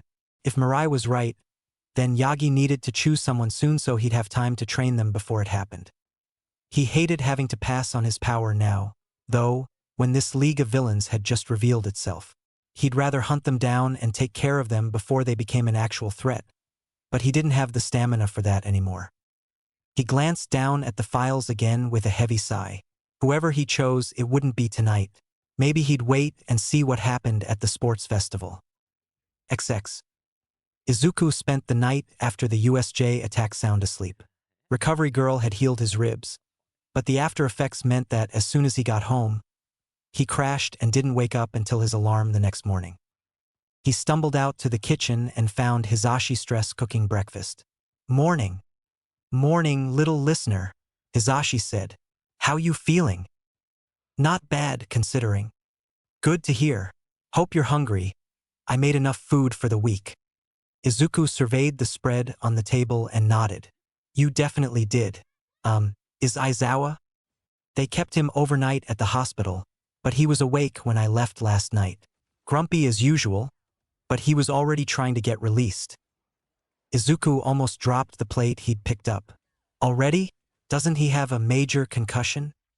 "And 2 shattered arms," Hisashi growled, stabbing his spatula at the fish he was frying. "Is he even allowed to leave with those kinds of injuries?" "He's a grown man, so he is allowed to sign himself out against medical advice." Hisashi stabbed the spatula again. "And really, what kind of example is that setting for you students? When you're hurt, you need to listen to your doctors." Hisashi continued to mutter about his husband making stupid decisions.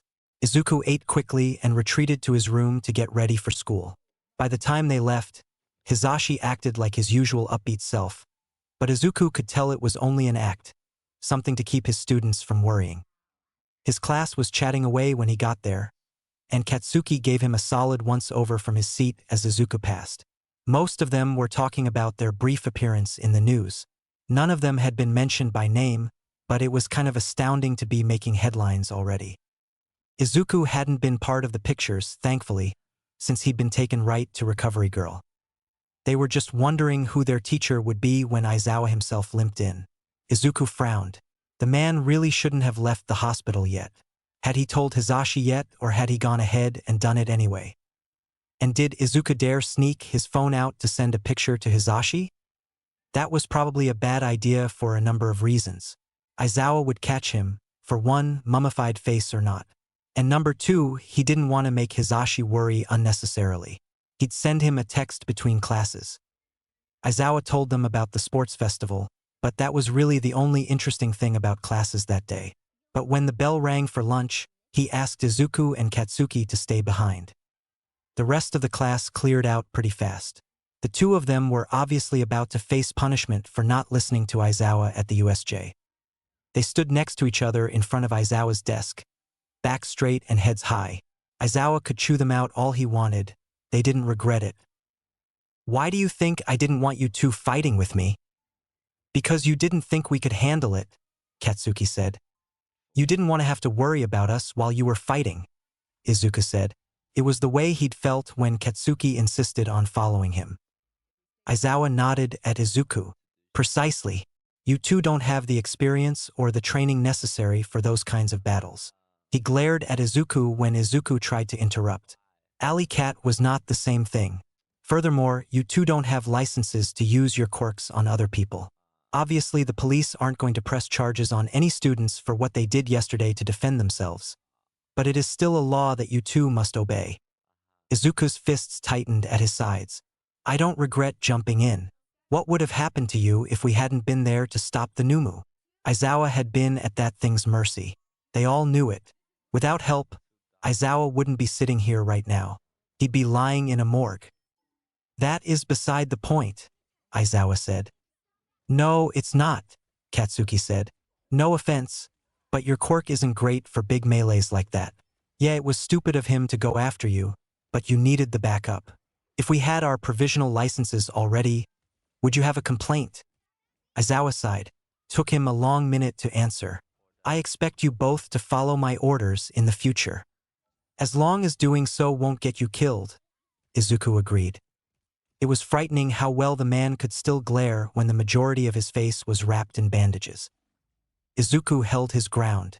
"I survived for 2 years as a solo vigilante. Did you think that was pure luck? I didn't rush into every situation without making sure it was something I could handle first." "You're not going to change his mind," Katsuki said. "It's a waste of time arguing about this. We're training to be heroes. We're going to put our lives on the line again." That was probably a better argument than the one Izuku was attempting. It worked too. Aizawa had no comeback for that logic. "Be that as it may, I'm still punishing you as an example for the rest of the class. Bakugu, detention after school today. You were only trying to keep an eye on him. Sasaki, we'll consider you skipping the sports festival your punishment." "What? You're making me sit out of the sports festival?" The sports festival was huge. How could Aizawa bench him from this? "You were going to sit out regardless." "Really? Why?" Katsuki slapped the back of his head. "Idiot. You think it's a good idea to participate in a nationally broadcasted event? You're in hiding, remember?" Izuku rubbed the back of his head and frowned.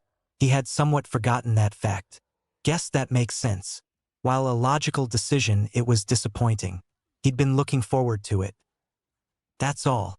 Get to lunch." Izuku sulked all the way to the cafeteria, and when he and Katsuki had to meet the curious eyes of their classmates, he kind of wished the floor would open and swallow him whole. Their classmates had saved seats for the two of them, and the second they sat down with their trays they pounced, demanding to know what had happened. They were horrified when Izuku told them he wouldn't be participating in the festival. "He can do that?" Kaminari asked. "Apparently," Izuku groaned. "I can't believe I almost died for him." Katsuki kicked him. "You did not, nerd. It's what you deserve for being such a dumbass." "You don't have to be mean," Izuku pouted. "My hopes and dreams are being crushed over here." Katsuki rolled his eyes. Mina leaned forward. "So, you two seem awfully close. You were really in sync and everything yesterday. Are you two actually secretly dating?" Katsuki choked on the rice he'd just swallowed. Kaminari thumped him on the back. "What the fuck? No! Where in the world had she gotten that idea? There's nothing like that between us, honest." "Hey, it's all right, you can tell us," Kirishima said. "We won't judge you guys, promise." "Shut up before I kill you," Katsuki hissed. "It's seriously not like that," Izuku insisted. But you were friends before UA, weren't you? Uraraka asked. Well, yeah. Izuku glanced at Katsuki. This was veering into dangerous territory.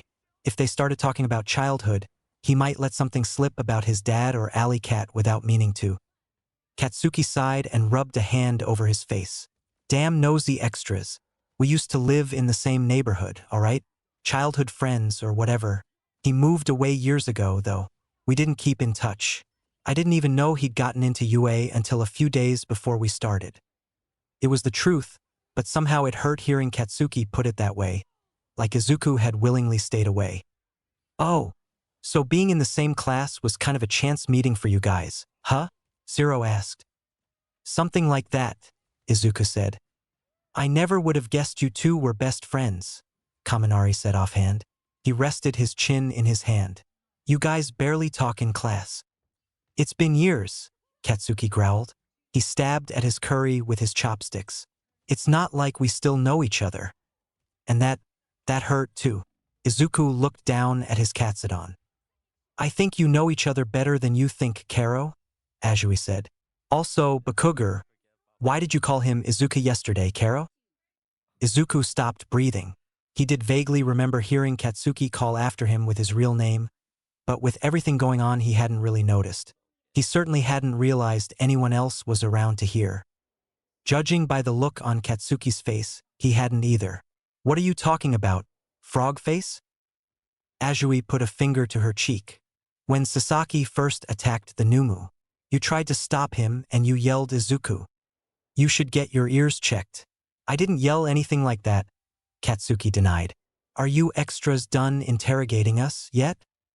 They reluctantly changed the subject, but Izuku caught Uraraka and Ida staring at him. Katsuki might have denied what Azui heard, but the others didn't entirely believe him. Izuku didn't know when, but he knew this was going to come back and bite him in the ass someday. XX. Izuku didn't know what was more insulting, the fact Hizashi arranged a babysitter to watch him during the sports festival, or the fact said babysitter was a skeletal old man. He looked like he'd collapse if Izuku breathed on him wrong. If Izuku did try anything during the festival, what did they expect this guy to do about it? Aizawa was really mad at you for the USJ, huh? Tashinori asked. I'm surprised he benched you today, considering what a great chance it is for you to get scouted for internships. Izuku groaned and sank in his seat. I know. How am I supposed to go pro if I don't get internships? Tashinori chuckled. Something tells me you'll figure it out. You're resourceful. Izuku hummed and sat upright when his classmates finally appeared in the arena. He was so jealous of them all down there. He'd love to be able to compete and test himself against everyone. But no, he had to sit here in the stands, dark sunglasses over his face in case a stray camera shot got him, next to some random person Hizashi scrounged up to play babysitter. To be fair, Tashinori wasn't terrible company. They threw theories and predications at each other during the obstacle course, and Tashinori encouraged him to analyze his classmates. Izuku would have done it anyway. He didn't exactly have an off switch for this kind of thing, but it was nice to go on his tangents with someone actually listening to him. He was on the edge of his seat during the obstacle course, and he gave up on sitting altogether during the cavalry battle. It was an intense battle between his classmates. Todoroki, having placed first in the obstacle course, just barely. Katsuki had been half a second behind, had the 10 million point prize on his head. He teamed up with Yaoyorozu, Kaminari, and a girl from the support class. Katsuki teamed up with Kirishima, Ashido, and Shiro. It was a brutal combination, and Katsuki scared off some of the other classes with his general personality. Towards the end of the cavalry battle, it was down to Todoroki's team, Katsuki's team, and Ida's team. Ida had recruited Uraraka, Tokoyami, and Aoyama. There were so many different quirks in play, so many things happening last second, so many last-ditch efforts to turn the tides, it was impossible to predict who would actually win. Todoroki managed to hang on to the 10 million points, and, judging by the explosions Katsuki kept emitting even after it was over, Katsuki was furious about that. Izuku crashed back to his seat. Oh man, I wish I was down there. Tashinori laughed. You'll have to make sure you behave next year. I jumped into action in the middle of a crisis. Why am I being punished? Izuku whined. His being benched had nothing to do with the USJ. Having a babysitter during this was the real punishment. Aizawa was laughing at him somewhere, he just knew it. After lunch, it was the one-on-one duels. There was a brief delay as Ojiro and a 1B student stepped down, and they rearranged the 16 students who'd actually be fighting. Toshinori nudged Izuku and pointed out a set of box seats. I think that's your class if you'd rather watch with them.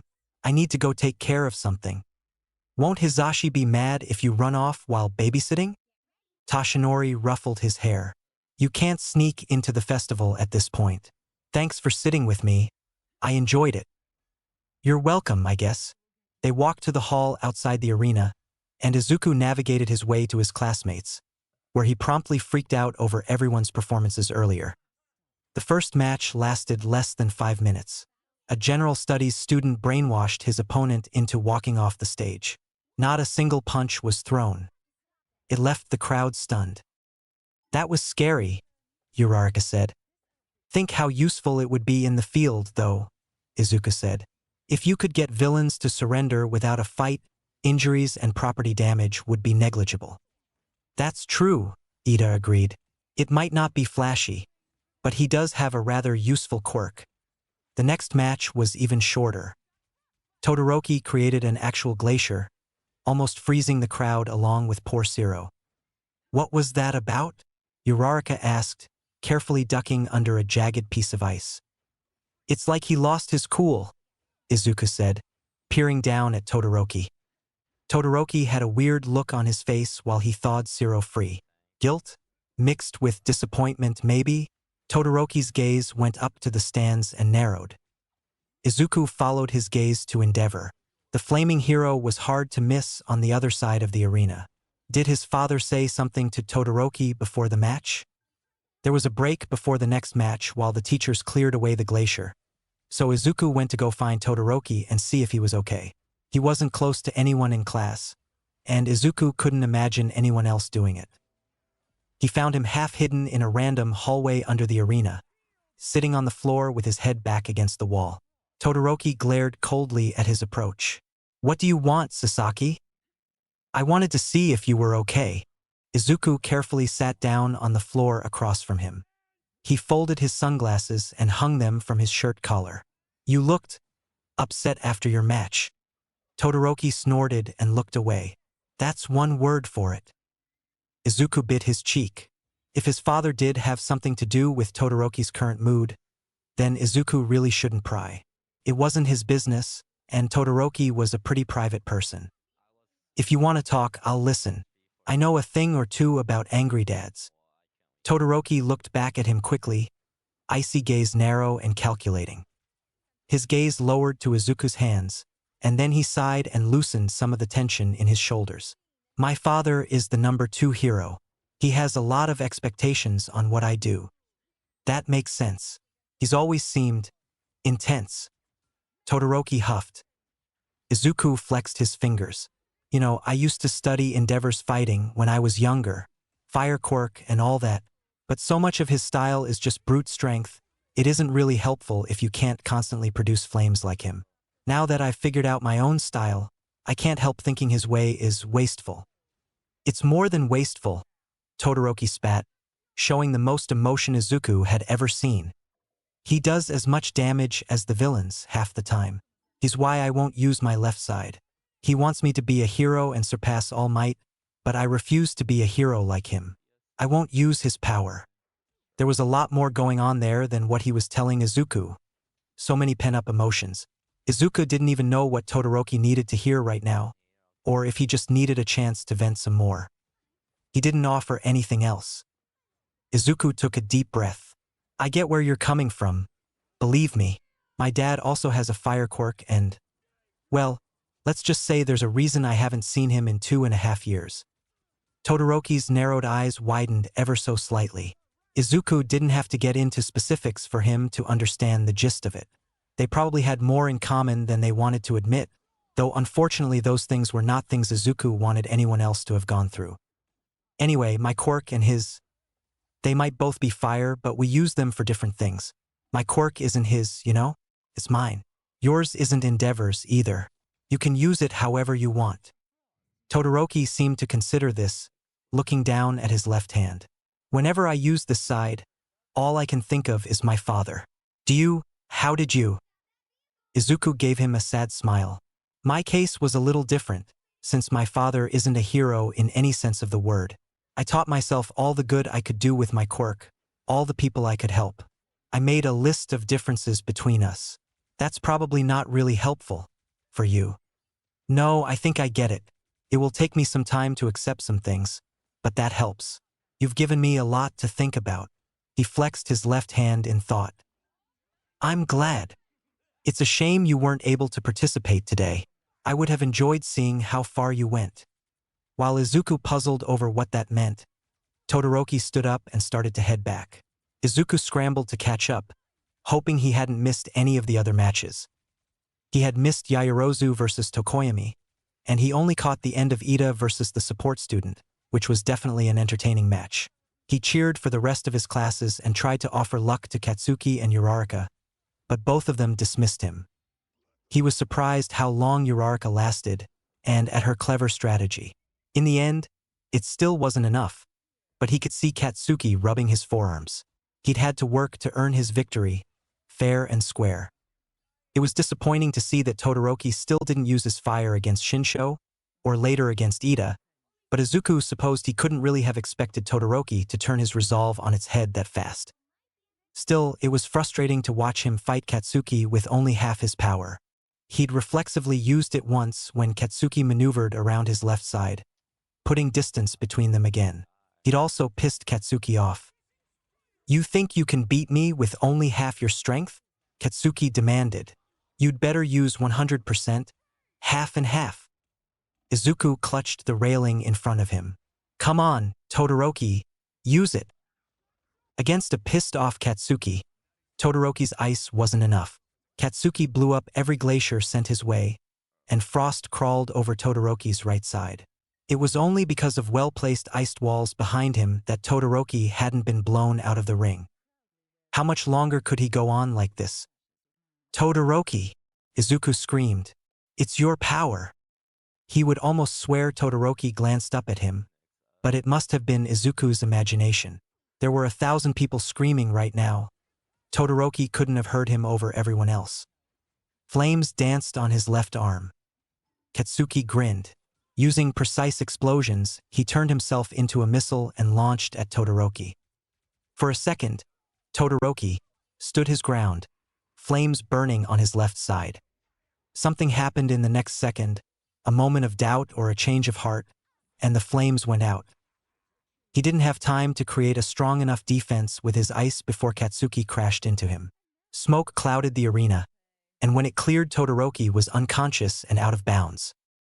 Katsuki stared at him in confusion for a moment before losing his self-control, and Midnight had to knock him out before he did something he'd regret. Izuku forced his hands to uncurl from the rail and sat down again. Took a while for him and everyone else to calm down. The fight had been a nail-biter. He was happy Katsuki had won, especially after his bold declaration at the start of the day. No one would have let him live it down if he hadn't actually won first place, especially not the other classes. 20 minutes later, Izuku's heart rate picked right back up. Why was Katsuki restrained on the podium like that? And they muzzled him? What the fuck is going on? He demanded. That's a little extreme, Uraraka agreed, looking a little green. I know he was mad at the end of the fight, but is that actually necessary? Kirishima asked. Should we do something? Ishido asked. Yes, we fucking should, Izuku stated, standing up and putting a hand on the rail. He reached into his pocket with his other hand, dragging out a lighter. Wait, Sasaki, you can't just fly down there, Yaoyorozu said. Watch me, Izuku bit back. Uraraka grabbed his arm. You're already in trouble. He could not have cared less if he tried. They're treating him like a villain. He didn't do anything wrong. Look, All Might is down there. He doesn't look happy about it either, Yaoyorozu said. Izuku reluctantly sat back down, but he kept his lighter in his hand. If All Might didn't take those restraints off, then so help him. He did take the muzzle off. Apparently, the rest of the restraints weren't a problem to him. Are you kidding me? What the fuck was that? Who the fuck decided this was okay? Maybe Bakugu really snapped, Mineta said. Izuku turned a heated glare on him. If he didn't want the damn award, he shouldn't have to accept it. Mineta shrank back. Looks like you snapped, too. Yeah. Take a deep breath, Sasaki, Jiro said. Sasaki, the fake name because he was in hiding from his villainous father, which was the whole reason he'd been benched today, and was why storming down to those pedestals was a very bad idea. Katsuki would murder him before his father even found out. He growled and stormed out of the box seats. He might not be able to fly down to the arena, but he could meet them underground, away from the cameras, and give them a piece of his mind. The end of the festival slowed him down, the audience streaming into the halls. He had to fight through the crowd to reach the lower levels, and by then Katsuki had been released and disappeared. Izuku would have done the same after that kind of humiliation. Cementos was the only one down there, cleaning up the room and smoothing the pedestals back down to level ground. He jumped at Izuku's entrance. Were the restraints your idea? Izuku demanded. No. Bakugu kept trying to attack Todoroki, so Principal Nedzu authorized the restraints. Izuku filed the information away. But whose idea was it? Truthfully, I don't know who suggested it first. Why didn't you stop it? He was violent. Restraining him seemed like the only option. Of course he was violent. Why didn't anyone try and get him to calm down? We did, Samantha said, but we needed to get on with the award ceremony. Izuku threw his hands up. Oh, sure. A fucking medal is more important than treating a student like a human being. Got it. He stormed out on the warpath for whoever he needed to punch in the face for letting this happen. Hizashi and Aizawa found him first. They'd been in the commentator's box, apart from all of this, so they were spared from Izuku's wrath. They also didn't seem happy about Katsuki's treatment, but they were content to let sleeping dogs lie. Izuku was not. After many failed attempts to get Izuku back to their apartment, they finally relented and took him to Nedzu, screaming out the injustice and cruelties to a rat, bear thing. Half his height didn't really give Izuku the satisfaction he'd been hoping for, especially when Nedzu let him say his piece and then calmly responded. I agree with your points. Then what the fuck? Our goal at that moment was short-sighted, and we did not take everything into account. The restraints were heavier than I expected them to use when the idea was suggested. That's an oversight on my part, and I take full responsibility. A lot of good that did him. As much as Izuku wanted to deck the principal in the face, it wouldn't change anything. The media was going to take the image of Katsuki restrained and run with it for weeks. You owe him a formal apology, Izuku stated. Katsuki wouldn't want one, of course. He'd think they were only doing it because they thought he was weak, even when that couldn't be further from the truth. But he deserved one. We absolutely do, Nedzu agreed. It really wasn't satisfying when the mammal kept agreeing with him. Izuku didn't have an outlet for his anger. You should also start talking to the media, Aizawa stated behind him. He and Hizashi had hovered just inside the doors, letting Izuku chew out the principal. We can somewhat control how much that image is used.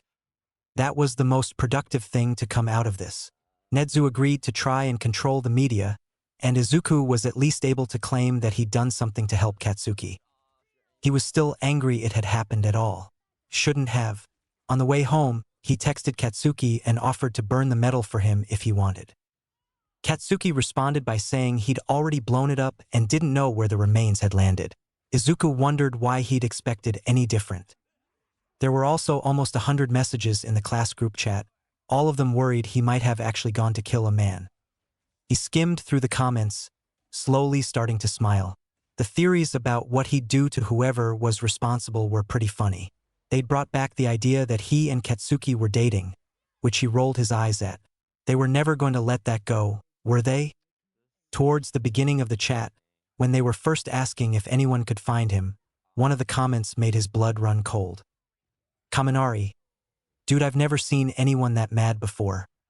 Kaminari. Legit thought he'd start breathing fire for a second. He hadn't meant anything by the comment, of course, and it wasn't like any of them could possibly know. But he had just gone on a warpath. He had wanted desperately to punch whoever was responsible in the face. Had he looked like his father while doing it? Kurogiri leaned back in his chair. The video on his computer paused. The first day of the UA Sports Festival had been enlightening. Shigaraki was already talking about the first-place winner. It was the same brat from the USJ. Surprisingly, he'd shown the same hostility towards his own classmates, and Shigaraki was more than a little intrigued. They hadn't seen Alley Cat, though. Not at first. Not until Kurogiri was analyzing Bakugu's last fight, and his eyes noticed the crowd in the background. Alley Cat hung over the rail, cheering on his classmates. Now, what reason would there be for him not to participate? A simple answer was that the school was aware of his vigilante activities already, and had thought it unfair for him to compete. But looking at the other fights, Kurogiri doubted that was the case. Alley Cat might have more experience, but all of the UA students were powerful. Kurogiri dug into the UA database, pulling up student files. It sounded easy, but it had taken him over an hour to hack into one of the teacher's off-site accounts. There, he accessed Ryu Sasaki's file. And what an interesting little file it was.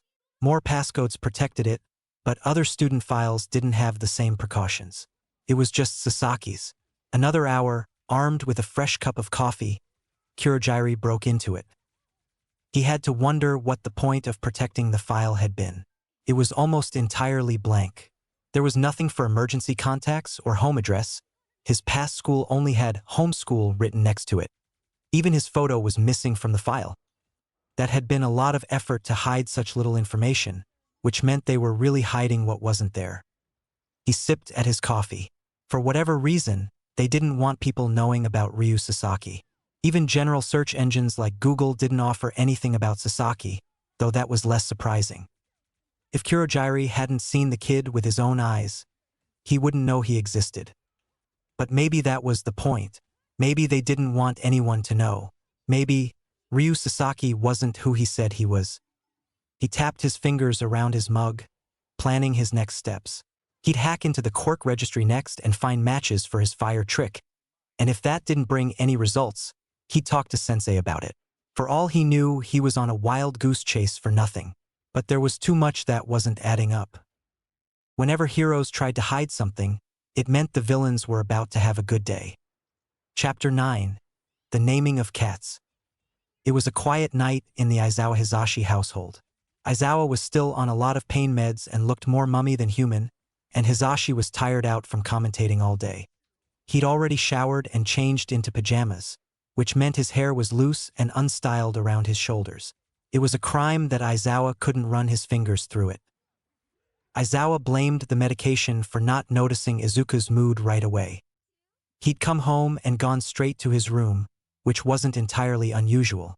He was still riled up from Bakugu's treatment during the award ceremony, and Aizawa didn't blame him. The ceremony itself was one of those useless formalities he considered a waste of time, and if Bakugu truly didn't want that medal, then no one should have forced him. More importantly, if Bakugu had been that violent, they shouldn't have tried to force him through the ceremony. He almost thought one of the teachers had done it to Bakugu on purpose, a way to get back at the kid's brash attitude in class. But he shut that line of thinking down fast, because he didn't want to start thinking ill of his colleagues. He needed to be able to trust them. They ordered in for dinner that night. Hizashi was too exhausted to cook, and Aizawa physically couldn't.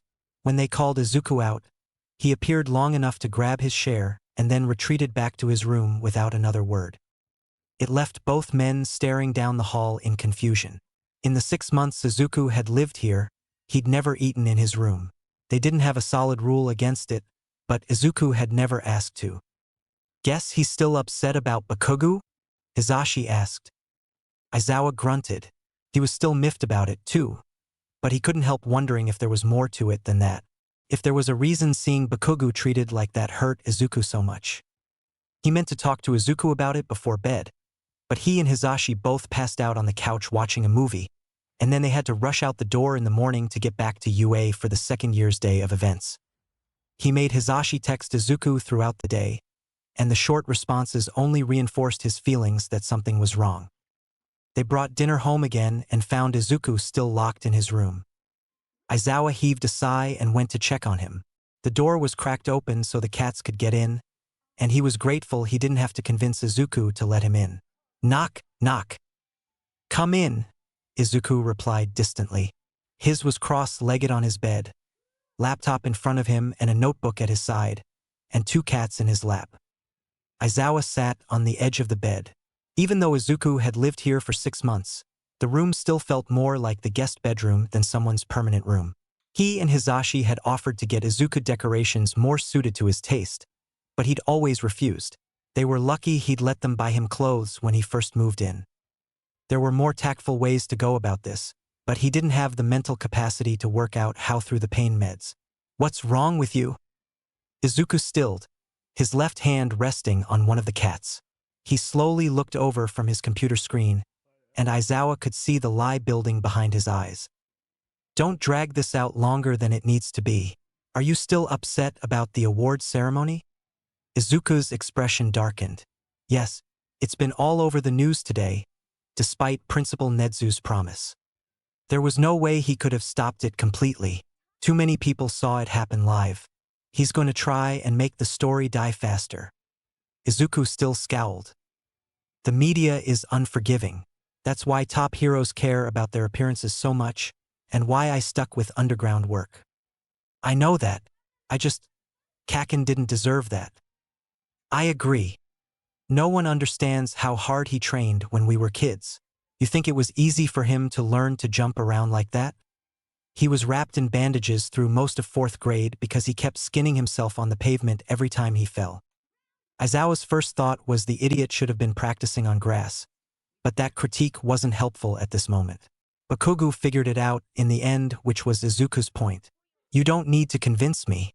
I can see how hard he's working to be a hero. His answer placated Izuku somewhat, but there was still tension coiled in Izuku's body. Is something else bothering you?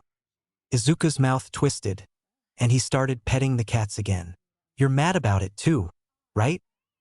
Aizawa furrowed his brow, but Izuku couldn't see that with all the bandages. I am. It's disappointing that one of my colleagues handled the situation so poorly. He wouldn't look at Aizawa. Yelling at Principal Nedzu like that. Would a hero ever do that? Do heroes get mad like that? Aizawa sucked in a breath. It was a complicated question because he could name certain heroes that would do something like that. Given the right motivation, he was probably one of them. Of course we get mad. We're human and we see a lot of wrongs in the world. There isn't always someone to yell at, but when there is, it's hard not to. I wanted to punch whoever did that to him. I was so mad when we first saw him, the class had to hold me back from storming down to the stage in the middle of it. Am I like my father? That was what this was about. Shit. He needed to be careful how he worded this. Getting upset on someone else's behalf isn't wrong. Trying to make it better is what makes a hero. Heroes do need to control their emotions so they're not acting rashly and jumping in without thinking about the consequences. You're only 15, and you saw your best friend being treated pretty poorly. I wouldn't call you a villain for that. The tension finally bled out of the kid's shoulders. Really? Aizawa wanted to ruffle the kid's hair, or at least put a hand on his shoulder. 2 broken arms at the same time was such a pain, it meant he had to use words to convey his thoughts. Do I ever say anything I don't mean? Izuku gave him a flat look. All the time. You call them logical ruses. His mouth twitched with the beginnings of the smile. Thank goodness Izuku couldn't see it. Okay. Well, I'm not deceiving you now. You're not a villain, kid. I don't think you could be one if you tried. Izuku finally smiled, which loosened something in Aizawa's chest. He stood up, jerking his head to the door. Come on, dinner's ready. XX. When there was a knock on the door at 1 in the afternoon the next day, Izuku almost didn't answer it. Aizawa and Hisashi were out for the 3rd and final day of the festival, and he'd been researching on the dark web all day. He wasn't expecting anyone, so he wasn't inclined to leave his cat nest for what was probably some salesman. But then Katsuki's voice boomed through the door. Oi, nerd, open up. Izuku was up in a flash. Kaken. He pushed his way through the barely open door, a bag slung over his shoulder. About time. Izuku closed the door behind him. What are you doing here? Aizawa texted me and told me to come over. Said you've been worrying about me. Which is stupid. By the way, I'm fine. Izuku couldn't help his smile. I'm glad. I yelled at Principal Nedzu for you, you know? Katsuki's ears turned red. He turned away before Izuku could see how far the blush spread. Setting his bag down in front of the TV, he pulled out an Xbox. Thanks. Hey, I'm serious. Restraining you like that wasn't okay. Aizawa agrees with me. The memory still bothered him. Katsuki was brash and uncooperative on the best of days, and paired with the high energy from the festival, Izuku could imagine how difficult he'd been. But to treat him like a villain when he'd done nothing villainous? How would they treat Izuku if his past crimes got out? He was the one who deserved to be restrained like that. It wasn't fair to chain Katsuki up like that when they'd looked at a vigilante and decided to make him a hero, jumping through almost every legal hoop in the book to do so. It doesn't fucking matter, Katsuki stated. He hooked up the Xbox, shamelessly pulling out wires to make room for the console connections. Izuku frowned and walked up behind Katsuki, quickly wrapping him in a hug. It does so. I don't care what people think of me, Katsuki stated. Now get off, I'm trying to do something. Izuku released him and backed up to the couch. I'm surprised you don't want to spar or train or something. Katsuki scoffed and shoved in the last wire. I could barely move my arms yesterday. I'm not dumb enough to train so soon. He reached into the bag again and then tossed a controller at Izuku. Besides, I'm guessing you never got a chance to play All Might's latest video game. Izuku froze, a familiar excitement bubbling under his skin. He hadn't had a chance. Between the cost of a new game, plus buying a console and a TV to play it on, Izuku couldn't justify the expense. He'd settled for watching all the gameplay videos he could find. You really? Smirking, Katsuki turned everything on. Go nuts. They passed the afternoon like normal teenagers for once in their lives. Katsuki let Izuku play on his own for a while, and then they switched to multiplayer.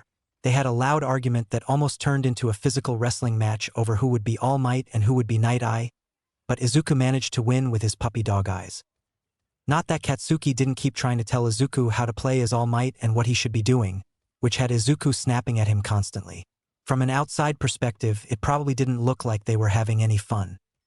That was certainly what Hisashi and Aizawa thought when they trudged back home later. They watched in awe for a few minutes, and then Hisashi asked them to turn the game off. His nerves couldn't handle their bickering after watching the third years all day. Katsuki stayed for dinner before heading home. Izuku felt a pang of sadness when the door closed behind him, even though he'd see him in class the next day. But he wasn't Izuku at school, he was Ryu. Today, for a few hours, it felt like the last 2.5 years of his life had never happened. Reality crashed around him when he thought of his mother, and he clung to one of the cats for most of the night. He needed to hurry up and catch his father so he could come out of hiding. XX. They were picking hero names in class that they would use in their upcoming internships. Izuku practically vibrated in his seat. He'd had a name picked out for ages, ever since the debacle with Alley Cat happened. It had been hard to come up with. Most obvious fire-related names had been taken by heroes in the past, and he preferred having something more original. He considered names based around knights and dragon-slaying because he would one day take down his father, but once he did that, any dragon-slaying name wouldn't fit anymore. One day, his father wouldn't be a problem. Izuku would surpass Dragon's villainous reputation and overcome everything that stood in his way. It might be a longer road than he'd first thought, but he'd succeed one day. When it was his turn to share, he stood tall with his shoulders back and proudly displayed his whiteboard. The flaming hero, Eclipse. Is that because you hold the fire around you, like the sun behind the moon? Hagakure asked. That's part of it, Izuku admitted. The main reason is because I'm going to overcome everything and everyone that's blocked my path to being a hero. I'll eclipse them. Midnight grinned. Very nice. Accepted. Katsuki smirked as Izuku took his seat and passed him a note. Beats fucking Alley Cat. Izuku stifled a groan and put his head on his desk. Stupid 12-year-old panic. he was never going to live that down. Also, considering some of the names Katsuki tried to use, he had no room to talk. The next day, Todoroki approached Izuku after class with an offer. Izuku blinked at him, because the words that came out of his mouth made no sense. He swallowed, mouth incredibly dry for some reason. Could you repeat that? It was a good thing he was still sitting at his desk. He didn't think he could stand right now. Would you like to do your internship with me at Endeavor's agency? Yeah, that was what Izuku had heard the first time, but the words still refused to make sense in his head. Why would Todoroki offer such a prestigious opportunity like this to him, of all people? Why was Todoroki even interning there, given what he'd told Izuku during the festival? Did Endeavor really agree to this? He didn't seem like the type to go around offering internships to anyone. With his mind in a complete state of confusion, all Izuku could get out of his mouth was why. Todoroki shifted from foot to foot. Since you couldn't participate in the festival, you didn't get any requests, right? That was true. He'd actually been planning on doing his internship with Aizawa, which would also be smart with his situation. As much as I dislike my father, he's still the number 2 hero. There's a lot he can teach us about being a top hero. You mentioned before you used to study his fights, so I thought you might appreciate a closer look. Izuku couldn't help his wide smile. That's super thoughtful of you, Todoroki. Thank you. The tips of Todoroki's ears reddened. It was smarter to stick with interning with Aizawa, and Izuku had been looking forward to doing night patrols again. But Todoroki had a point about Endeavor being the number 2 hero. There were a lot of resources that came with such a prestigious position. Can I think about it tonight? Todoroki nodded. Of course. You probably already have your choices picked out, but I wanted to offer it to you anyway. I appreciate it, Izuku said. He would definitely have to think about it. Aizawa and Hisashi didn't look thrilled at the idea when Izuku brought it up over dinner. I don't know, little listener. Paparazzi hang around Endeavor all the time, and if you help out with a rescue, they'll want to talk with you. Hisashi tapped his chopsticks on the edge of his bowl. Why would you want to take the internship? Aizawa asked in his teacher voice. He is the number 2 hero, and he has been for a long time. He would know a lot about what it takes to be a pro. Plus, he also has a fire quirk, and he has to know ways of getting around the downsides of such a dangerous quirk. Aizawa hummed. No other reasons? This guy really did catch everything, didn't he? Well, I was also thinking, hoping is more accurate, but his agency is huge, they look into all kinds of things. He might know something about where my father is right now. Hisashi stopped tapping the chopsticks. If you just want to do this so you can run off and fight your father, I'm putting my foot down right now. No, I wouldn't, Izuku said. If they knew Dragon's exact location, Endeavor would have gone after him already. Wouldn't he? But if they have something about him, I might be able to fill in some gaps with what I know. Hisashi and Aizawa looked to each other, having a silent conversation with their eyes. Aizawa shrugged, and Hisashi sighed. I appreciate your honesty, Aizawa said. So if you really want to do this, we won't hold you back. I probably wouldn't be up for many patrols anyway. He was still nursing a sore body. The bandages weren't as thick, and he had some mobility back in his left arm, but his right arm was taking longer to repair the muscles in his elbow. But you stay away from paparazzi. Got it? Hisashi said. Got it, Izuku agreed. That was an easy compromise. So, he redid his internship application form and submitted it the next day. Internships were all the class could talk about during lunch. Everyone seemed hopeful about their picks. Todoroki didn't say much, but he chose to sit next to Izuku instead of off by himself like usual, and Izuku couldn't stop grinning. Another person who didn't say much was Ida. They all knew what happened to his brother during the festival, so his quieter mood wasn't unusual. He'd happily said he wanted to go to manual agency, and Izuku scoured his mind to remember the agency. Took him until the end of lunch to remember. It was in Hosu City, the same city Ida's brother had been hurt in. That was not a coincidence. But Ida was more rational than that, right? He wouldn't go looking for such a dangerous criminal, would he? He tried to talk to Ida a few times, but Ida kept brushing him off, and the look he had on his face as they separated at the train station. "I'm worried about him too," Todoroki admitted quietly beside him. "I wish I could do more to help," Izuku said. His fingers tightened around his costume's case. "Me too. We'll have to put our faith in his agency to keep him safe," Todoroki said. Izuku nodded. Their train pulled in, and they found seats against the window together. "I feel I should warn you more about my father," Todoroki said. His gaze was focused on the case in his lap. "That's all right," Izuku grinned. "I get the feeling he's a pretty intimidating guy. I'm not expecting him to take it easy on us this week." Todoroki relaxed a little. "You're right, he won't. Especially you. He's curious about why I asked for you to come. He'll have high expectations." "I'll do my best to meet them," Izuku promised. Todoroki's mouth twitched with the beginning of a smile. "I also have a confession." Anxiety tapped against Izuku's stomach. "Oh, I'm hoping your more conservative way of fighting with fire will piss him off." Todoroki was using Izuku for teenage rebellion. "So, you want me to deliberately make him mad?" "Not deliberately," Todoroki said, "and he won't take it out on you." "That makes it sound like he'll take it out on you." Todoroki shook his head. "He has more control over his anger than that." "But what if he doesn't?" If he was going to potentially get Todoroki hurt, he was jumping off this train at the next station. "Sasaki, I wouldn't have offered you this internship if I thought it would hurt either of us," Todoroki said. Todoroki was smart enough to think things through like that. Izuku calmed down, and he did appreciate the warning later, when he stood before Endeavor in all his flaming glory. His face looked like it had forgotten what smiling felt like. He made the two of them spar that afternoon so he could see what Izuku's abilities were like, and like Todoroki had said, Izuku's style did make Endeavor frown. That was the only sign it irritated him. Todoroki smirked as they walked back to Endeavor's office afterwards. Izuku had never been happier for the ability to control fire. For the most part, Endeavor seemed intent on ignoring him. He didn't address Izuku directly unless he had to, and he barely even looked at him. This worked for Izuku just fine the rest of the first day and most of the second.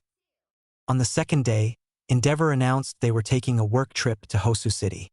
He gave Izuku and Todoroki a file about the hero killer, which Izuku greedily devoured in the car. He sticks to back alleys for the most part, which makes sense, and he goes after heroes alone. His quirk probably works better that way. It's interesting that he's attacked and permanently injured so many heroes, though, instead of killing all of them, like he's trying to send some kind of message. Todoroki elbowed him harshly in the side to get him to stop mumbling, shooting Endeavor a quick glance. They started patrolling as soon as they arrived, familiarizing themselves with the city. Everywhere they went, people scattered from Endeavor's path and fumbled for their phones. Izuku kept pulling his hood lower over his face and started lagging behind, so there were less chances he'd be caught in the pictures. Todoroki noticed quickly and dropped back next to him. "Are you okay?" "Yeah. Just not a fan of the attention, I guess."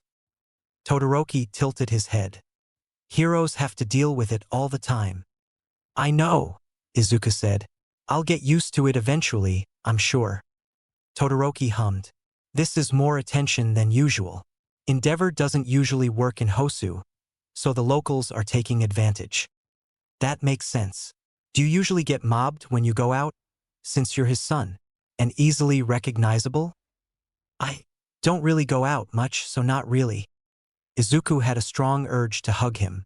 Todoroki looked so sad saying that, and he wouldn't meet Izuku's eyes now. Izuku's father may have been a registered villain, but he felt like Todoroki had had the sadder childhood between the two of them. He lightly bumped his shoulder into Todoroki. "Guess I'll have to start dragging you around after school." Then, Todoroki's mouth did the little twitch that Izuku was learning meant he was smiling. New goal: earn a real smile from Todoroki one day. They took a break from patrolling for a late dinner, and not long after that, everything went wrong. Explosions in the distance made the ground tremble beneath them, and an orange glow was rising over the buildings. Endeavor received a short call with a brief explanation and a location, and then they were racing through the streets to help. This wasn't the work of the hero killer. It wasn't his style at all, and there'd been something in the distress call about monsters. But even if the hero killer hadn't started this disaster, Izuku wouldn't put it past him to take advantage of the opportunity. Heroes would be crawling all over the city. One of them was bound to be cornered and caught off guard. Maybe even Ida and his supervising hero. Definitely an Ida looking for revenge. Oh man, Ida would have come to the same conclusions Izuku had, and he had the motivation to go running off looking for the hero killer during all this. It would be easy to slip away from his supervisor. If he was caught against the hero killer alone, he wouldn't fare much better than his brother had. It was exactly what Izuku would do if he knew Dragon was lurking around town. Izuku glanced at Endeavor and Todoroki in front of him. He didn't have time to explain this to them, and they'd waste more time arguing about it than they had. When the next side street came up, Izuku slipped away without a word. He'd apologize later, but he knew he was right about this. Ida would get himself killed without backup, and Izuku was the only one able to provide it right now. Making some fire, Izuku stepped onto the flames and surfed through the back alleys. It was faster than running, and he needed every second he could get. Even then, he barely made it in time. The hero killer made a terrifying figure, poised above an immobile Ida on the ground, sword glinting in the moonlight. Izuku hopped off his fire and sent it ahead of him as a solid ball, knocking the hero killer back before he could plunge his sword into Ida. The pro-hero native was knocked out on the ground, too, which would make this difficult. "Sasaki?" Ida asked. "What are you doing here?" "Long story," Izuku said. He positioned himself between Ida and the hero killer, who was rising to his feet. "Can you move?" "No, I'm sorry." Izuku brought the fireball back and let it hover over his right hand. Was it some kind of paralysis quirk, then? Stain rubbed ash off his chest. "This doesn't concern you, kid. It's admirable that you're trying to save your friend, but I have a duty to kill him and this so-called pro. When your friend chose to fight me, it guaranteed that the weaker of us would be culled." The glare from Stain's red eyes sent shivers down Izuku's back. The look in them reminded him of another night, in the sewers. They were the eyes of a man who had just decided to kill him. And just like that night, Izuku knew his best chances of survival were running away. With two paralyzed people, though, that was a lot harder. He couldn't leave them, and he didn't think Stain would give him the time to gather enough flames to carry all three of them away. Discreetly, with his left hand, he slipped his phone out of his pocket and sent his location to the class group chat. He would have sent it to Todoroki directly, but he didn't have time to search his contacts. Hopefully Todoroki had his phone on. "I'm not letting you hurt my friend," Izuku said. He slipped his phone back in his pocket and dropped into a fighting stance. The hero killer had a bunch of knives and swords, and he didn't like the looks of them. "Please, Sasaki, don't get involved," Ida begged. "I couldn't bear it if you got hurt because of me." "You should listen to him," the hero killer said. "Don't make me repeat myself," Izuku stated. He split his fireball to hover over both hands, readying himself to fight. "Meddling when you don't need to is the essence of being a hero." Stain looked at him in surprise for a moment, like he couldn't believe Izuku was actually choosing to fight instead of save himself. He wiped the expression from his face a second later, readjusting his grip on his sword. "You fancy yourself a hero? Fine, then you can die along with him," the hero killer announced. Then he lunged. Chapter 10. Staying Alive. The night had already gone to hell in a handbasket. Sasaki vanishing in the middle of a crisis was completely unnecessary. Shudo didn't even know how long he'd been gone before they noticed. Needless to say, Endeavor wasn't pleased. He'd get on Shudo's case later for bringing along a troublesome classmate. Hopefully, whatever had caused Sasaki to run off wouldn't kill him. Shudo may not know Sasaki that well, but he'd learned plenty from the USJ. If Sasaki thought someone was in trouble, he would run in to help. They'd barely run another block when Shudo's phone went off. The alert was a location from Sasaki. Shudo stopped running, fear racing down his spine. What had Sasaki stumbled into that he needed help with? "Shuto?" Endeavor asked. Shudo made his decision. "I'm needed elsewhere." Send back up to Echo and 4th Street if you can. He turned on his heel and ran. Shudo. Shudo did not turn back. Endeavor would want Sasaki to get himself out of whatever mess he'd run headfirst into, but Shudo wouldn't do that. He wasn't going to be the kind of hero that turned his back on someone that needed help. The fight went well for 30 seconds. Izuku used fire to keep his distance from Stain, and he blocked a few thrown knives. Stain hadn't become such a deadly threat for nothing, though. Despite Izuku's best efforts, he got in close. Hand-to-hand was old hat for Izuku. He'd even fought people wielding knives. Swords, though? That hadn't come up before. Plus, Izuku had to be careful not to let Stain behind him to where Ida and Native were paralyzed. A sword slashed his right bicep. Damn! Stain jumped back, grinning. He lifted the bloody edge of the sword to his mouth. No, Sasaki. Run while you still can, Ida begged again. Izuku hurled his fire at Stain, but it died halfway there, fizzing into smoke. What? He couldn't move. His arm was frozen in midair and his feet were glued to the ground. Stain licked his lips. He'd swallowed Izuku's blood. Was that how he paralyzed Ida and Native? The information didn't help at this exact moment. He needed to know how long the effects lasted and if there was a way to break it early. Most heroes are all the same.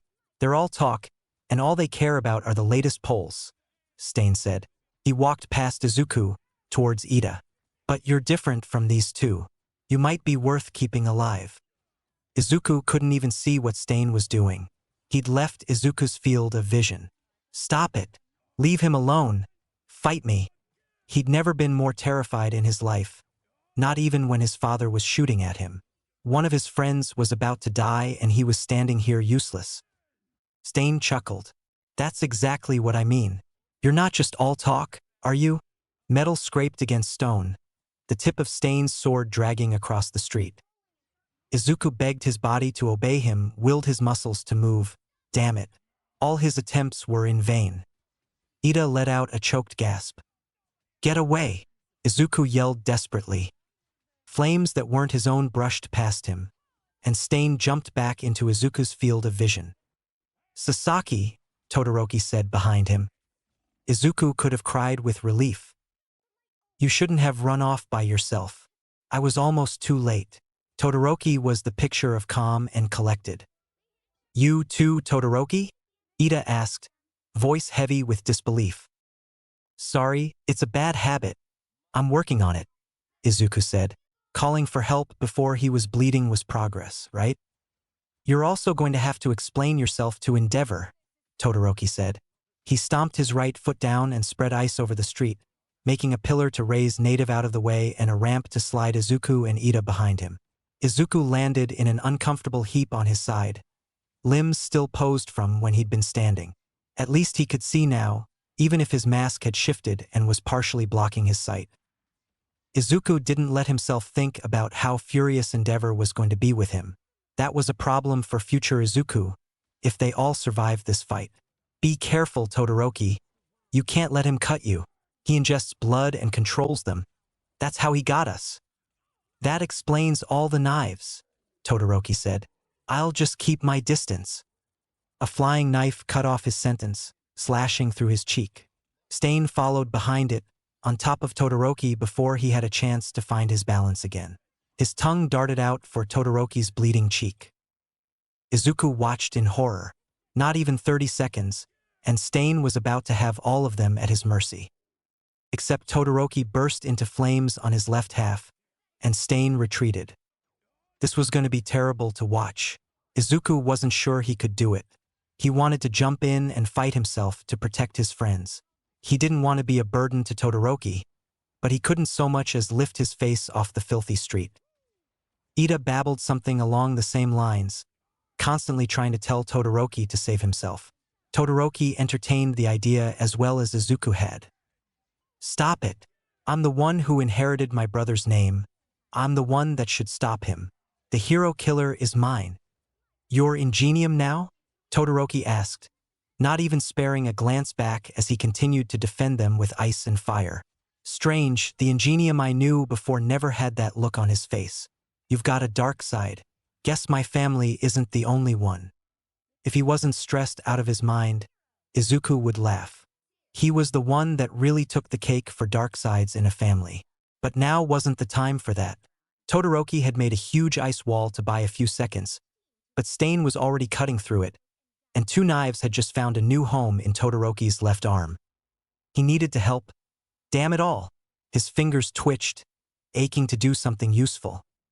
Wait. His fingers twitched. Stain had his sword ready to kill, and he was aiming for Native. Izuku blasted him back with fire, wrapping the flames around Stain's arms and pinning him to the ground. I don't know why, but I'm able to move. So there's a time limit, Todoroki stated. No, Native said, barely twitching where he lay. That kid should have been the last one to be freed.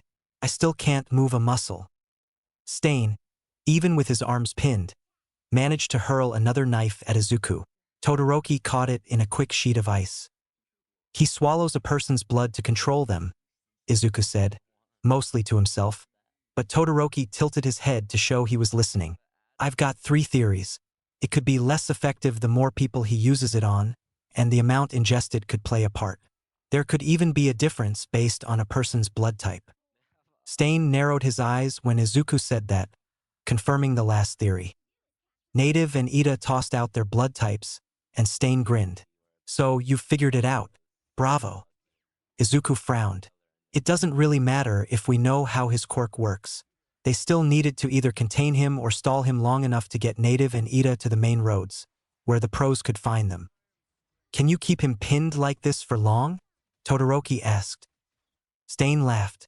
I can get out of this whenever I want. To prove it, he tore one arm through the feeble flames. Izuku's control over fire was good, but it wasn't all-powerful. At the end of the day, it was still fire, more gas than solid, and it had drawbacks just like any other quirk.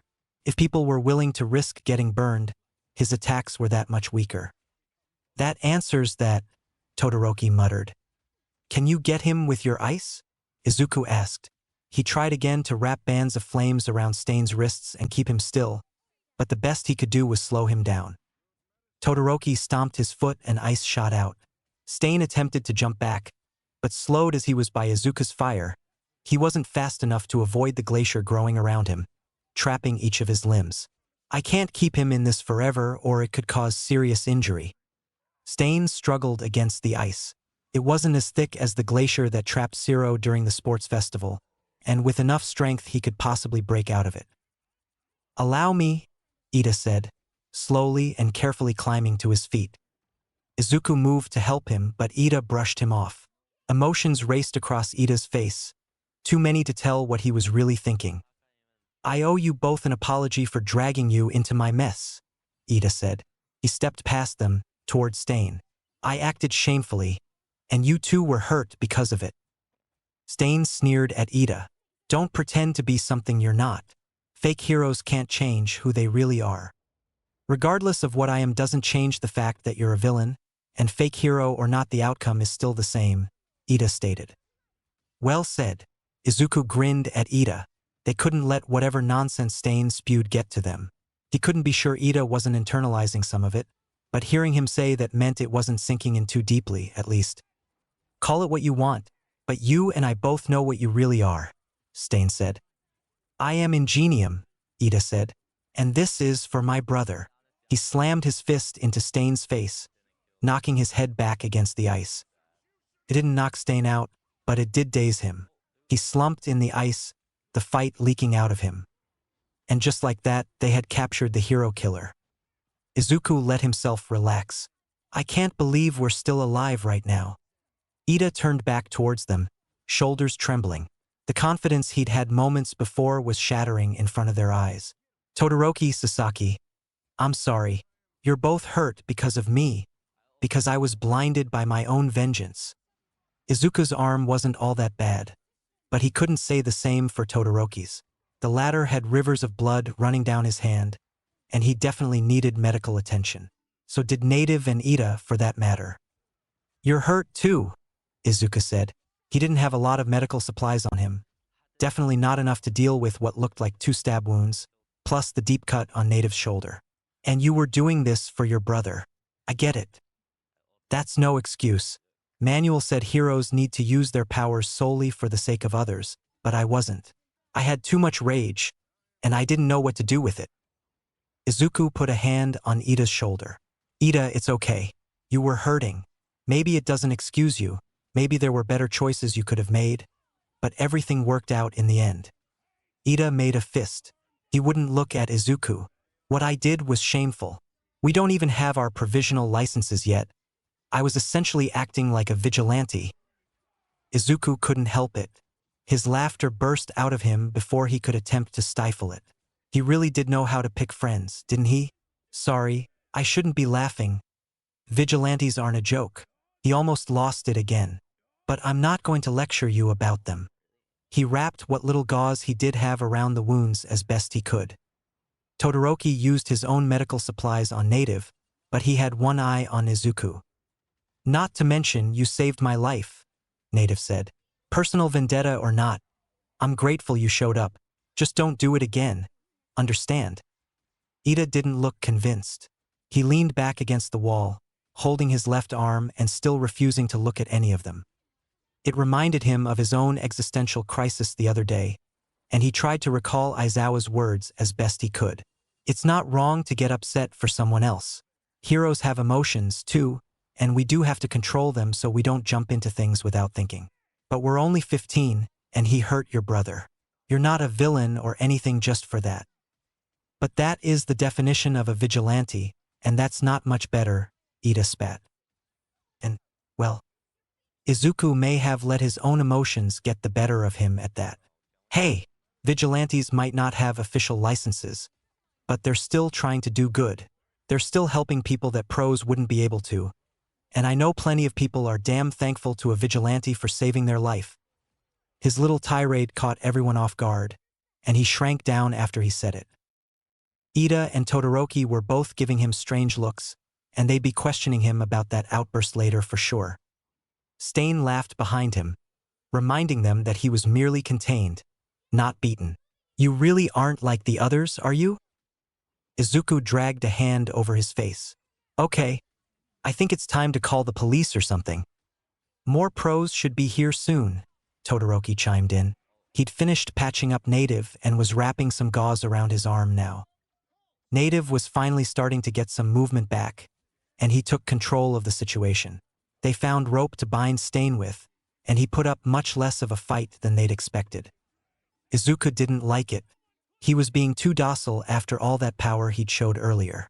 He didn't even protest them taking all the knives they could find on him. He didn't think Ida had hit him that hard. The pros finally arrived when they walked onto the main road, and they were quick to call all the proper authorities. Izuku looked anywhere but at Todoroki's scrutinizing look. He didn't want to deal with the interrogation the latter was clearly planning. He blamed the post-adrenaline rush haze on not noticing a Numu swoop down over the street. Once he did notice it, he was too surprised at realizing it was another Numu to properly dodge. Sharp talons ripped into his arm when he tried to block, and then his feet were off the ground. Sasaki! Ida and Todoroki yelled. Izuku was already halfway down the street and climbing higher. His shoulder popped, straining against his body weight pulling him down, and he screamed when he felt it dislocate. Before he could even begin figuring out how to get out of this one, Stain had a knife lodged into the Numu's brain, and they were falling again. Izuku's ankle snapped in the rough landing, and he crumpled on the ground and didn't move for a few seconds. His hood had fallen off, and the edges of his mask dug into the back of his neck. His right arm was a bloody mess, lying at an unnatural angle that made him sick to look at, and his left foot sent waves of nauseating pain up his leg. Stain stood over him, holding a knife they'd apparently missed. Not good, not good, not good, not good. That idiot's making a move. He's so noisy. I'll dispose of him later, Stain muttered. He tightened his grip on his knife, glancing down at Izuku. Everything that I do is to create a stronger society. Even without his injuries, Izuku wasn't sure he could move. The aura Stain was emitting. His bloodlust was a tangible thing, cloying the air and paralyzing all of them. Stain's eyes narrowed at him, and he turned to give him his full attention. I've seen your face before. Izuku stopped breathing. They'd never met, he was almost positive about that. He would have remembered meeting someone like Stain. But someone like Stain probably spent all his time on the same dark web Izuku did, which meant he'd probably come across a certain bounty. Izuku had done his best to take the bounties down as soon as they were posted, but he wasn't perfect. "You're Izuku Midoriya," Stain said. "I wondered why there was a bounty out for a child.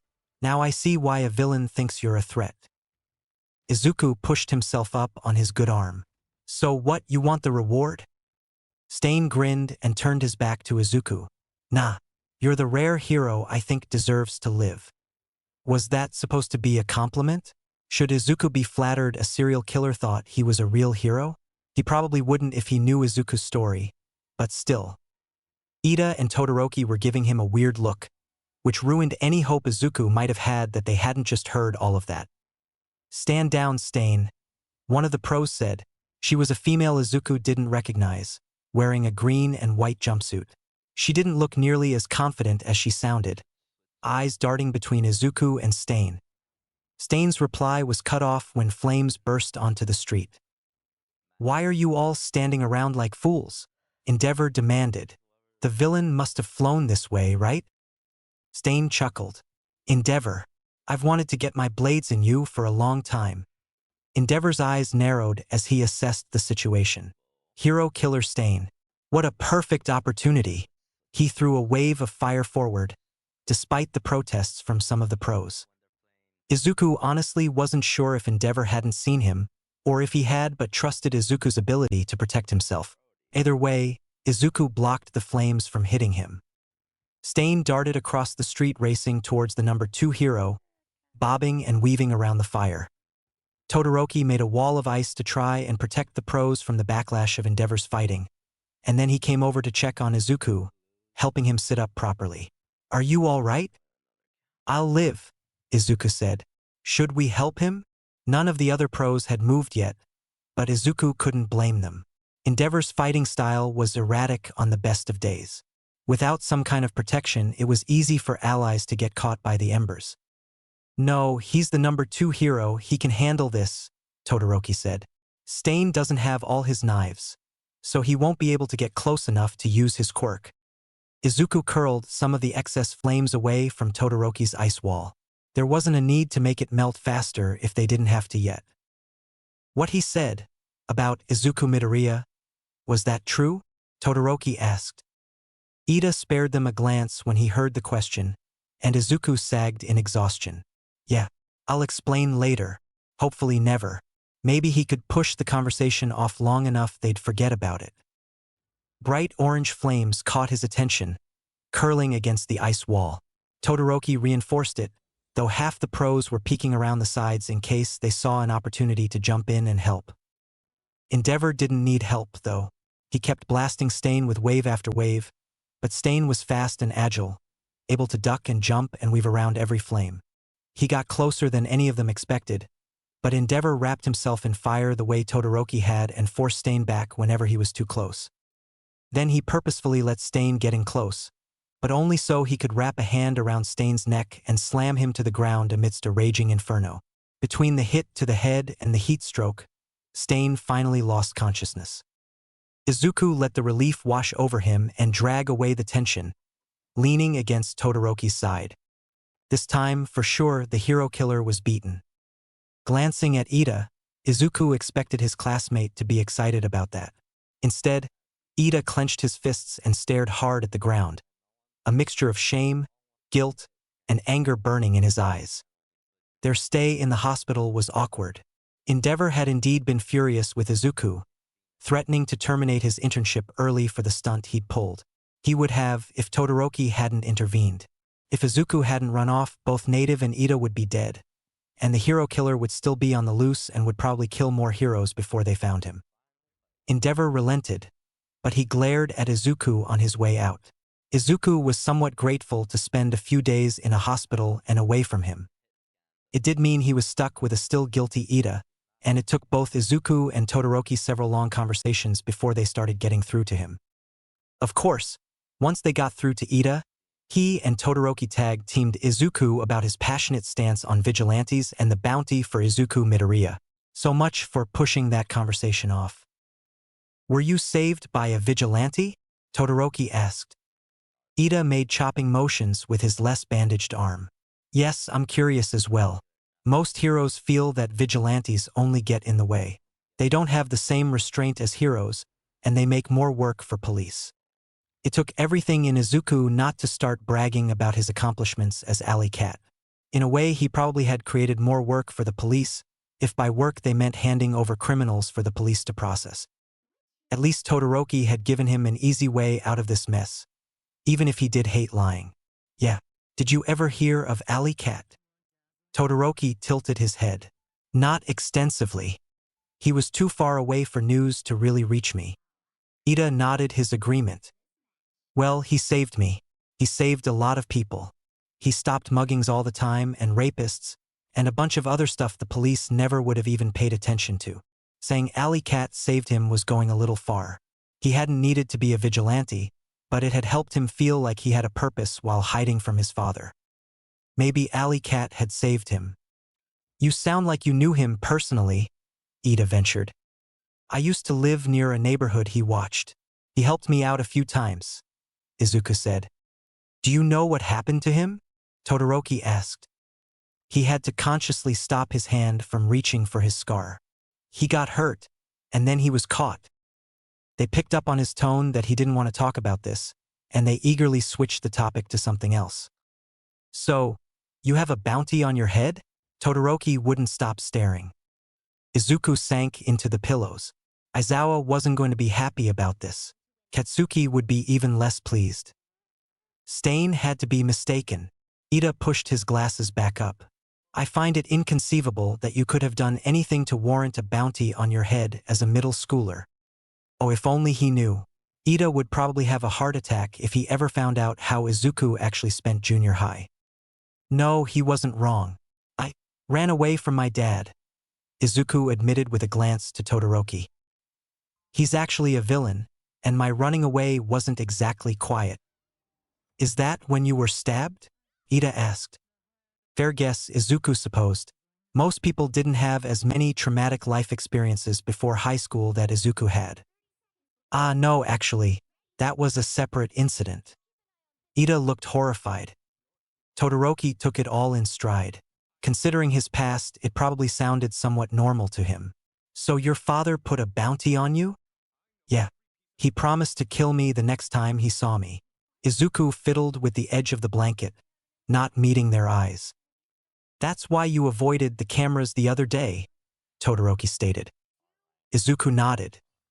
"And the real reason you weren't allowed to participate in the sports festival," Ida guessed, causing Izuku to look up sharply.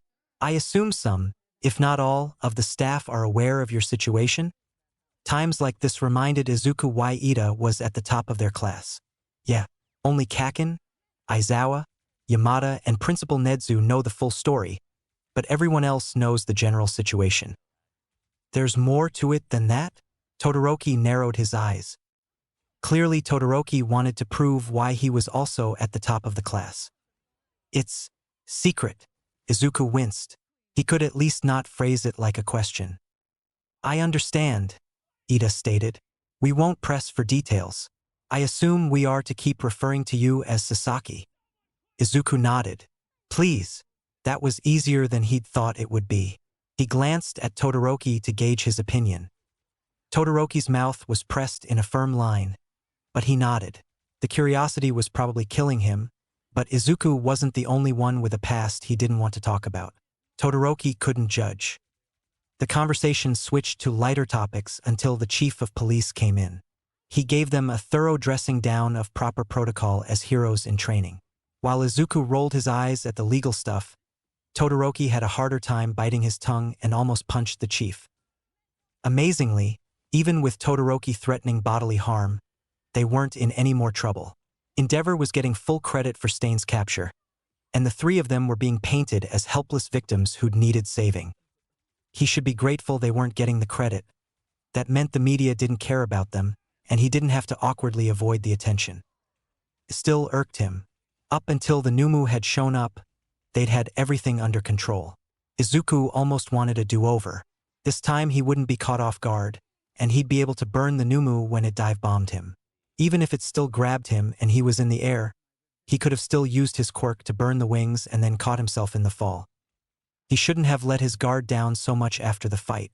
That was the same exact mistake that got him stabbed before. That shouldn't be a lesson he needed to learn the hard way more than once.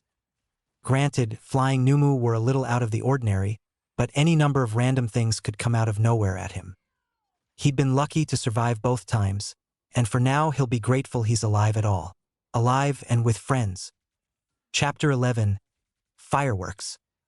By the time they were allowed out of the hospital, they only had a few days left in their internships.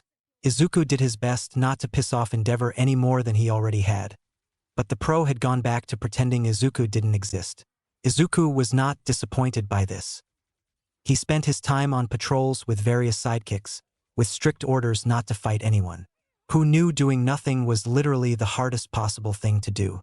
The sidekicks even held on to his bracers to make sure he didn't run off without them. He was more than ready for the week to end until he actually made it back to Aizawa's house. Hizashi read him the riot act for jumping into such a dangerous situation, while Aizawa gave him an unimpressed, disappointed stare. Katsuki's scolding was worse than both of his guardians combined. You can't do stupid shit like that anymore. You're not a vigilante, and I forbid you from getting killed because you were a dumb S. Kaken. The anger came from a place of worry and fear. Izuku knew, but Katsuki did a good job of burying his actual emotions. No, Deku, shut up, he yelled. He'd invited himself over the night before classes started again. Barging in once Hizashi started to open the door. He'd been yelling at Izuku in the living room ever since. Hizashi and Aizawa wisely retreated to their bedroom. We're gonna be pros, and I need you to survive until then. I will, I promise, Izuku said. But if I hadn't jumped in, Ida would be dead right now. Yell at me all you want. I don't regret what I did. Katsuki growled. Small explosions popped in his hands. If they weren't in their teacher's house, he might have shoved them against Izuku to get his point across like when they were kids. You are going to be the death of me, I swear. Izuku nodded, leaning forward on the couch with his chin in his hands. So how was your internship? I don't want to talk about it. He huffed and crossed his arms, sinking onto the couch next to him and glaring at the wall while his ears turned red. Oh, come on, you know about mine. Izuku poked his arm repeatedly. What was Best Jeanist like? Katsuki's expression darkened considerably, and Izuku relented in his poking. He didn't teach me a damn thing. That was a clear sign Katsuki had not had a good week, which was ironic considering Izuku had been the one to almost die and ended up in the hospital. But he wasn't going to push Katsuki on it anymore. Contrary to what everyone else believed, he did value his own life. He offered to make tea as a peace offering, and once they were calmly in the kitchen, Aizawa and Hizashi risked coming out of hiding. Finals were always a headache, but this year in particular was making Aizawa question his decision to keep teaching. With the universe determined to keep targeting his kids, they needed to revamp almost the entire curriculum. Mindless robots weren't good enough anymore. He'd been arguing against them ever since he was a student, so he wasn't sad to see them go. His sleep schedule mourned the change, as he lost a few nights figuring out what to replace them with. Nedzu took to the change a little too enthusiastically during the staff meeting. I agree, the robots simply aren't enough anymore. Did you have something in mind to replace them? They need to go up against human opponents that can think and adapt.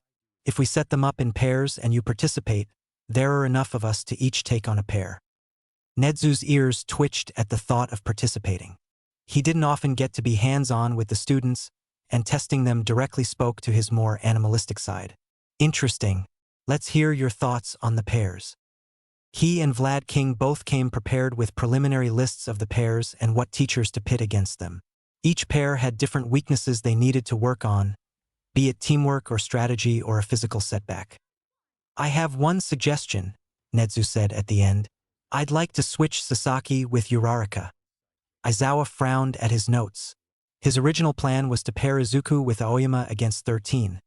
Her black holes would be a challenge for his fire quirk. not to mention the challenge of the two students working together. They'd barely shared a single conversation all term. Uraraka and Bakugo would have similar struggles working together given how the sports festival had gone. Facing All Might would make it a do-or-die situation. Sasaki and Bakugo are already familiar with one another. They wouldn't have the same issues with teamwork, Aizawa said. He wasn't completely against the idea. Both students were hard-headed, and Izuku was too used to rushing into things on his own, which would be a challenge no matter who his partner was. They might know each other well, but how well do they listen to the other's plans? Netsu asked. You're expecting them to take different approaches to the exercise, Aizawa stated.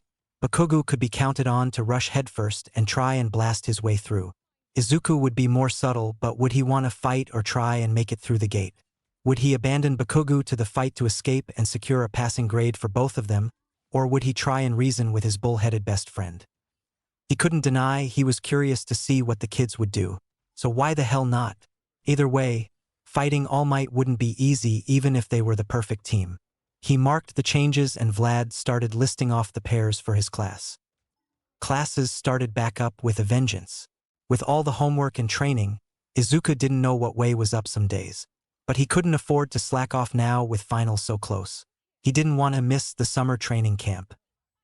Though he didn't see how failing meant you didn't go to a training camp. It seemed illogical, so he had a sneaky suspicion this was one of Aizawa's ruses. Regardless, he didn't want to fail. That would be a poor thank you to Aizawa and Netsu for getting him into the school. So he buckled down like the rest of his class to study and practice. Like their entrance exams, their finals had a written portion and a practical portion. He spent almost every night leading up to the written tests studying with one person or another. Everyone was nervous and determined to do their best. The written exams fried their brains. All Izuku could do the night after the last one was lay on the couch like a potato and watch movies while Hisashi and Aizawa graded in the office. Then came the practical exam. They were broken into pairs to face off against the teachers, and to Izuku's surprise he was paired with Katsuki. Everyone else was working with people they didn't necessarily hang out with, so it seemed like an unfair advantage to pair him with an old friend. It seemed less unfair when he learned they'd be fighting All Might himself. Even with the extra weight slowing the hero down, Izuku and Katsuki would need every advantage they could get if they wanted to win. Seemed easy enough. All they had to do was make sure one of them made it through the gate. Both of them were skilled enough to at least distract All Might long enough for the other to make it through. So Izuku spent his time watching his classmates and cheering them on from the observation room, kept his nerves down while waiting for his match. Most people were passing, so he felt fine when he and Katsuki walked into their final. It was the cityscape and he could see the gate on the far side of the main street they were on. Should be easy enough for one of us to get past him, Izuku stated, leaning into some side lunges before they started and flexing his fingers. Fuck that. We should fight. The two of us can take him when he's got those weights on him. Katsuki stretched his palms back. Izuku snorted. Are you kidding? This is All Might. We don't stand a chance. Maybe Katsuki had forgotten what All Might had done to that Numu, but Izuku wasn't in the mood to be on the receiving end of that kind of power. Stop being a coward, Katsuki said. He shook out his wrists. This'll be just like when we were kids. You mean when we sparred my dad? Izuku asked, incredulous. We never won those fights. Yeah, and we're not 12 anymore. And this isn't my dad. This is All Might. His best strategy for fighting his dad was running. What prayer did they have against someone impossibly stronger? Should be fun, Katsuki grinned. Izuku was about to argue the merits for blowing right past All Might when the final started. And 2 seconds after that, both of them were blasted back by one of All Might's smashes. They righted themselves, and then Katsuki took off with his explosions. Izuku swore and chased after him. All Might wasn't surprised that Bakugo and Sasaki were struggling. After his starting smash, Bakugo had roared and raced to meet him, a reluctant-looking Sasaki on his heels. Even with the extra weights slowing him down, All Might didn't have a problem blasting them back again. Whether they were going to fight him or slip past him, he wasn't sure how they thought a frontal attack would be any good. Oh, it looked Sasaki had figured that out. He forcefully dragged Bakugo to a side street. He'd give them a moment to try and work out a plan before attacking again. The whole point of this was to see if the two of them could work together. Of everyone in Class 1A, these two were the most stubborn and independent. They seemed to be friends outside of class, but Bakugu's competitive side took no prisoners. Their voices reached All Might from here. They disagreed on what strategy to use then. Perhaps they needed some motivation. He raced forward with a chuckle and sent a weak smash into the alley. They were initially blasted back by it, but then Bakugu recovered, grabbed Sasaki's arm, and blasted the two of them up to the roofs. Alright, not bad.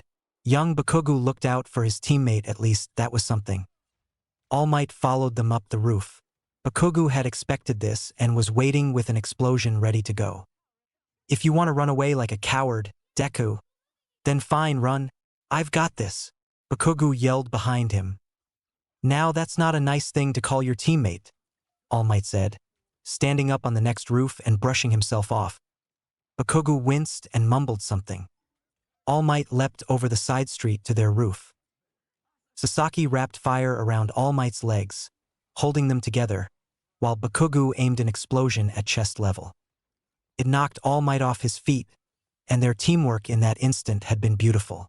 But they were back to arguing a second later. One of us has to be a distraction for your stupid plan. Anyway, right? Bakugu finally yelled. Sasaki drew up short. Fine. Consider him distracted. Now go. Sasaki glanced at All Might. All Might took his time getting back to his feet to give him a chance to think about what he wanted to do. Finally, he shot out some flames and hurled himself off the edge of the roof. Panic clenched at what was left of All Might's stomach for a moment, and judging by the expression on young Bakugu's face, he hadn't expected it either. All Might had seen plenty of heroes do the same, and it caught him off guard every time. No matter who it was, there was just something unnerving about a person jumping off a roof. You better keep your eyes on me, Bakugu yelled, launching himself at All Might again. He had power. That was undeniable. Bakugu was also agile, using explosions to move through the air like he was born from the wind itself. Still, All Might wasn't number one for nothing. It took him a few extra seconds because of all the weight dragging down his movements, and they did blast themselves to the ground in the meantime, but All Might pinned Bakugu under a twisted railguard and then turned to look for Sasaki. He was riding his fire towards the gate, and he was almost there. A smash would only propel him through it, so All Might leapt after him. Bakugu yelled a warning, the words indistinguishable from this distance, but Sasaki heard them nonetheless. He turned just in time to throw himself to the side and avoid the punch to his back. All Might pulled his fist out of a crater. It was a good thing Sasaki had dodged. He'd thought he'd pulled back enough. Oh well. He now stood between Sasaki and the gate, so it was time to see what the boy would do. Oh, interesting, he was looking back towards Bakugu first. A fireball hit him upside the head, followed by another in the stomach, and then the back of the neck. All Might found himself the impact zone of veritable meteor shower. He laughed and started punching the little projectiles. Creative strategy, but I'm afraid it's not quite good enough. Sasaki had made another break for the gate, but All Might grabbed him and threw him back. Sasaki yelped and tumbled head over heels, landing in a crouch. So the boy had some combat training already. Not that he had nearly enough to fight All Might with any chance of winning. Unlike Bakugu, whose style had been hit hard and fast, Sasaki's strategy was more about dodging. Given his small size, it made sense, especially against a bigger opponent like All Might. Sasaki continued backing up, ducking and weaving under All Might's punches and retaliating with solid fire when he could. His eyes skated past All Might, towards the gate, and his gaze narrowed, shoulders tightening with the determination of a plan. All Might surged forward to interfere, right into the new wave of fire Sasaki had shot forth. He then found himself lifted into the air on solid fire and hurled into a building. He crashed through the window and into some cheap office desks. He shook glass off himself. That Sasaki was full of surprises. All Might peeked out of the hole he'd made in the window and found another surprise hurtling through the air at him. The metal railing he'd pinned Bakugu with. Sasaki had used fire to pry it up and throw it at him. All Might caught it with a laugh and tossed it aside, dropping back down to street level. Bakugo was waiting for him and wasted no time pulling the pin on his gauntlet. All Might flicked it away with a smash, demolishing half a building. He hit a wince. He hadn't meant to do that. Sasaki blew past him again. Laughing, All Might turned to catch him, wrapping a hand around the boy's calf. He dragged Sasaki back and slammed his back onto the ground. And then he got an explosion to the face, followed by another one to the chest that forced him back and away from Sasaki. By the time he blinked the spots from his eyes, Bakugo stood protectively in front of Sasaki, teeth bared and eyes feral. "Don't touch him." Sasaki coughed and stood up behind him. "I'm okay, promise." These two had the strangest relationship All Might had ever seen. "If you're okay, then get your fucking act together," Bakugo growled. "Or are you telling me all your special training was just running away?" Sasaki frowned. "Give me the cuffs." All Might decided now was a good time to interrupt. "Don't get too caught up in your conversation. I am here." He lunged forward, and the boys jumped apart. They fought seriously now. The cuffs went flying behind All Might at one point, and Sasaki grabbed them out of the air, yelling something like, "Sandstorm," that made no sense to All Might. Bakugo grinned though, and All Might was kinda starting to fear that grin. His next explosions were aimed at the ground, and the dust rose into the air, like a smoke screen. They thought that by blinding him he wouldn't be able to attack. A good try, but with a quick smash he'd cleared the smoke. The boys stood in front of him, grinning. A cuff clicked around his wrist, still warm from the flames Sasaki had used to maneuver them. He stared at it in disbelief, and then he laughed. "Well done, you two. Very clever." The sign over the gate switched to Nedzu's passing picture. "I told you the two of us could take him," Bakugo growled, crossing his arms. "Hey, you were always yelling about how reckless I am. You don't get to yell at me now when I tried to take the safer option," Sasaki yelled back. Bakugo made a tch sound and looked away. Sasaki threw his hands up and stalked off to the exit. Muttering darkly, Bakugo followed after him. All Might shook his head and watched them. The two had put up an impressive fight, even when they weren't on the same page. He couldn't help imagining how powerful either one of them would be with One for All. Sasaki had a good head on his shoulders. He would make a wonderful hero one day, but could he be the next symbol of peace? He'd have to talk with Nedzu about it. The high of passing his final lasted for several days. Izuku made himself giddy every time he thought about it. He and Katsuki had beaten All Might.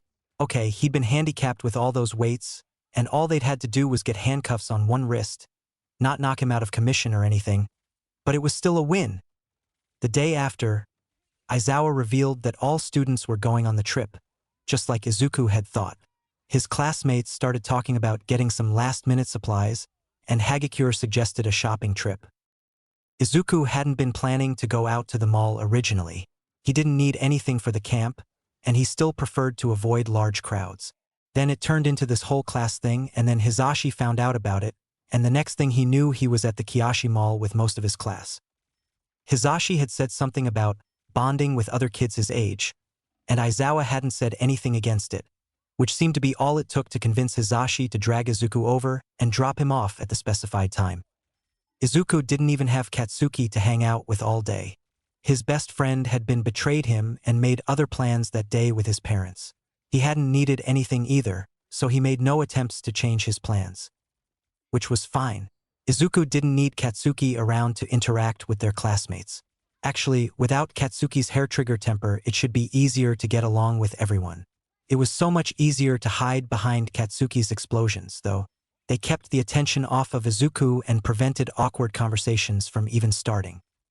When he realized he'd rather be apologizing for Katsuki's brash behavior over having civilized conversations with his classmates, Izuku started thinking Hizashi might have a point. "Whoa, aren't those UA students?" someone in the crowd asked. Izuku and the others around him paused in surprise, turning towards the college-aged kids pointing at them. "It's Class 1A. Your sports festival totally rocked." "I can't believe they still remember that," Uraraka said, blushing slightly. Izuku didn't blame her.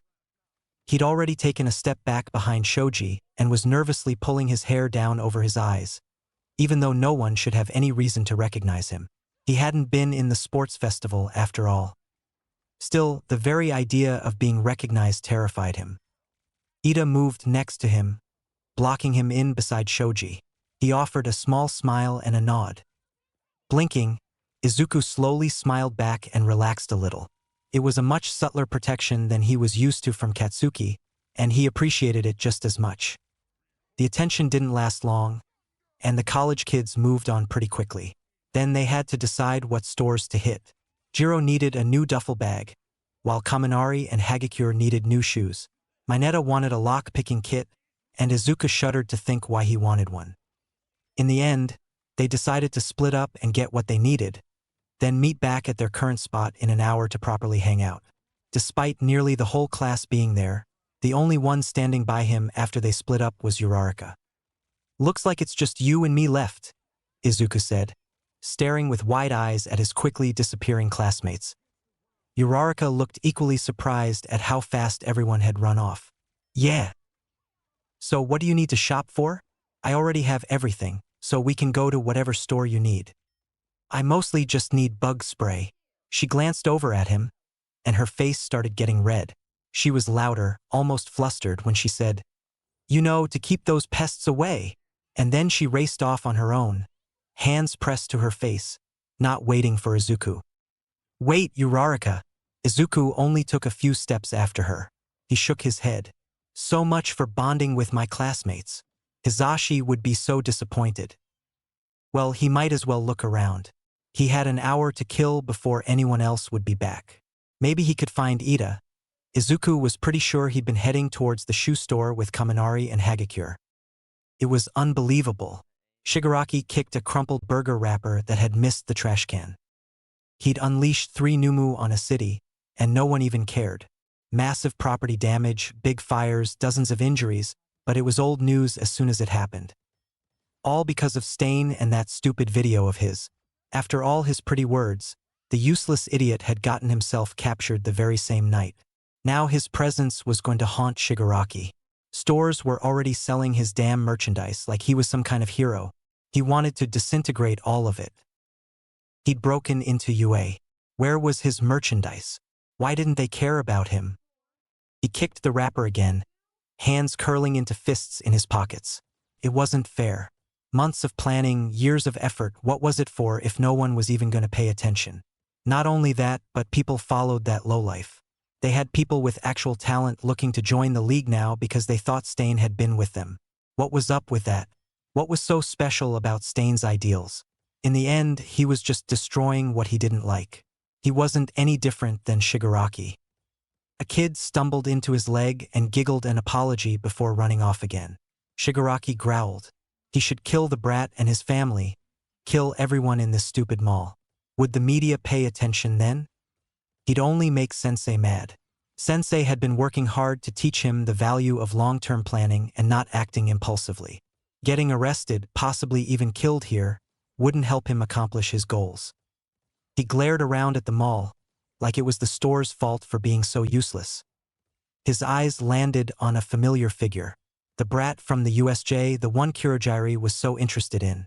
His little friend ran off, leaving him all alone. Shigaraki's fingers twitched. It would be so easy to wrap them around his skinny little neck. The brat had ruined everything at the USJ, and so what if he could be useful to them? He was a hero in training. He couldn't be trusted. Though he had also been a vigilante. His morals weren't completely black and white. Maybe he could understand why Stain was getting all the attention. Double-checking his hood, Shigaraki stalked closer. The kid's guard was down, and he barely even glanced at Shigaraki before Shigaraki threw an arm around his shoulder. "Well, if it isn't a UA student. Fancy running into you again." He delicately placed 4 fingers on the brat's neck. The brat stiffened considerably. One hand reached for a pocket. Now, none of that. Hands where I can see them." He scratched the tip of his 5th nail against the brat's neck. "Don't make a scene.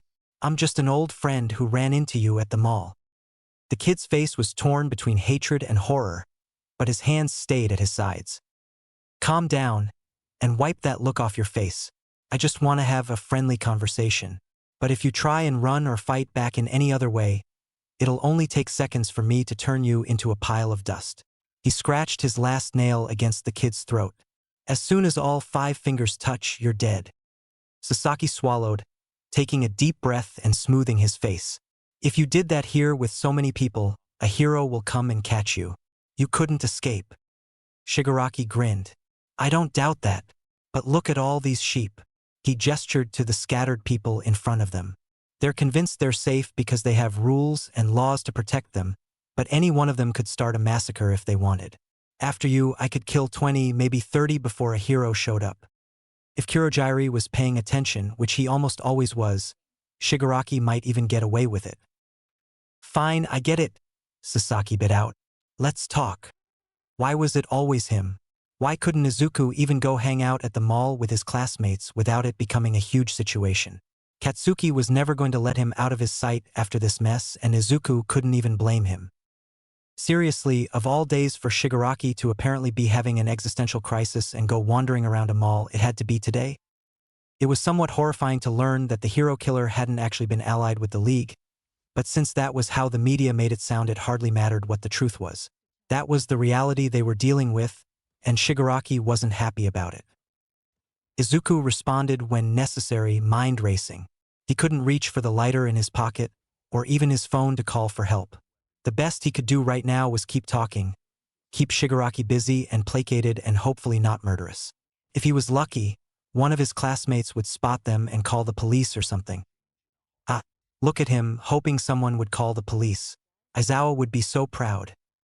He wasn't even thinking about the words coming out of his mouth. Shigaraki had asked him something about the difference between him and the hero killer, and Izuku's stressed-out brain started rambling something. It wasn't until he risked a glance up at Shigaraki's face that he realized he should have been paying closer attention to what he said. Red eyes gleamed with murderous intent. Izuku had been on the receiving end of these looks before, but this one was different. This one wasn't aimed at him the way his father's had been. This was more manic. So much for keeping him in a not murderous mood. "It's like a weight off my chest," Shigaraki said, grinning out over the crowd. Izuku's internal monologue devolved into general swearing and screaming. What had he just done? I see it now, all the dots connected. Crap, had he just helped a villain? Why he makes me so angry? Why all you brats irritate me so much? Everything makes sense. Shigaraki's hand was still around his throat.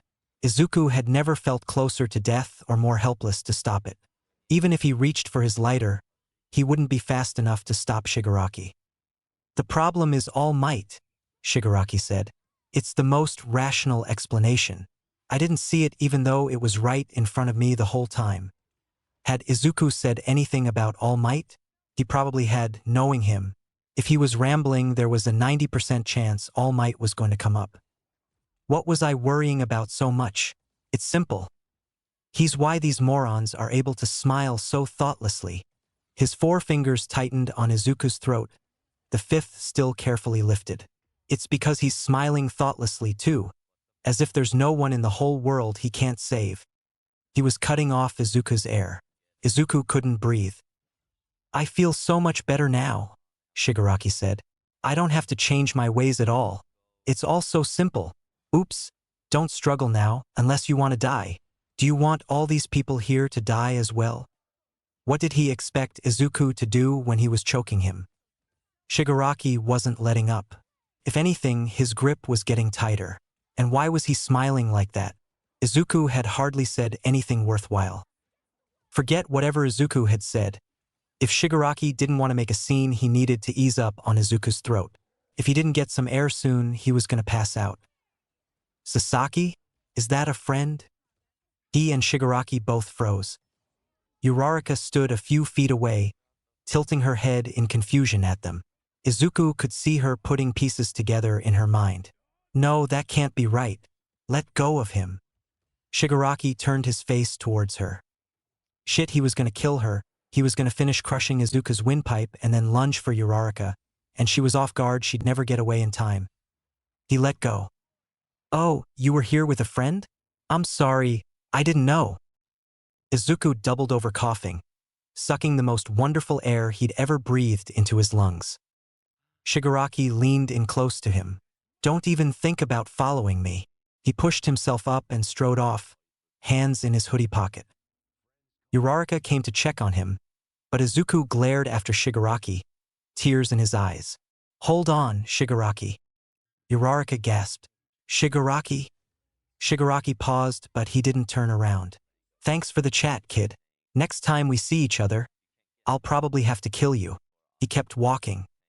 Izuku clenched his fists. He wanted to go after him. He wanted so badly to whip out his lighter and hold him back, capture him once and for all and be done with this league nonsense. But there were too many people. Shigaraki wasn't an easy opponent, and there were too many civilians he could take hostage. This wasn't the place for that fight. Shigaraki returned to the bar pleased with the day's events. That Sasaki brat had really cleared a lot of things up for him. People liked the hero killer because he was obvious about his goals. It was easy for their simple minds to latch onto and get behind an idea that was spelled out for them. That was all he had to do. He'd use Stain's ideals as a stepping stone, crush that fool behind him like an ant and build his own army of followers. That little ex-vigilante would never convert. He'd have to tell Kurogiri to forget about him. But there were plenty of others who could be convinced to join. His mind drifted back to the end of the sports festival. The explosion kid looked like he was steps away from turning on everyone in that stadium. Maybe once Shigaraki laid out his convictions, the kid would finally see the light. And wouldn't that be something? Steal one of All Might's precious students and use them to kill the great hero himself. There was a certain kind of poetry to that. "Kurogiri," Shigaraki greeted. The man looked up from polishing the bar. "Yes, Tamura Shigaraki? I want the explosion kid from the sports festival. How do we get him?" Aizawa was tempted to wrap Izuku up in bubble wrap and lock him in a padded room. Maybe then he could get away with not worrying about the kid for a few hours. That was a strong maybe. He wouldn't put it past Izuku to find a way to hurt himself even then. He and Hizashi both went down to the police station to pick him up when Tsukachi called and told them what happened. Shigaraki had been at the damn mall. Most of his students had been at the mall at the same time as Shigaraki. Only 2 had had any contact with him, and Tsukachi assured him both students were unharmed. It didn't stop the trembling and the occasional rush of adrenaline. Maybe he needed to lock the entire class up in a padded room for safety. Not together, obviously. They'd kill each other within the hour. That might actually make a good training exercise. He'd have to think about it later. Shaking his head, he brought his mind back to the present as they met Tsukachi and Izuku outside the station. Because if Shigaraki was going to make contact with any of his students at the goddamn mall, it was going to be Izuku. This kid was the definition of a trouble magnet. It still amazed him to think he'd survived 2 years on his own with only minimal injuries. "Ah, Aizawa, Yamada. Good to see you again," Tsukachi greeted. "Always a pleasure," Hizashi said. "How you holding up, kiddo?" "I'm good," Izuku said. "Wish I could have done more than talk to Shigaraki," he got away. Tsukachi rolled his eyes. Aizawa got the impression they'd had this conversation before. "You did the right thing. He might have gotten away, but no one was hurt. You weren't hurt. That's what is important." Izuku did not look convinced. "He's not your responsibility, kid," Aizawa said. "Don't forget, you don't have clearance to legally fight anyone with your quirk." Izuku's face twisted like he ate something sour. Aizawa had to bite his cheek to keep from laughing. "He's right," Tsukachi said. "Don't beat yourself up too much about this." Yeah, Izuku was definitely going to beat himself up about it. At the least, the training camp in a few days should distract him. Until then, Aizawa would throw their cats at him. Tsukachi gave Izuku a gentle nudge towards them. "Have to say, I was surprised to see you two as his emergency contacts." Yes, that would be weird. It's a complex situation," Aizawa stated. "Need any help?" Tsukachi offered, because Tsukachi was the best detective ever who understood so much more than Aizawa ever said. He was also already buried in the League of Villains investigation, and Aizawa wasn't about to drag him into this mess. Not at the moment, but we'll keep you in mind if we need it. Tsukachi nodded. All right then, take care. You too. Hisashi waved, throwing an arm around Izuku to lead him back home. Izuku stiffened for the barest of moments before relaxing against him. It had been a long, exhausting day, and he couldn't believe that 3 days the only thing he was worried about were finals. Finals didn't seem all the important with this brutal reminder that Shigaraki and the League was out there, haunting the shadows. His father was out there, too, and countless other villain organizations. It was overwhelming when he thought about it. All these heroes in the world, and there were still so many villains. He'd never questioned it before, but his exhausted mind just didn't understand how villains could still be such a threat. He slipped into the back seat of Hisashi's car, letting the issue go for now. He was too tired to dive into that rabbit hole of thought right now. Chapter 12. Hard. Making decisions is steam curled out of their fresh teacups. Toshinori had been somewhat surprised to find Nedzu still working this late on a Saturday. But maybe not all that surprised. He wouldn't have gone looking at all if he hadn't thought it somewhat likely he'd find him. Ryu Sasaki? Nedzu repeated. Toshinori nodded. I haven't fully decided, but I wanted to know what you thought of him. He may tower over the principal, but he always felt like a hapless school student again when in Nedzu's presence, especially when he sat hunched on a stool like this, facing Nedzu on the couch. Nedzu inhaled deeply and sipped at his tea. I have many thoughts about him, but I want to hear why you're considering him first. To be frank, Toshinori was still trying to figure it out, too. Plenty of the students were smart, and many had that heroic instinct to save and protect above all else. He'd seen so many powerful quirks, so many that had such potential and could do incredible things if they had a power boost like One for All. Sasaki has this presence about him. It's not fully honed yet, but when I watch him in class, or even at the USJ, I can't help thinking he's going to find a way to win, no matter what. And for a future symbol of peace, I want someone people can look at like that. They'll see whoever I choose, and they'll know they'll be okay. You really think that highly of him already? You've barely known him 2 months, and only as a teacher. Toshinori grimaced. I know. That's why I came to you to see what you thought of him. I won't lie, he needs to work on his teamwork, and I'm sure there are other things I'm missing. But he looked at Sasaki's beaming smile, and he saw Nana. He reminds me of my predecessor. Ah, I see. Nedzu sipped at his tea again. Toshinori wrapped his bony fingers around his cup. It's foolish to choose someone based on that. You have an attachment to your mentor, and she was someone you looked up to.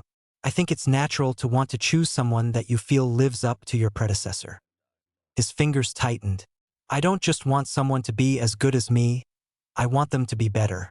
I want them to succeed where I couldn't. This was his hesitancy with his second choice, Mirio Tagato. The third year reminded Toshinori of himself, and it was easy to see him in All Might's place. But it felt too much like choosing All Might 2.0. And he'd had success in his life, a lot of them. He didn't deny that he'd done a lot of good, and he knew crime had gone down over the last 2 decades partially because of him. But it hadn't stopped altogether.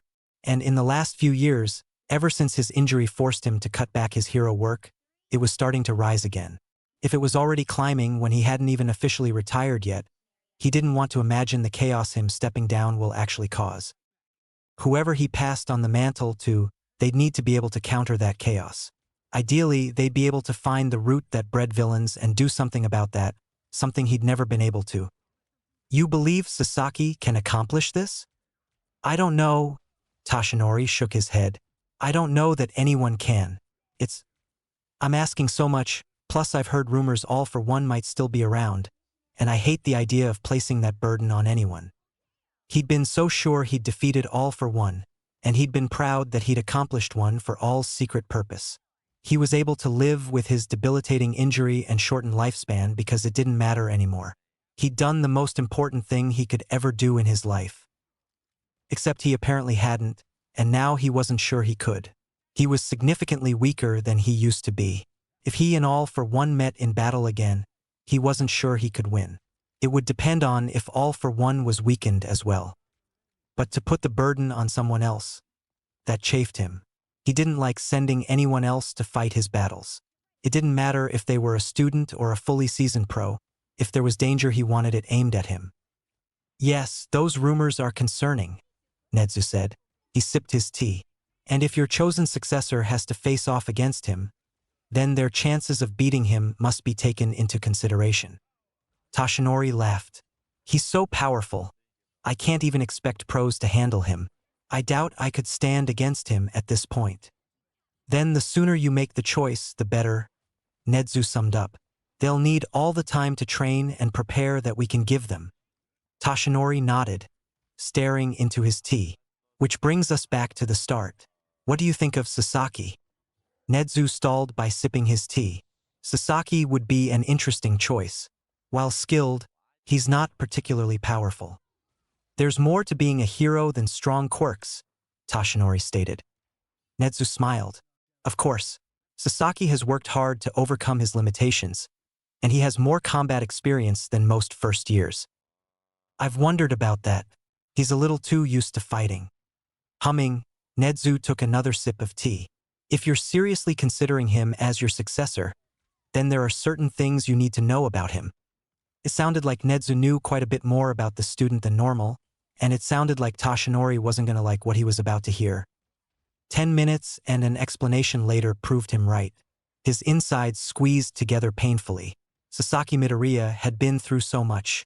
A villain for a father, a vigilante for 2 years, and still in a sort of witness protection program to keep him safe. It was a lot to think about. He made more tea. I do agree that Midoriya will make quite the hero one day, Nezu said. That was why I offered him a place here when he was finally apprehended. It would have been a waste to send him to jail, and he'd never have been allowed to try for a hero license. That was true. When put in a bad situation, instead of keeping his head down and protecting himself, Midoriya had chosen to go out and save others, and in a way that meant he was rarely thanked or praised. The disregard for the law could be troublesome. Heroes had to walk a fine line between model citizens and doing what was right. But if Toshinori wanted his successor to bring about a major change in society to curb the rise of villains altogether, maybe that gray morality was what his successor needed. He'd be able to reach out and understand part of the population that a lot of heroes look down on. I know you probably wanted to dissuade me from choosing him, but I think you did the opposite, Toshinori admitted. On the contrary, I wasn't trying to influence your decision at all. I wanted you to have all the facts. And there's one more thing to consider before giving someone in Midoriya's position a strength boost like this. Yeah. His vendetta against his father. Yeah, that was something to consider, all right? It wasn't a good idea to give an Avenger the power to actually avenge things. When he thought of SAS Midor, whoever he was, he couldn't imagine him seeking anyone out in cold blood like that. And if the kid really wanted to kill his father, what was taking him so long? It had been 2.5 years, and as far as they knew, the kid had never seen his father. He'd sent anonymous tips about his father's activities, but he'd never gone after Dragon himself. I want to talk to him about this, Toshinori said. I won't bring up one for all yet, but I want to know how he really feels about his father, and why he wants to be a hero. Very well, Nezu agreed. Toshinori left the principal's office more conflicted than he'd gone in, but at least with a plan to move forward. Izuku was enjoying his peaceful Sunday morning in the living room. After the mall incident the day before, he enjoyed this peace even more. Hisashi had been out late for his radio show the night before, and neither he nor Aizawa had emerged from their room yet. Izuku had settled himself on the couch with his laptop, some of the cats slowly curling up around him, when there was a knock on the door. He glared at the door for a moment. 9:30 wasn't technically that early, but things had been so calm and quiet. Who would have shown up unannounced anyway? The knock came again. With a sigh, Izuku set his laptop down on the coffee table and extracted himself from the cat cuddle pile. Don't you dare, Aizawa stated, appearing in the hallway behind him. You couldn't have come out before I moved the cats? Izuku grumbled. I needed pants. Izuku returned to the couch, ducking down so he could barely see over the edge of it, while Aizawa opened the door. It was standard procedure when they had unexpected company, even if it felt kind of pointless after all this time. "Good morning," All Might's voice boomed. Izuku perked up. Aizawa did the opposite. He dragged a hand over his face. "What the hell are you doing here?" "I was hoping I could speak with young Sasaki for a bit." "Me?" Izuku kneeled on the couch. "That's right." All Might grinned. He was in disguise, wearing a ball cap over his hair and basic sweatshirt and pants. But Izuku wasn't sure how anyone would be fooled. His size alone was pretty rare. "I have something very important I need to discuss with you." "It couldn't have waited until later?" Aizawa groused. "Nonsense. Time is fleeting. Never procrastinate." Aizawa narrowed his eyes. "Fine, whatever." Opening the door, he retreated to the kitchen. The coffee maker started not long after. All Might only took a few steps into the apartment. "Ah, would you mind coming with me? Just to the roof." Izuku tilted his head, curiosity growing. What could All Might possibly want to talk with him about in private? "Please," Aizawa called from the kitchen. "You're too loud for pre-coffee." "Okay, let me just change." Whatever this conversation was about to be, he'd feel better if he wasn't in his pajamas. Aizawa reminded him to grab a hat, and he shoved it over his hair as best he could.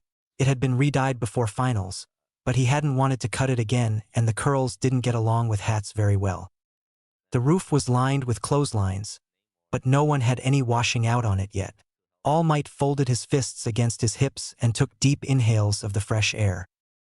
"It's a beautiful morning, isn't it?" "Yeah," Izuku agreed. He'd been thoroughly enjoying it on the couch before All Might had shown up. Not that he was complaining. He still loved All Might, and there was a part of him geeking out over this entire situation, but a lot of the shine and novelty had worn off over the weeks of having All Might as a teacher. Not to be rude, but what did you want to talk about?" "I needed to ask you something," All Might said, his voice dropping to more normal levels. "Principal Nedzu told me about your past and your current situation." Izuku's blood ran cold. "So you know." "I know young Midoriya, aka Alley Cat." Izuku's inner voice was nothing but a shrill shriek. All Might knew. He was probably here to yell at him, tell him he'd never be a hero, that he'd convinced Nedzu to expel him and send him to jail. "Don't look so scared," All Might said. "You're not in trouble." Breathing was still difficult. "Then why?" All Might's smile slipped a bit. "I wanted to ask you how you felt about your father, and what drives you to be a hero." The panic faded a little, replaced by the deep melancholy he usually felt when thinking about his father. He stared down at his shoes. "I don't know what to feel about my father. He's a villain. What he does hurts people, and he tried to kill me, but he was still my dad. He took me to the movies and amusement parks and taught me how to use my quirk. He tried to teach me how to tie a tie, but I never really caught on to it." Izuku wouldn't claim his dad had ever been Dad of the Year, but his father had cared about him, until Izuku was no longer useful and became another tool to throw away. "Do you want to make him pay for trying to kill you?" All Might asked. Tilting his head at the question, Izuku tried to figure out what All Might was trying to get out of him. "Of course I do, but I'm not going to try and kill him, if that's what you're asking." All Might did seem to relax at that. "I want him behind bars, where he can't hurt anyone anymore. I want his empire in the black market destroyed, and I want to see my mom." He didn't feel like it was safe to see her while his father was still at large, and he knew he'd never feel it was safe until his father was caught. But he'd gone so long without even a real hint of his father, and his mother had never been closer, it was getting harder to stay away. "So you do want your father punished, but not necessarily by you. That's very noble, Midoriya." His name sounded strange. He'd grown used to his alias without even realizing it. "I guess. I've been trying to find him ever since I ran away, and I send any tips I can to the police, but nothing seems to have worked yet." "That's good.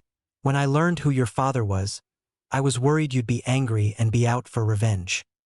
Izuku shook his head. "What he did does make me angry, but mostly it makes me sad now. It drove apart our family." All Might nodded and put a hand on his shoulder. "And my second question? What drives you to be a hero?" Answering this question was always hard. It had been all he'd ever wanted for so long. Trying to put words to the emotions was difficult. I want to protect people. I want people to see me and know they're safe, that I can save them. That was why I kept being Alley Cat, even when I knew I shouldn't have. The look of relief on people's faces when I dropped in, I loved that feeling. Just showing up made everything better for them. He missed that feeling. He loved UA, and he was happy to be working towards an official license, but he'd had a taste of what it would be like already. I know exactly what you mean, All Might said. It's similar to why I originally wanted to be a hero. I wanted to be a symbol for others to rely on. And you are. Izuku couldn't help butting in. All Might chuckled. Indeed, the symbol of peace. I accomplished what I wanted. Why did he sound sad about that? Or not sad exactly, but nostalgic. It was how Mrs. Ishiyama used to sound when talking over dinner about the good old days. All Might. The hero sighed. I have another question for you, and I want you to answer as honestly as you can. Okay. Imagine you were as strong as I am. If you were to run into your father again, and if you were angry, angrier than you've ever been, what would you do? Izuku looked down at his hands, thinking the question over. If he were as powerful as All Might, and his father were in front of him, he would absolutely take his father down. Any hero who knew about him would. That wasn't the real question. The real question was how badly would he hurt his father in the process. I wouldn't kill him, Izuku said quietly. I know I can't kill him. I won't lie. If I had your power, I'd get in a few good punches. And if I had your power, I wouldn't wait for him to come to me. I'd look for him, so I could take him in and stop hiding. All Might nodded. Thank you for indulging my questions. You're welcome. Can I ask one now? The hero nodded. Why were you asking me this stuff? All Might looked out over the city. You'll make a great hero one day, he started carefully. But someone in your position can be easily swayed onto darker paths. I wanted to check for myself you weren't the type. Izuku blinked. You were worried I might turn out to be a villain? He would laugh if he wasn't so shocked at the idea. He'd risked his life when he was 12 for crying out loud to try and stop his father. Not a villain. I know you well enough to know you wouldn't go that far. But it's easy to grow bitter at your situation and let negative emotions get the better of you sometimes. I won't let that happen, Izuku said. The night I ran away, I thought my dream of being a hero was out of my reach forever. I made myself be content with being a vigilante because I thought it was the closest I'd ever get. I never expected this second chance that Aizawa and Principal Nedzu gave me. I won't disappoint them. All Might squeezed his shoulder. That's what I was hoping to hear. He turned towards the edge of the roof, looking out over the city, and put his fists on his hips again. Izuku joined him for a few minutes, and they enjoyed the view in silence. He had a feeling All Might wasn't quite done, just trying to figure out how to ask his next question. You know, I've been thinking of retiring soon, All Might admitted quietly. Izuku's brain short-circuited. What? All Might chuckled. Don't look so surprised. I've been in the hero business for over 30 years. That's longer than most. But you can't retire. You're All Might. He couldn't imagine a world without All Might. He didn't want to imagine one. I am. I'm also human, and I'm long past my glory days. Izuku was on the verge of a panic attack. Don't say that. It's part of why I took up teaching this year. I'm not the hero I used to be. I won't be around forever. Everything was blurry. Izuku's lip trembled. He was going to burst out in ugly sobs in a second if All Might didn't stop talking nonsense. I'm trying to find the next hero to take up my mantle and carry on for me, All Might said. When I do retire, I want to make sure there's a new symbol of peace waiting to take my place. The tears spilled over. But you can't. It's a reality all heroes have to face eventually, All Might said. I'm one of the lucky ones who have time to prepare for the end of my career. Izuku liked the implications of that even less. He rubbed furiously at his eyes. Why are you telling me this? You haven't figured it out? All Might asked with a chuckle. You're one of the ones I'm considering to be my successor. Izuku peeked over his arm. He must not have heard that right over his sniffling. What? I keep telling you you're going to make a great hero. When you told me why you want to be hero, you practically described what I see being the symbol of peace as. Your presence means safety for others. Your reputation scares villains from attacking. You're a symbol for others to rely on. You really think there have to be better people? I haven't fully decided yet, All Might admitted. You're the first one I've talked to about this because, to be honest, you remind me of my mentor. Izuku couldn't handle any more mind-blowing revelations. His brain was crashing like an overheated computer. There's more to being my successor than just being the symbol of peace. It's not a burden I want to give to anyone, and I want to be absolutely sure that whoever gets it can handle it. No, I get that, you don't have to explain it. I'm only a first-year hero student. Someone older is probably a better choice. Maybe one of the big three. He'd never met any of the big three personally, but they had to be impressive if they'd earned that title. All Might nodded. Yes, I've been considering some older students as well. I'm sorry to spring this on you when I haven't fully decided yet. That's not fair of me. Don't apologize. I'm honored to even be considered. Even though you know who I really am. It was starting to sink in. All Might thought he was worthy of being his successor. He could die right this second and be perfectly happy about it. Still, I didn't intend to say anything about it at all, especially after interrogating you about such personal matters. Izuku shook his head. I understand why you needed to know that if you actually think I could be your successor. My answers could have totally dissuaded you. Exactly. I'm going to decide soon, hopefully by the end of summer, so you can start training as soon as possible. Okay, and don't feel like you have to pick me just because you told me about it, Izuku said. You have to pick the person best for society. I'll understand if that's not me. All Might's eyes started watering. I appreciate that, thank you. Now, I think I've taken up enough of your Sunday. Enjoy your day. He launched off the roof, flying over the city and dropping down out of sight closer to UA. Izuku stayed on the roof a while longer, lost in thought, until Aizawa came up looking for him. Izuku stayed lost in thought for most of the day, until Kaminari and Mineta invited him to the pool that afternoon for some endurance training. The light-hearted break was exactly what he needed. He stretched out by the pool. The sun beat down, and the water had never looked more refreshing. Katsuki joined him, eyes glaring at something on Izuku's side. Izuku glanced down and saw the scar from the stab wound. He gently traced it with his fingers. Ah yeah, it doesn't hurt, I promise. It shouldn't have happened, Katsuki growled. Whoa, Sasaki, what happened to you? Zero asked. Ah, I got stabbed last year, it's no big deal. Izuku waved his arms, like he could distract them from the mark. You got stabbed, Mineta shrieked, which of course caught everyone's attention. It's really not a big deal, Izuku insisted. It wasn't like he was the only one with a scar. Todoroki and Kirishima had the obvious ones on their faces, and Shoji had a line he wouldn't explain on his back. It's kind of a big deal, Ojiro countered. It really wasn't. I was in the wrong place at the wrong time and wasn't paying attention. That's all. Katsuki sighed and crossed his arms. That doesn't make this better, idiot. Literally nothing you say is going to make the fact you got stabbed better, Kaminari said. I mean, yeah, it kind of sucked, but it was a while ago. I got better. It kind of sucked, Katsuki repeated. These are the types of injuries we will likely have to face as heroes, Ida pointed out. He'd been stabbed through the shoulders himself during Hosu, but the doctors there had Quirk's better designed to healing over scar tissue. There's really no point to getting so worked up about it, Todoroki added. As he was basically the expert on scars, it was his words that made everyone finally calm down.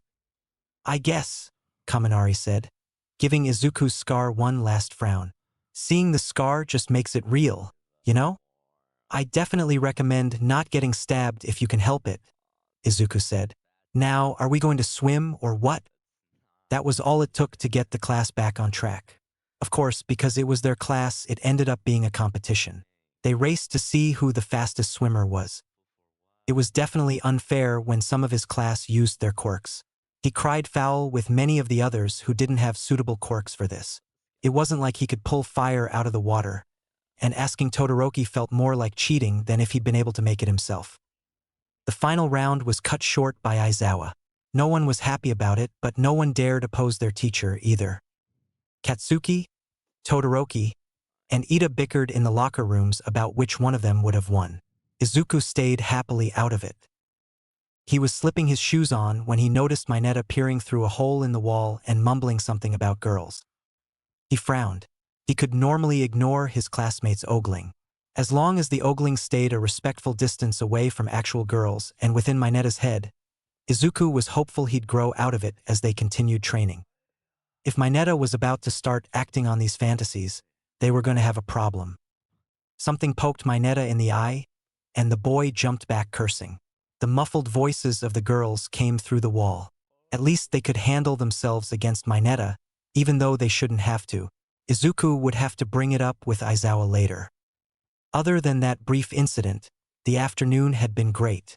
It distracted him from his conversation with All Might, which was what he needed more than anything. He could already tell it was going to be a topic he overthought late into the night for the next few weeks. He wasn't wrong. XX. Izuku gave up on sleeping that night around 4 in the morning. He'd been tossing and turning all night, dozing off only to startle awake from a nightmare. It wasn't worth the aggravation anymore. He slipped out from his covers and went to the kitchen to make some tea. Maestro curled around his feet while he waited at the counter for the water to boil, and Emo sat in the hallway and glared at him. He picked Maestro up and held him with one arm while he made his tea with the other, and then he carried the cat into the living room and sat on the couch. It was just too unbelievable. All Might couldn't be serious about considering Izuku. What had Izuku done to impress him? Just because he'd survived for 2 years as a vigilante didn't mean he'd make a good symbol of peace. He wasn't sure he could handle the attention, honestly. He was so used to lying low, it would probably give him a heart attack if people started paying that much attention to him. He sipped at his tea and stroked Maestro, letting his thoughts spiral into all the ways he'd be a terrible successor to the #1 hero. He didn't even know he'd fallen asleep until he woke up a few hours later, a blanket draped over him and the sun shining through the curtains. The rest of the cats had found him, and he was buried under 4 tiny bodies. It was unfortunate that he really needed the bathroom. After taking care of his business, he found that Hizashi had gone out and only Aizawa was home with him, which didn't seem like an accident. He got through breakfast before the man came out of the office to interrogate him. "So, couldn't sleep last night?" Aizawa asked, crossing his arms and leaning against the kitchen doorway. He was in gray sweats and an old white t-shirt, the design on it so faded it was nothing but blobs of dull color now. Seeing him wear anything other than black was still weird. Yeah, mind wouldn't shut off. Izuku washed his bowl and set it in the drying rack. "Still thinking about whatever All Might told you?" Aizawa asked. Izuku nodded. He hadn't told them anything of their conversation. It didn't feel like it was his place. "What's going on?" Aizawa pressed. "It's nothing, really. By the end of summer, All Might would choose one of the 3rd years to be his successor, and it really would be nothing." "Not if you're losing sleep over it," Aizawa countered. He pushed off the doorway and took a few steps closer. "You know you can talk to me or Hizashi about anything, right?" "I know." Izuku fidgeted with his fingers. "It just didn't seem like this was something All Might wanted me to share." Aizawa raised a brow. "Did he talk to you about being his successor?" Izuku's head snapped up. It was confirmation enough. Aizawa sighed and ran a hand through his hair. "Of course that lunatic would choose you. Why am I even surprised?" Wait, did Aizawa think it was already a solid decision? And what did all that mean? Of course he'd choose you? He didn't. It's not official. He's still deciding, but he was asking me about my dad and stuff. If he's still deciding, why the hell did he even bring it up? Aizawa demanded. Izuku shrugged helplessly. I'm still trying to figure out why I'm even a choice. Aizawa dragged his hands over his face, muttering darkly. I'm going to have some choice words with that man the next time I see him. No wonder you couldn't sleep. Izuku shrugged again, shuffling his feet a little on the floor. For a moment, Aizawa just looked at him. Then he sighed and stepped forward to pull Izuku into a hug. We've got to work on your self-esteem. You've got a big heart, and you're going to make a great hero one day. That's why All Might is considering you. Izuku sank into the hug. Hugs from Aizawa were rare, and there definitely wouldn't be any during the training camp the next few weeks. It's a bad idea for me to be his successor, isn't it? I mean, everything with my dad. And then if people found out about Alley Cat, that'd be pretty bad. Not going to lie, the media getting a hold of that one would be bad for any hero. But hopefully Alley Cat will be long gone by the time any of this happens, and no one will think to connect a pro to an old vigilante. He pulled away from the hug a little to ruffle Izuku's hair. Especially after you finally get a growth spurt. Izuku groaned and stepped back. If I could will myself to be taller, I would. Aizawa chuckled. You work on that. Let All Might worry about his successor. You have a training camp to pack for. Bold of you to assume I'm not already packed. Are you? No. Then get to it. Izuku scurried off, feeling a little better about everything. Aizawa was right. The decision was All Might's, and Izuku was sure the man would see all the reasons Izuku was a terrible choice. He didn't need to worry so much, because he wouldn't be All Might's successor in the end. Not to mention this training camp really did need more of his attention. Aizawa had been promising for weeks it was going to be hell. If this didn't distract him from overthinking, nothing would. The man on the couch looked far too comfortable for Kurogiri's liking. Sensei had brought him in, but he hadn't explained why. The two photos the man set on the coffee table between them were the explanation. One was Ryu Sasaki, a still photo of him in the stands during the sports festival. The other was a family photo of the man before him with his wife and son, Izuku Midoriya. What's your point, Dragon? Shigaraki demanded. He extremely short-tempered tonight. I want my son back, Dragon said. You've managed to break through UA's security before, so I'm willing to bet you can do it again. Why should we? Shigaraki asked. I can pay you money, if that's what you want, Dragon offered with a shrug. I've also got a contact I can introduce you to that you'd find useful. What contact? He's part of the Yakuza. They've been developing a serum for a few years now that will erase a person's quirk. Kurogiri perked up with interest, though he knew it was hard to notice with all the mist swirling around his features. Shigaraki scratched at his neck. Erase a person's quirk, you say? Permanently? Not yet, but he claims he's close to a permanent serum. More scratching. What do you think, Kurogiri? I think it's worth looking into. It doesn't hurt to have backup plans. In truth, erasing All Might's quirk would be the better plan for their goal, but Shigaraki wouldn't like the implication. Calling it a backup plan let Shigaraki think his original plan was still the superior one. So do we have a deal? Dragon asked. We'll think about it. It's a lot of work to get through UA's security, Shigaraki said. And this doesn't seem like a very big payout. I'm not sure it's worth it. Smoke drifted out of Dragon's mouth. Then consider this offer. You get my son, alive and in one piece, and I don't burn your hideout to the ground. He would never have the chance. Kurogiri would warp him to the middle of nowhere before he could even light the couch on fire.